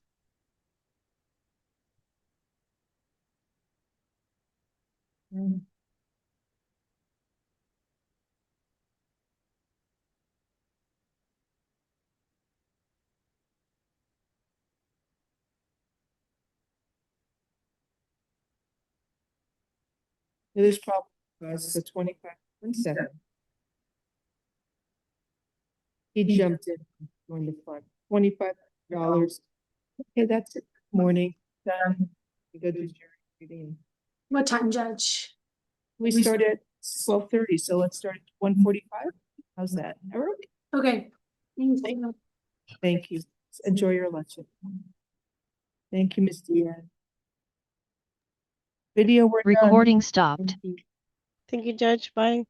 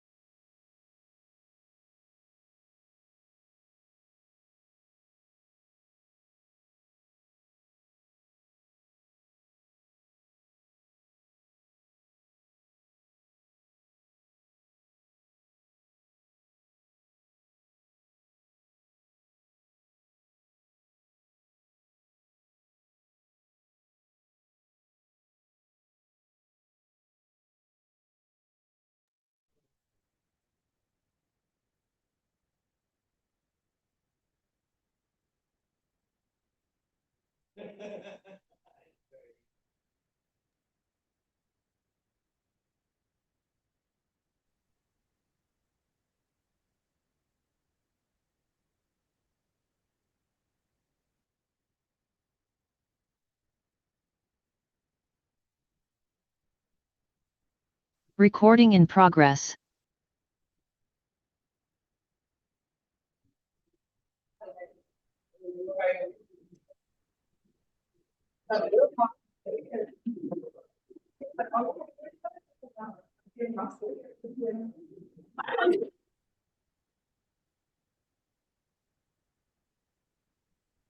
Judge Mindy GLAZER, I will be presiding today. The video for first appearance hearings has been played to all defendants. I need everyone to stand up, raise your right hand, and be sworn in by our clerk. Buenos días, les habla la jueza MINDY GLAZER. Ya se reprodujo el video para todos los acusados. Pónganse de pie y levanten la mano derecha para hacer juramento. All right. All right. Good afternoon, everybody. Raise your right hand. Do you swear affirm the testimony you're about to give the truth, the whole truth, and nothing but the truth? If so, say I do. ¿Juran o afirman que el testimonio que prestarán sea la verdad y solamente la verdad? Digan lo juro en caso de que sí. All right, thank you. Please be seated. Sir Interpreter, have you sworn in today? Yes. You're still under oath. Thank you. Just Okay. say your name for the record, please. Johnson. Thank you. Good afternoon. If there is Good anyone afternoon. here for a case on Zoom, please type the defendant's name in the chat room. Si hay alguien aquí conectado para un caso en la plataforma Zoom, por favor escriba el nombre de la persona en el chat. Let's get started. Can the attorneys announce, please state? Nasa F on behalf of the state. Good afternoon. Rebecca Corey, Assistant Public Defender. Good afternoon. Good afternoon. We're going to start. I got some private lawyers. Mr. Gomez, I'll be with you in a minute. You have to be patient. We're calling Bagrat Gramercy first, or Garamov, excuse me. Bagrat Garamov first on page 7. That's from the morning. We reset it for the afternoon. Let me promote the private lawyer.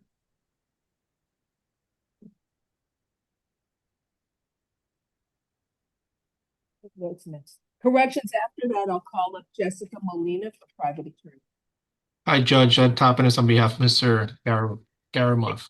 Thank you for coming in, Mr. Tapanis. So, Mr. Garamov, he got arrested for tampering with a victim, a second-degree felony. It was related to the other case he's here for. So, have you had a chance to review the arrest affidavit? Yes, Your Honor. And this is actually both arrest affidavits were filed simultaneously. I don't know why one went to bond hearing and the other one didn't. But we were before Judge Milian this morning on the other case, and the detention hearing has been reset for Friday. So if you want to reset this one also for Friday before Judge Milian? Well, no. What I do is just set a bond on this. He's entitled to a bond on this. There's probable cause. So for the charge of tampering with the victim, the bond is $2,500. It's actually charged as a first-degree felony. But I mean, it should be tampering is 1 degree higher.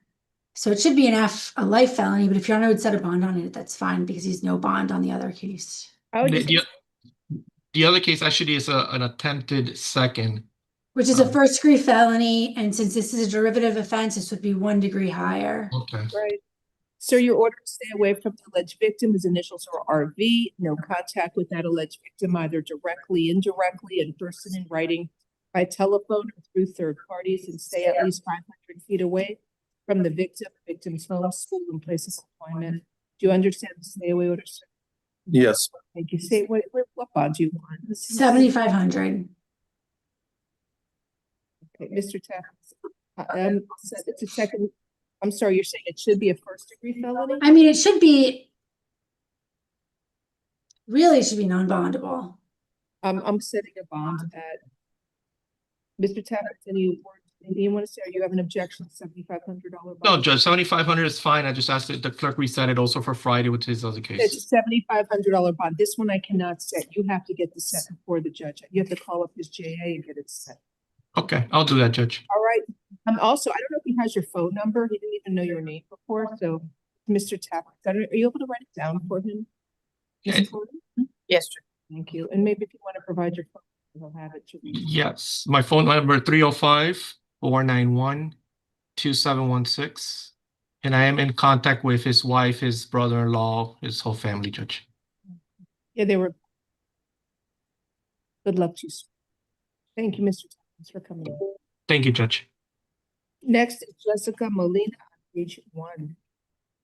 Mr. Gomez, I will promote you now. Are you there?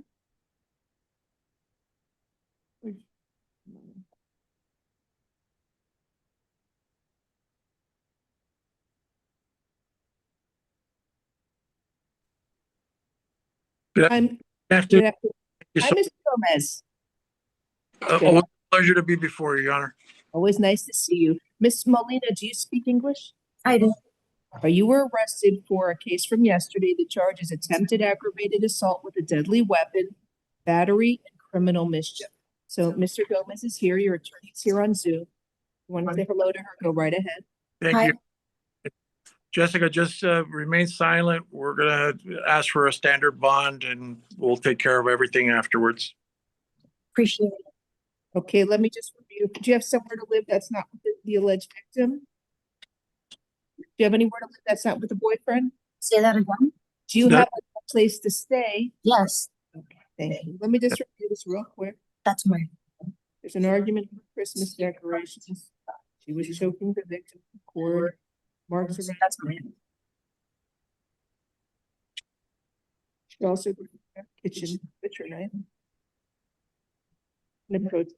So there's probable cause for what? Aggravated assault with a deadly weapon. Count one. Yes. I own the house. He's not on the house. Your Honor, I understand. Jessica, please remain quiet. Just so you know, if the victim has a superior right over the owner of the stay there, because the way our Florida law is written, so you're gonna have to speak to your lawyer. Have a good lawyer. Listen to what Mr. Gomez tells you. But right now, you're ordered to stay away from the alleged victim, David Daniel Ortega. No contact with the alleged victim, either directly, indirectly, in person, in writing, by telephone, or through third parties. No contact with the victim through social media or other electronic means. You must stay at least 500 feet away from his home, school, and place of employment at all times. Do not engage in any criminal activity. Do not use or possess drugs, and do not use, purchase, possess, or carry a firearm, gun, weapon, or ammunition. You must immediately surrender any firearms, ammunition, and any concealed weapons permits to the nearest police department and file a receipt with the court.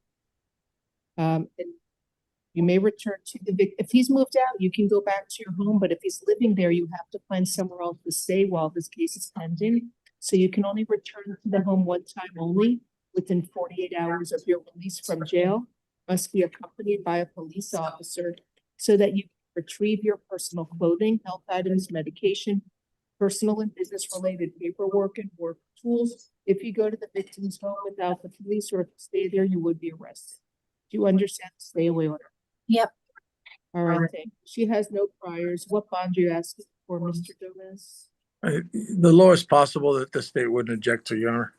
There was a prior arrest in Broward for battery, 2018. I don't have the disposition. All right, count one, the aggravated assault with a deadly weapon. I set that at $4,000. Yeah, let me just do 3,500. I can do 3,500. Count one, sorry, for aggravated assault with a deadly weapon. Count two, battery is $1,000. Count three, criminal mischief is 500. So your total bond is $5,000. Anything for Gomez? Nothing further, Your Honor. I appreciate everything. Have a nice day. Good luck. You too. Take care. Get out. If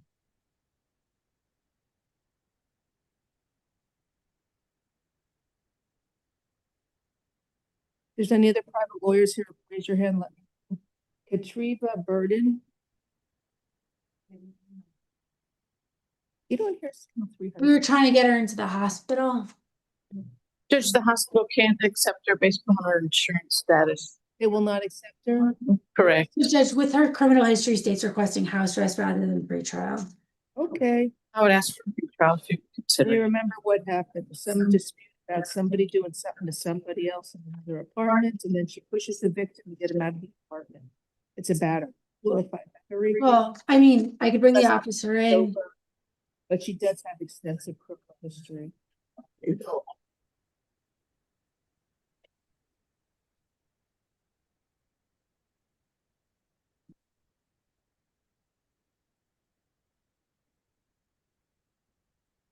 So she had, there was an arrest for domestic battery, no action from 2024. A lot of no actions. 2018, this thing. I'm just looking into the priors. I'm okay giving her pre-trial. You have to stay away from the victim. You understand you cannot live with him? That's the concurrence. I'll order her in. Pre-trial alternate for $1,000. Have a nice objection. Thank you. I'll note it.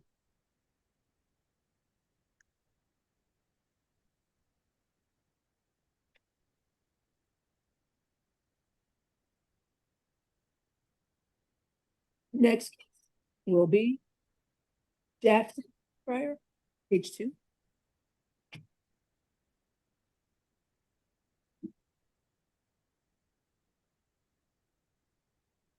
Out on hold for F25 23590.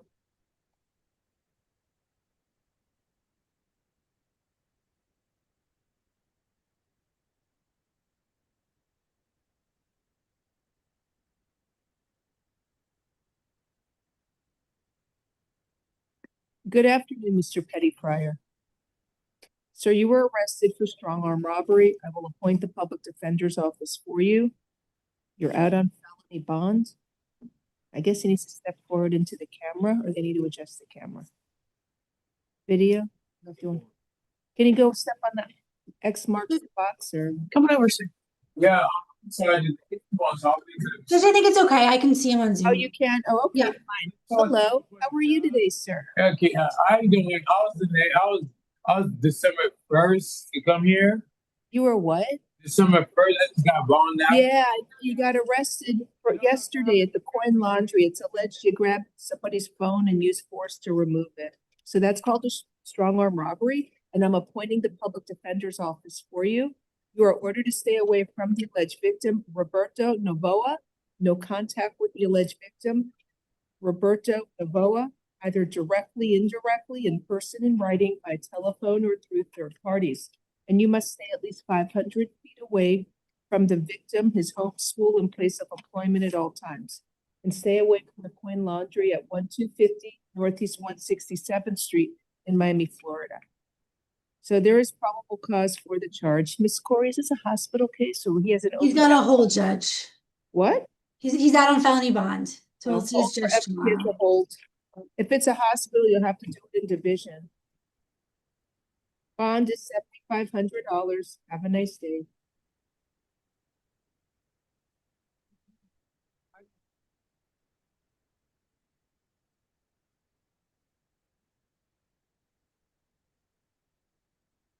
Next case, Howard Bryant, page 2.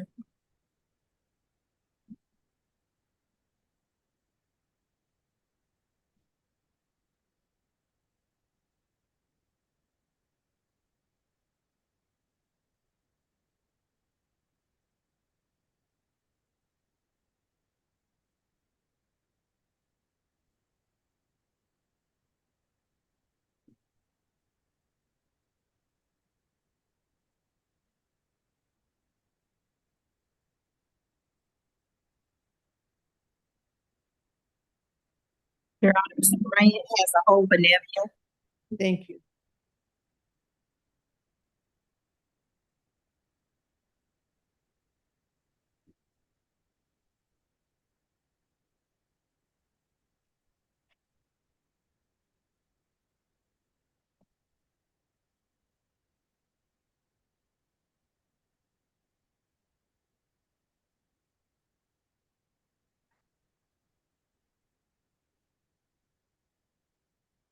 Hi, good afternoon, Mr. Bryant. You were arrested for 2 counts of possession with intent to sell cocaine within 1,000 feet of a school, 1 count of possession, intent to sell cocaine within 1,000 feet of a school, and then possession of a place for purposes of trafficking in cocaine while armed, use of a firearm during the commission of a felony. I will appoint the public defender's office for you.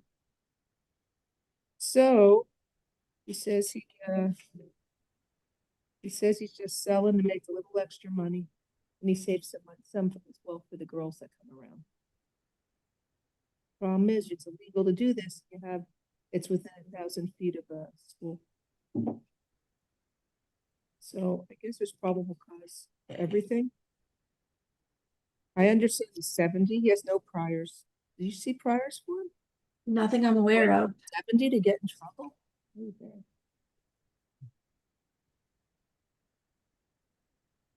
Is he able to afford a bond for him? His daughter, he's hoping his daughter will be able to help him out, Judge. But he's waiting on surgery for his knees, Judge. Yeah. So his funds are looking. He should have been charged with armed possession with intent to sell cocaine. Whatever. All right, count 1. This is.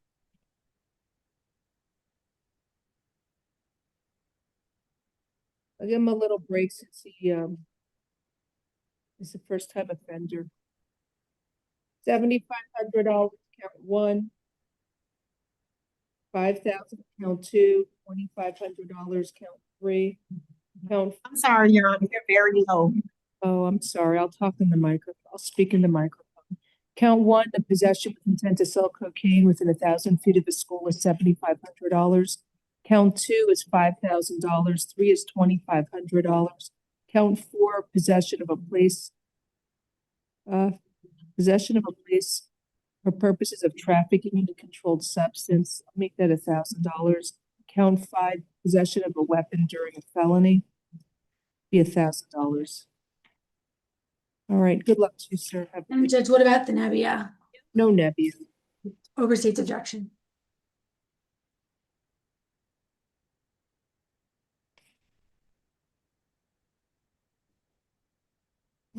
Ms. Corey, could you advise him what the bonds would have been if it was not, if I didn't reduce them? Maybe he cannot get arrested again, or he'll be locked up in jail until the trial. Will do.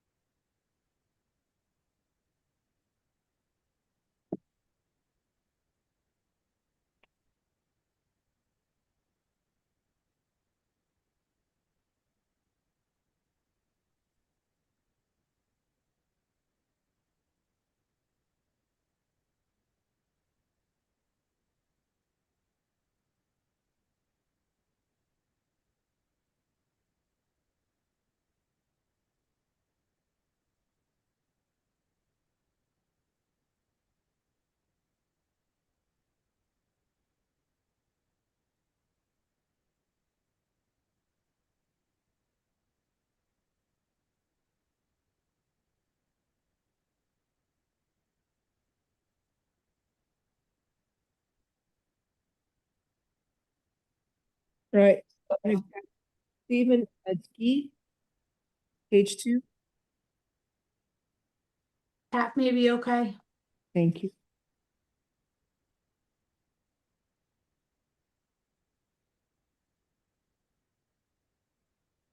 I don't know who's here for tap today. Is Mr. Beckles? There he is. Thank you. And you gotta raise your hand longer than that so I can find, I see you. All right, thank you.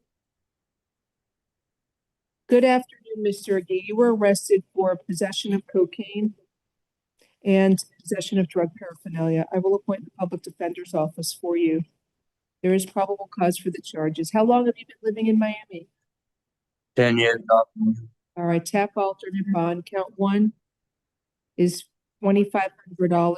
Count two, possession of the drug paraphernalia will be $500. You have to come to court for your arraignment on January 2nd of 2026 at 9 a.m. courtroom 6-3. Have a nice day.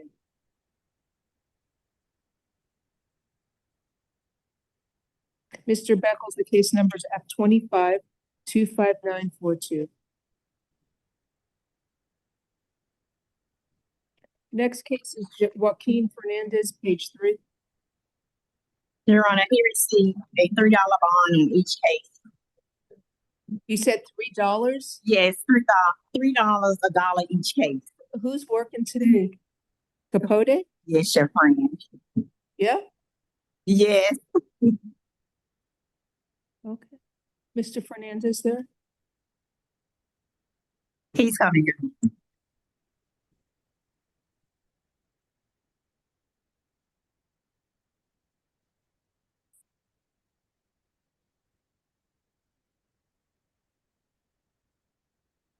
President speaks English. Good afternoon, sir. You were arrested for possession of a controlled substance called fentanyl, possession of cocaine, and possession of drug paraphernalia. Sir, can you afford to hire a private lawyer? No, Do you own your home? no. Oh, all right, I'll make the public defender's office for you. He's a Signal 150. They're requesting a bond because he came in on 3 $10,000 bench warrants and he's got an open petty theft. I agree with you that she should have a bond.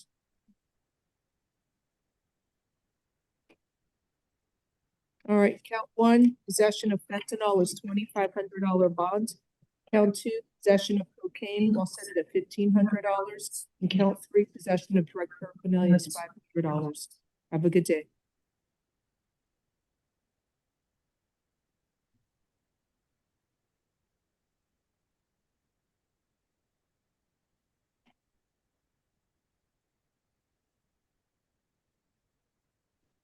Next is Jarvis Brown, page 3. Not an attempt. Hi, Mr. Brown, you were arrested for, it should be aggravated assault on a law enforcement officer. It's not an attempt. I will appoint the public defender's office for you. So this happened at the Overtown Metro Rail Station. He was, they got a report somebody's throwing a chair. The security officers had a verbal dispute with Mr. Brown over him paying the fare. Fare is spelled wrong. It should be F-A-R-E. They wrote F-A-I-R. But we know what they. Anyway, picked up the security guard's chair, threw it at him, and then the victim moved out of the way so he won't be struck with it. And that's aggravated assault on a law enforcement officer. You're throwing the chair. Yep. I think it is an attempt. He threw it, but Miss Corey. But that's an it, right? If he hit the officer, then it would have been a battery. So that's why it's an assault. Judge, it doesn't state how close this chair supposedly got to the security officer. There's probable cause for the charge as set forth here for attempted aggravated assault on a law enforcement officer. Bond is $5,000. Have a good day.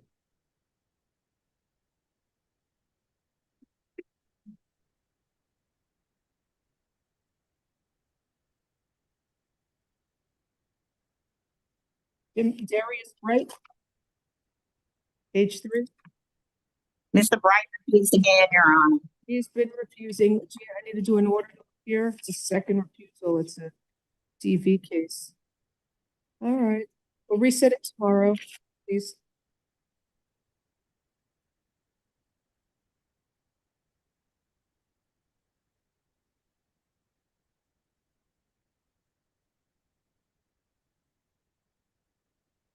Spanish interpreter next. Thank you. And do me a favor, I'm going to the computer at your convenience in order to approve on this. Now we have Willie Diaz Palayo. Good afternoon, sir. You were arrested for retail theft. Buenas tardes, señor. La arrestaron por hurtar en una tienda o en tiendas. I will appoint the public defender's office for you. Queda designado el abogado de oficio. So it's alleged he stole 8 perfumes from a display valued at $1,399 and left the store without paying.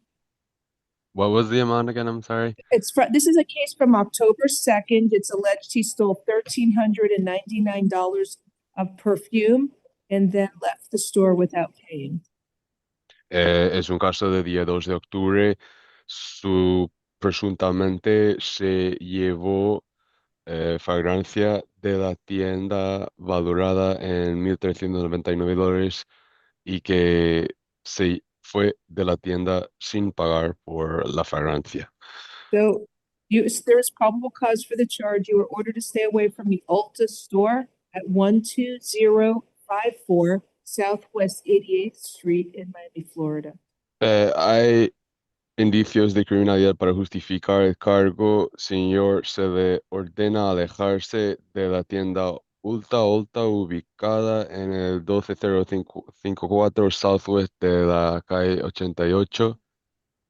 All right, so I'll set a bond. It's $2,500. I believe he has an immigration hold. Is that correct? Corrections? 2,500 de fianza y creo que él tiene una retención migratoria, ¿cierto? So, sir, pay the bond. You're still not getting out of jail because you have the warrants from Alabama and Virginia.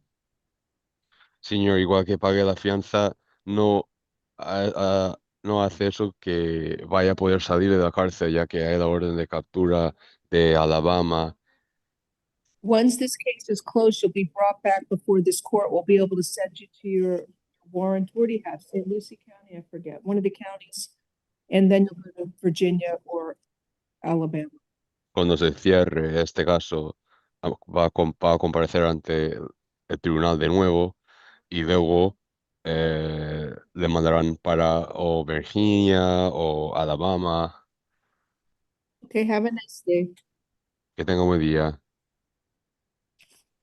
Next, Manuel Gonzalez.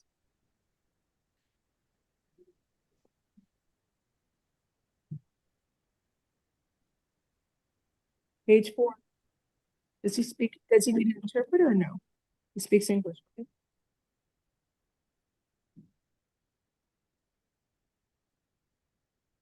He speaks English. Thank you. Good afternoon. Sir, you were arrested for false imprisonment and battery. Can you afford to hire a private lawyer? I don't, Judge. Based upon reading the arrest. Right, he was getting evicted. I will appoint the public defender's office for you. So I don't think he lives with his sister. Pre-trial may be okay if he's got somewhere else to stay. Because they know he's getting evicted, not that they live together.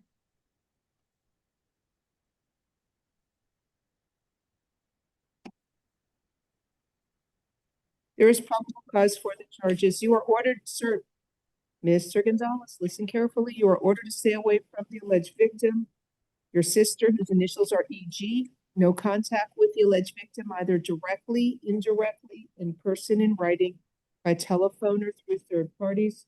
No contact with the victim through social media or other electronic means. And you must stay at least 500 feet away from the victim, her home and school, and place of employment at all times. Do not engage in any criminal activity. Do not use or possess illegal drugs, and do not use, purchase, possess, or carry a firearm, gun, weapon, or ammunition. You must immediately surrender any firearms, ammunition, and any concealed weapons permits to the nearest police department and file a receipt with the court. And you may return to the victim's residence one time only within 48 hours of your release from jail. You must be accompanied by a police officer so that you can retrieve your personal clothing, health items, medication, personal and business-related paperwork, and work tools. If you go to the victim's home without the police, or if you stay there, you will be arrested. Do you understand the stay away order, sir? Interesting. You understand it? Okay, thank you. She's bad. Pretrial services alternate bond. I'll do $1,000 count 1 and $1,000 count 2. Have a nice day. Order him in. Next case. You said 1,000 each count? Yes, ma'am. $1,000 each count. Next on page 4, we have Turkel McKinnon.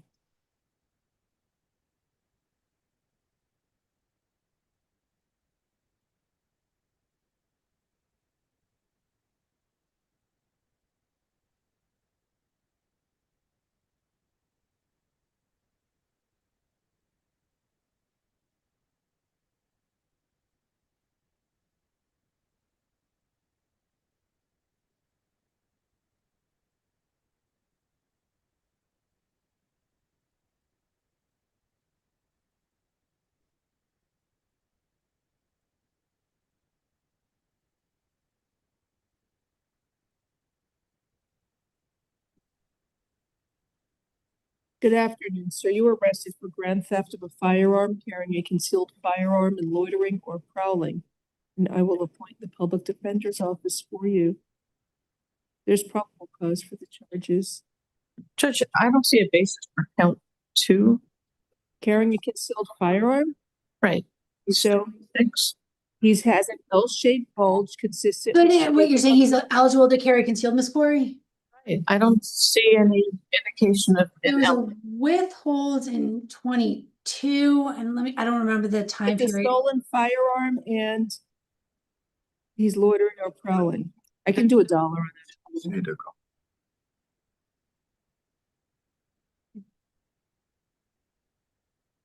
You want it? What do you want? Have an objection? Requesting a bond. But as for pre-trial, he does not have funds for a bond, Judge. He lives with the mother of his child. All right, pretrial services alternate bonds. Count 1 is $2,500 for grand theft of the firearm. Count 2, and carrying a concealed firearm. And I'll set it at $1,000. Count 3, loitering or prowling is $150. Have a good day.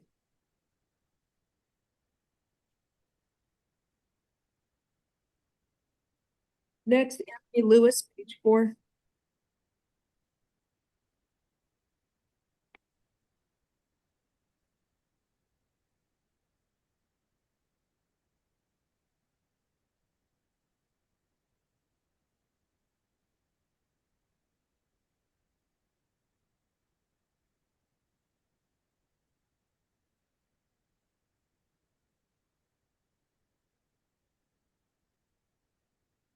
So Judge, with the CCF, it needs to be 3 years after all of the conditions of a withhold sentence have elapsed. Good afternoon, Mr. Lewis. You were arrested for possession of a firearm, weapon, or ammunition by a convicted felon, grand theft of a firearm, possession of a weapon while committing an offense, tampering with physical evidence, resisting an officer without violence, and I will appoint the public defender's office for you. I don't understand what he wrote here. He goes, when the driver threw the illicit vehicle to the ground while in motion. It's a scooter, Judge. Oh, It got me the first time too. okay. Then he threw a firearm, hitting the side of the building.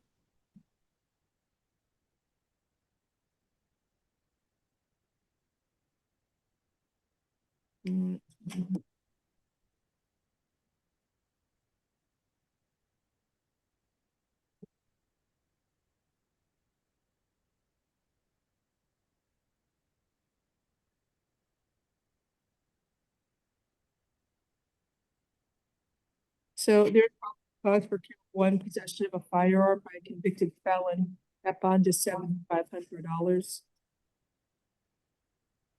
Count two, there's probable cause for grand theft of a firearm, $2,500 bond. Count three, the possession of a weapon while committing an offense. Do you want $1, Ms. Corey? Or no? Do you want And ROR.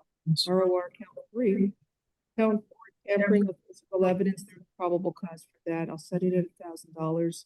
And count five, resisting without violence is $500. Have a good day, sir.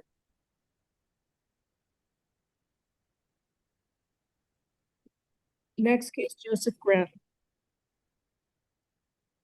Page 5. He's out on bond, hold for F-25 20431.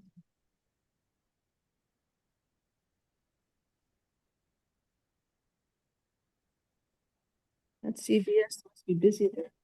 Yesterday, same one in Miami Beach. 306. Good afternoon, Mr. Grant. You were arrested for retail theft with a prior conviction. I will appoint the public defender's office for you. So I guess it mentions petty theft convictions.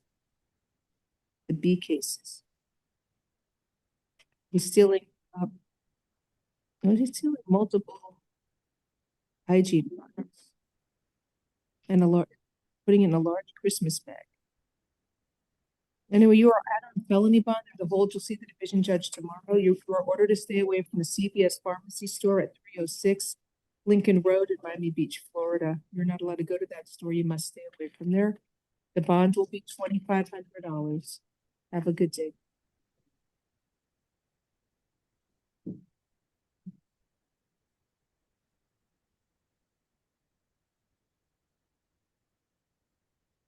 Master Jackson on page 5.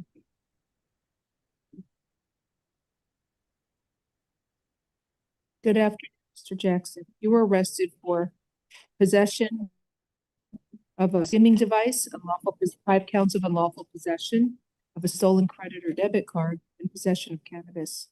I will appoint the public defender's office for you. Let me review for probable cause.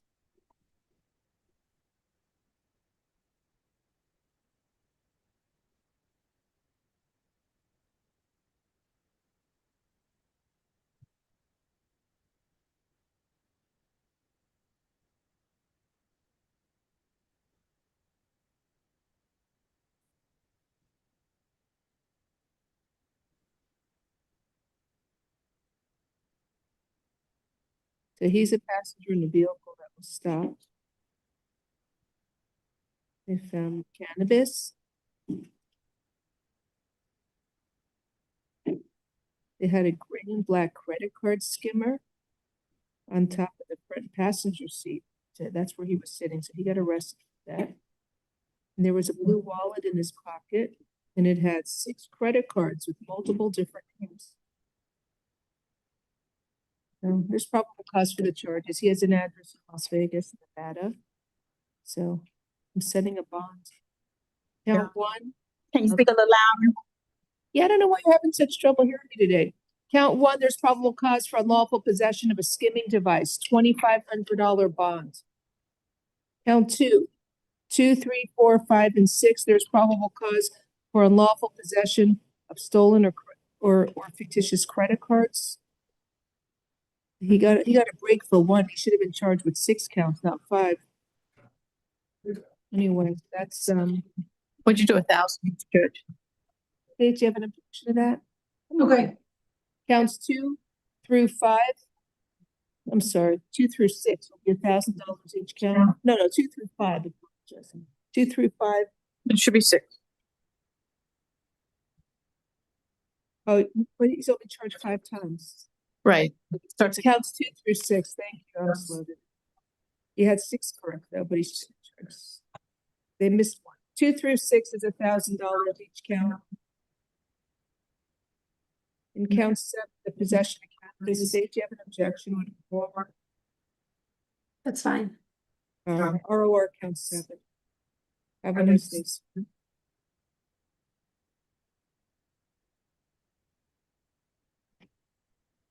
Jose, page 6 is next. Bond down. Thank you.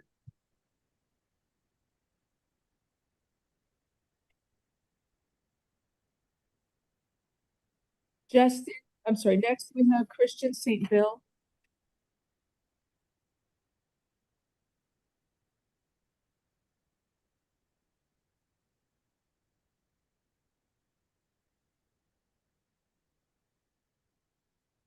Good afternoon, sir. You were arrested for armed possession of THC oil and armed possession of cannabis, over 20 grams. I will appoint the public defender's office for you.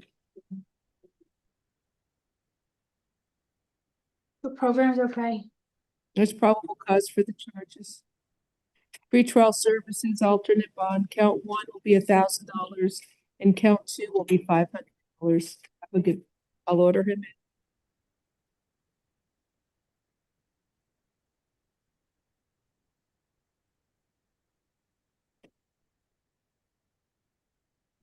Justin Noel, page 6.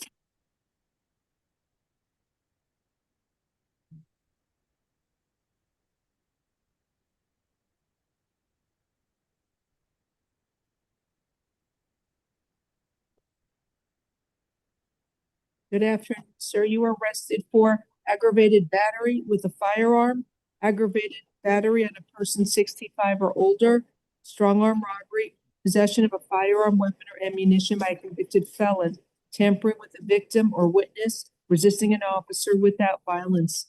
I will appoint the public defender's office for you. Let me review.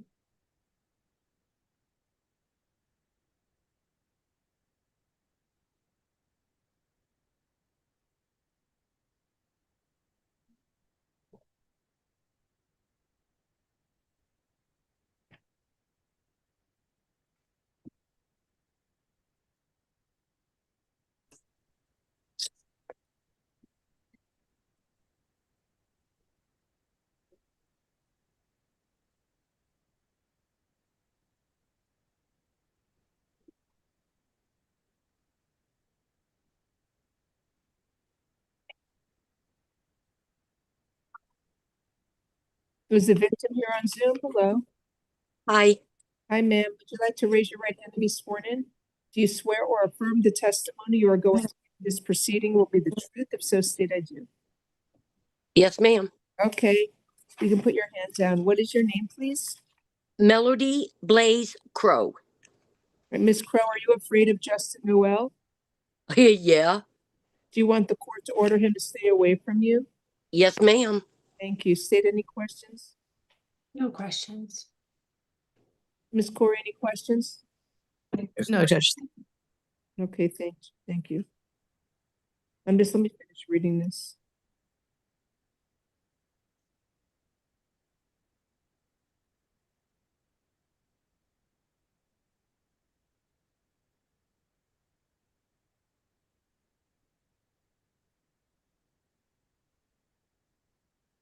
Ma'am, do you mind if I ask you how old you are?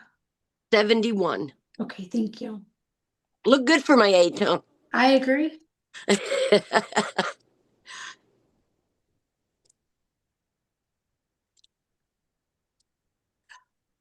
All right. Let me keep reading. I didn't find out what I want.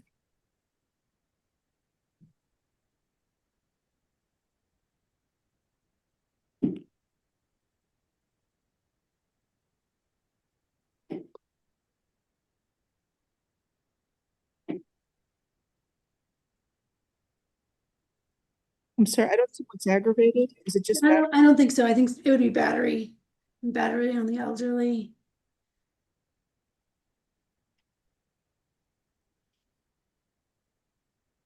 There's also the strong arm, and I'm not sure about all those counts of resisting without.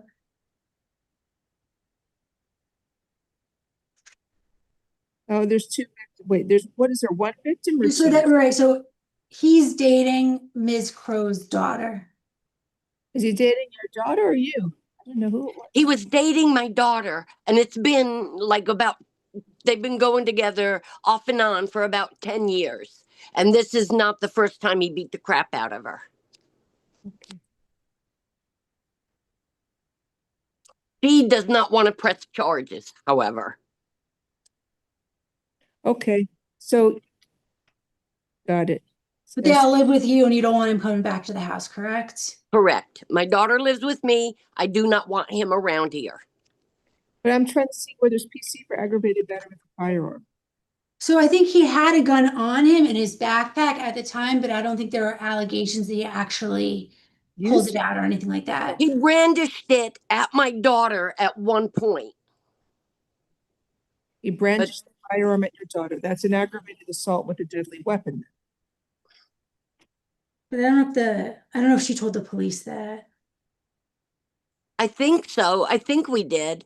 The thing is, my daughter does not want to prosecute.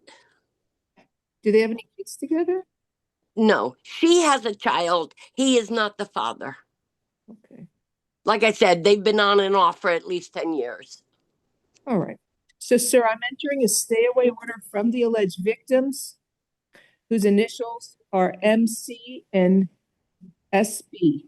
No contact with the alleged victims, either directly, indirectly, in person, in writing, by telephone, or through third parties.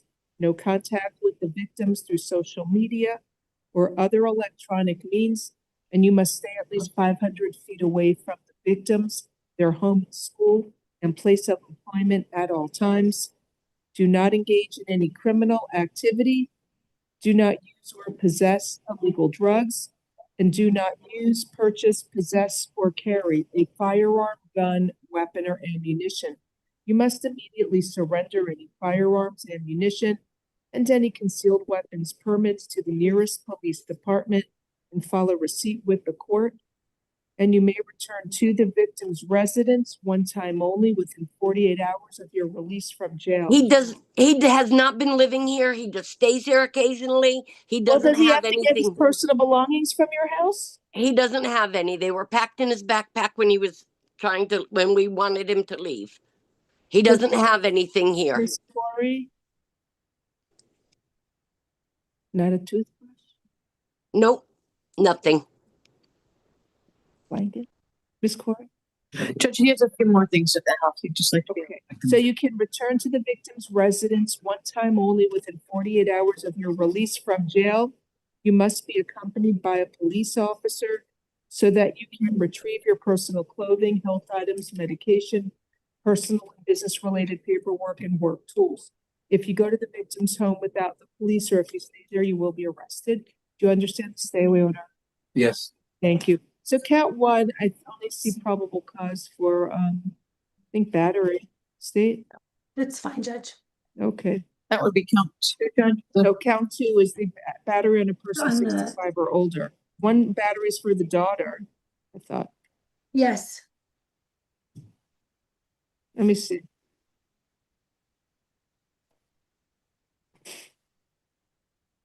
Yeah, count one should be battery for the daughter. That bond is $1,000. Count two, there's probable cause for battery on a person 65 or older. That's $5,000 bond.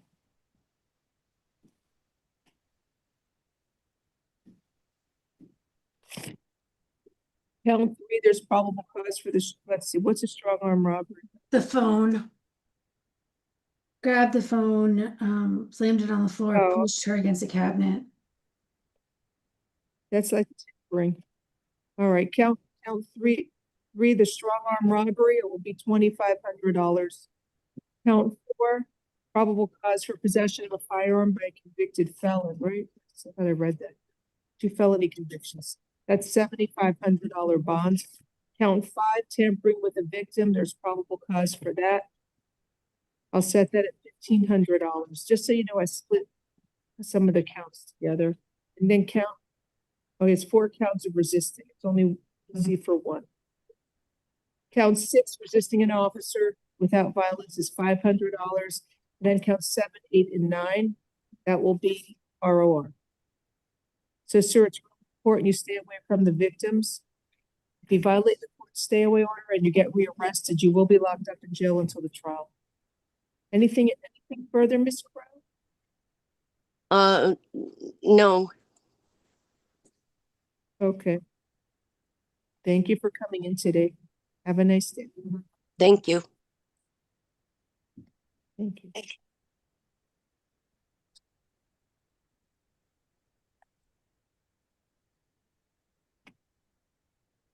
Next, page 7 is Cristobal Dominguez. Your Honor, he refused again. Where's that one?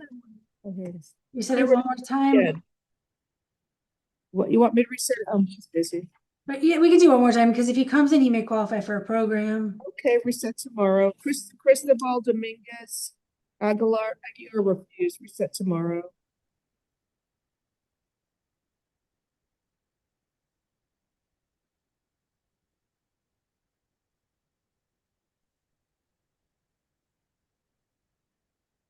Christopher Brown, page 7. He also refused again, Your Honor. Refused again. This is refusal number 2. We'll reset it for tomorrow.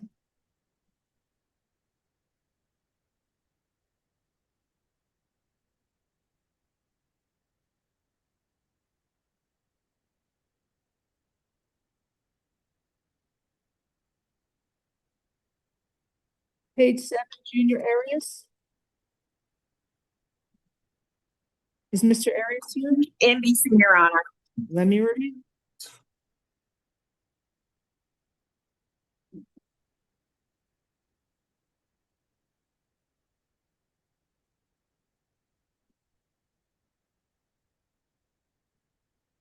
So I only see probable cause for petty theft. Oh, let me see. So there's a value, but we don't know how he was able to take off the sensors.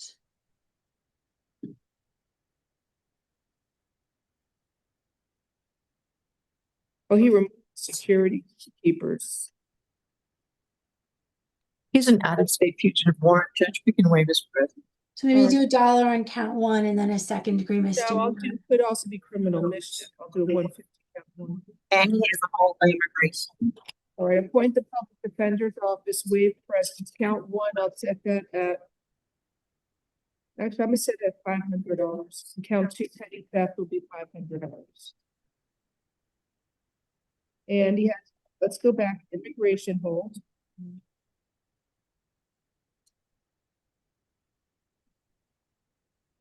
And an out-of-state fugitive warrant. Thank you. That's which state do you know? No. Corrections, do you know the state?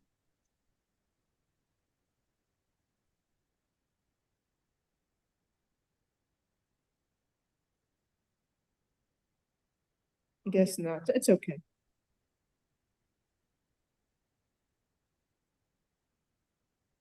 All right. That's appointing public defender's office, waive presence, $500 bond, count 1, 500 count 2. Next, we have Lazaro Acevedo, page 8. NBC, Your Honor. We can waive his presence. There is probable cause for the charge. Victim is Andrew Bloodworth. And appoint the public defender with his presence. I'll set his bond at $1,500. Now I think you said, I'm sorry, NBC? Yes. So that's it, we're done. So Thank you. no I'll be back resets from the in-state calendar, right? Not that I know. Good afternoon, everyone. Good day. Take care. Video, we're done.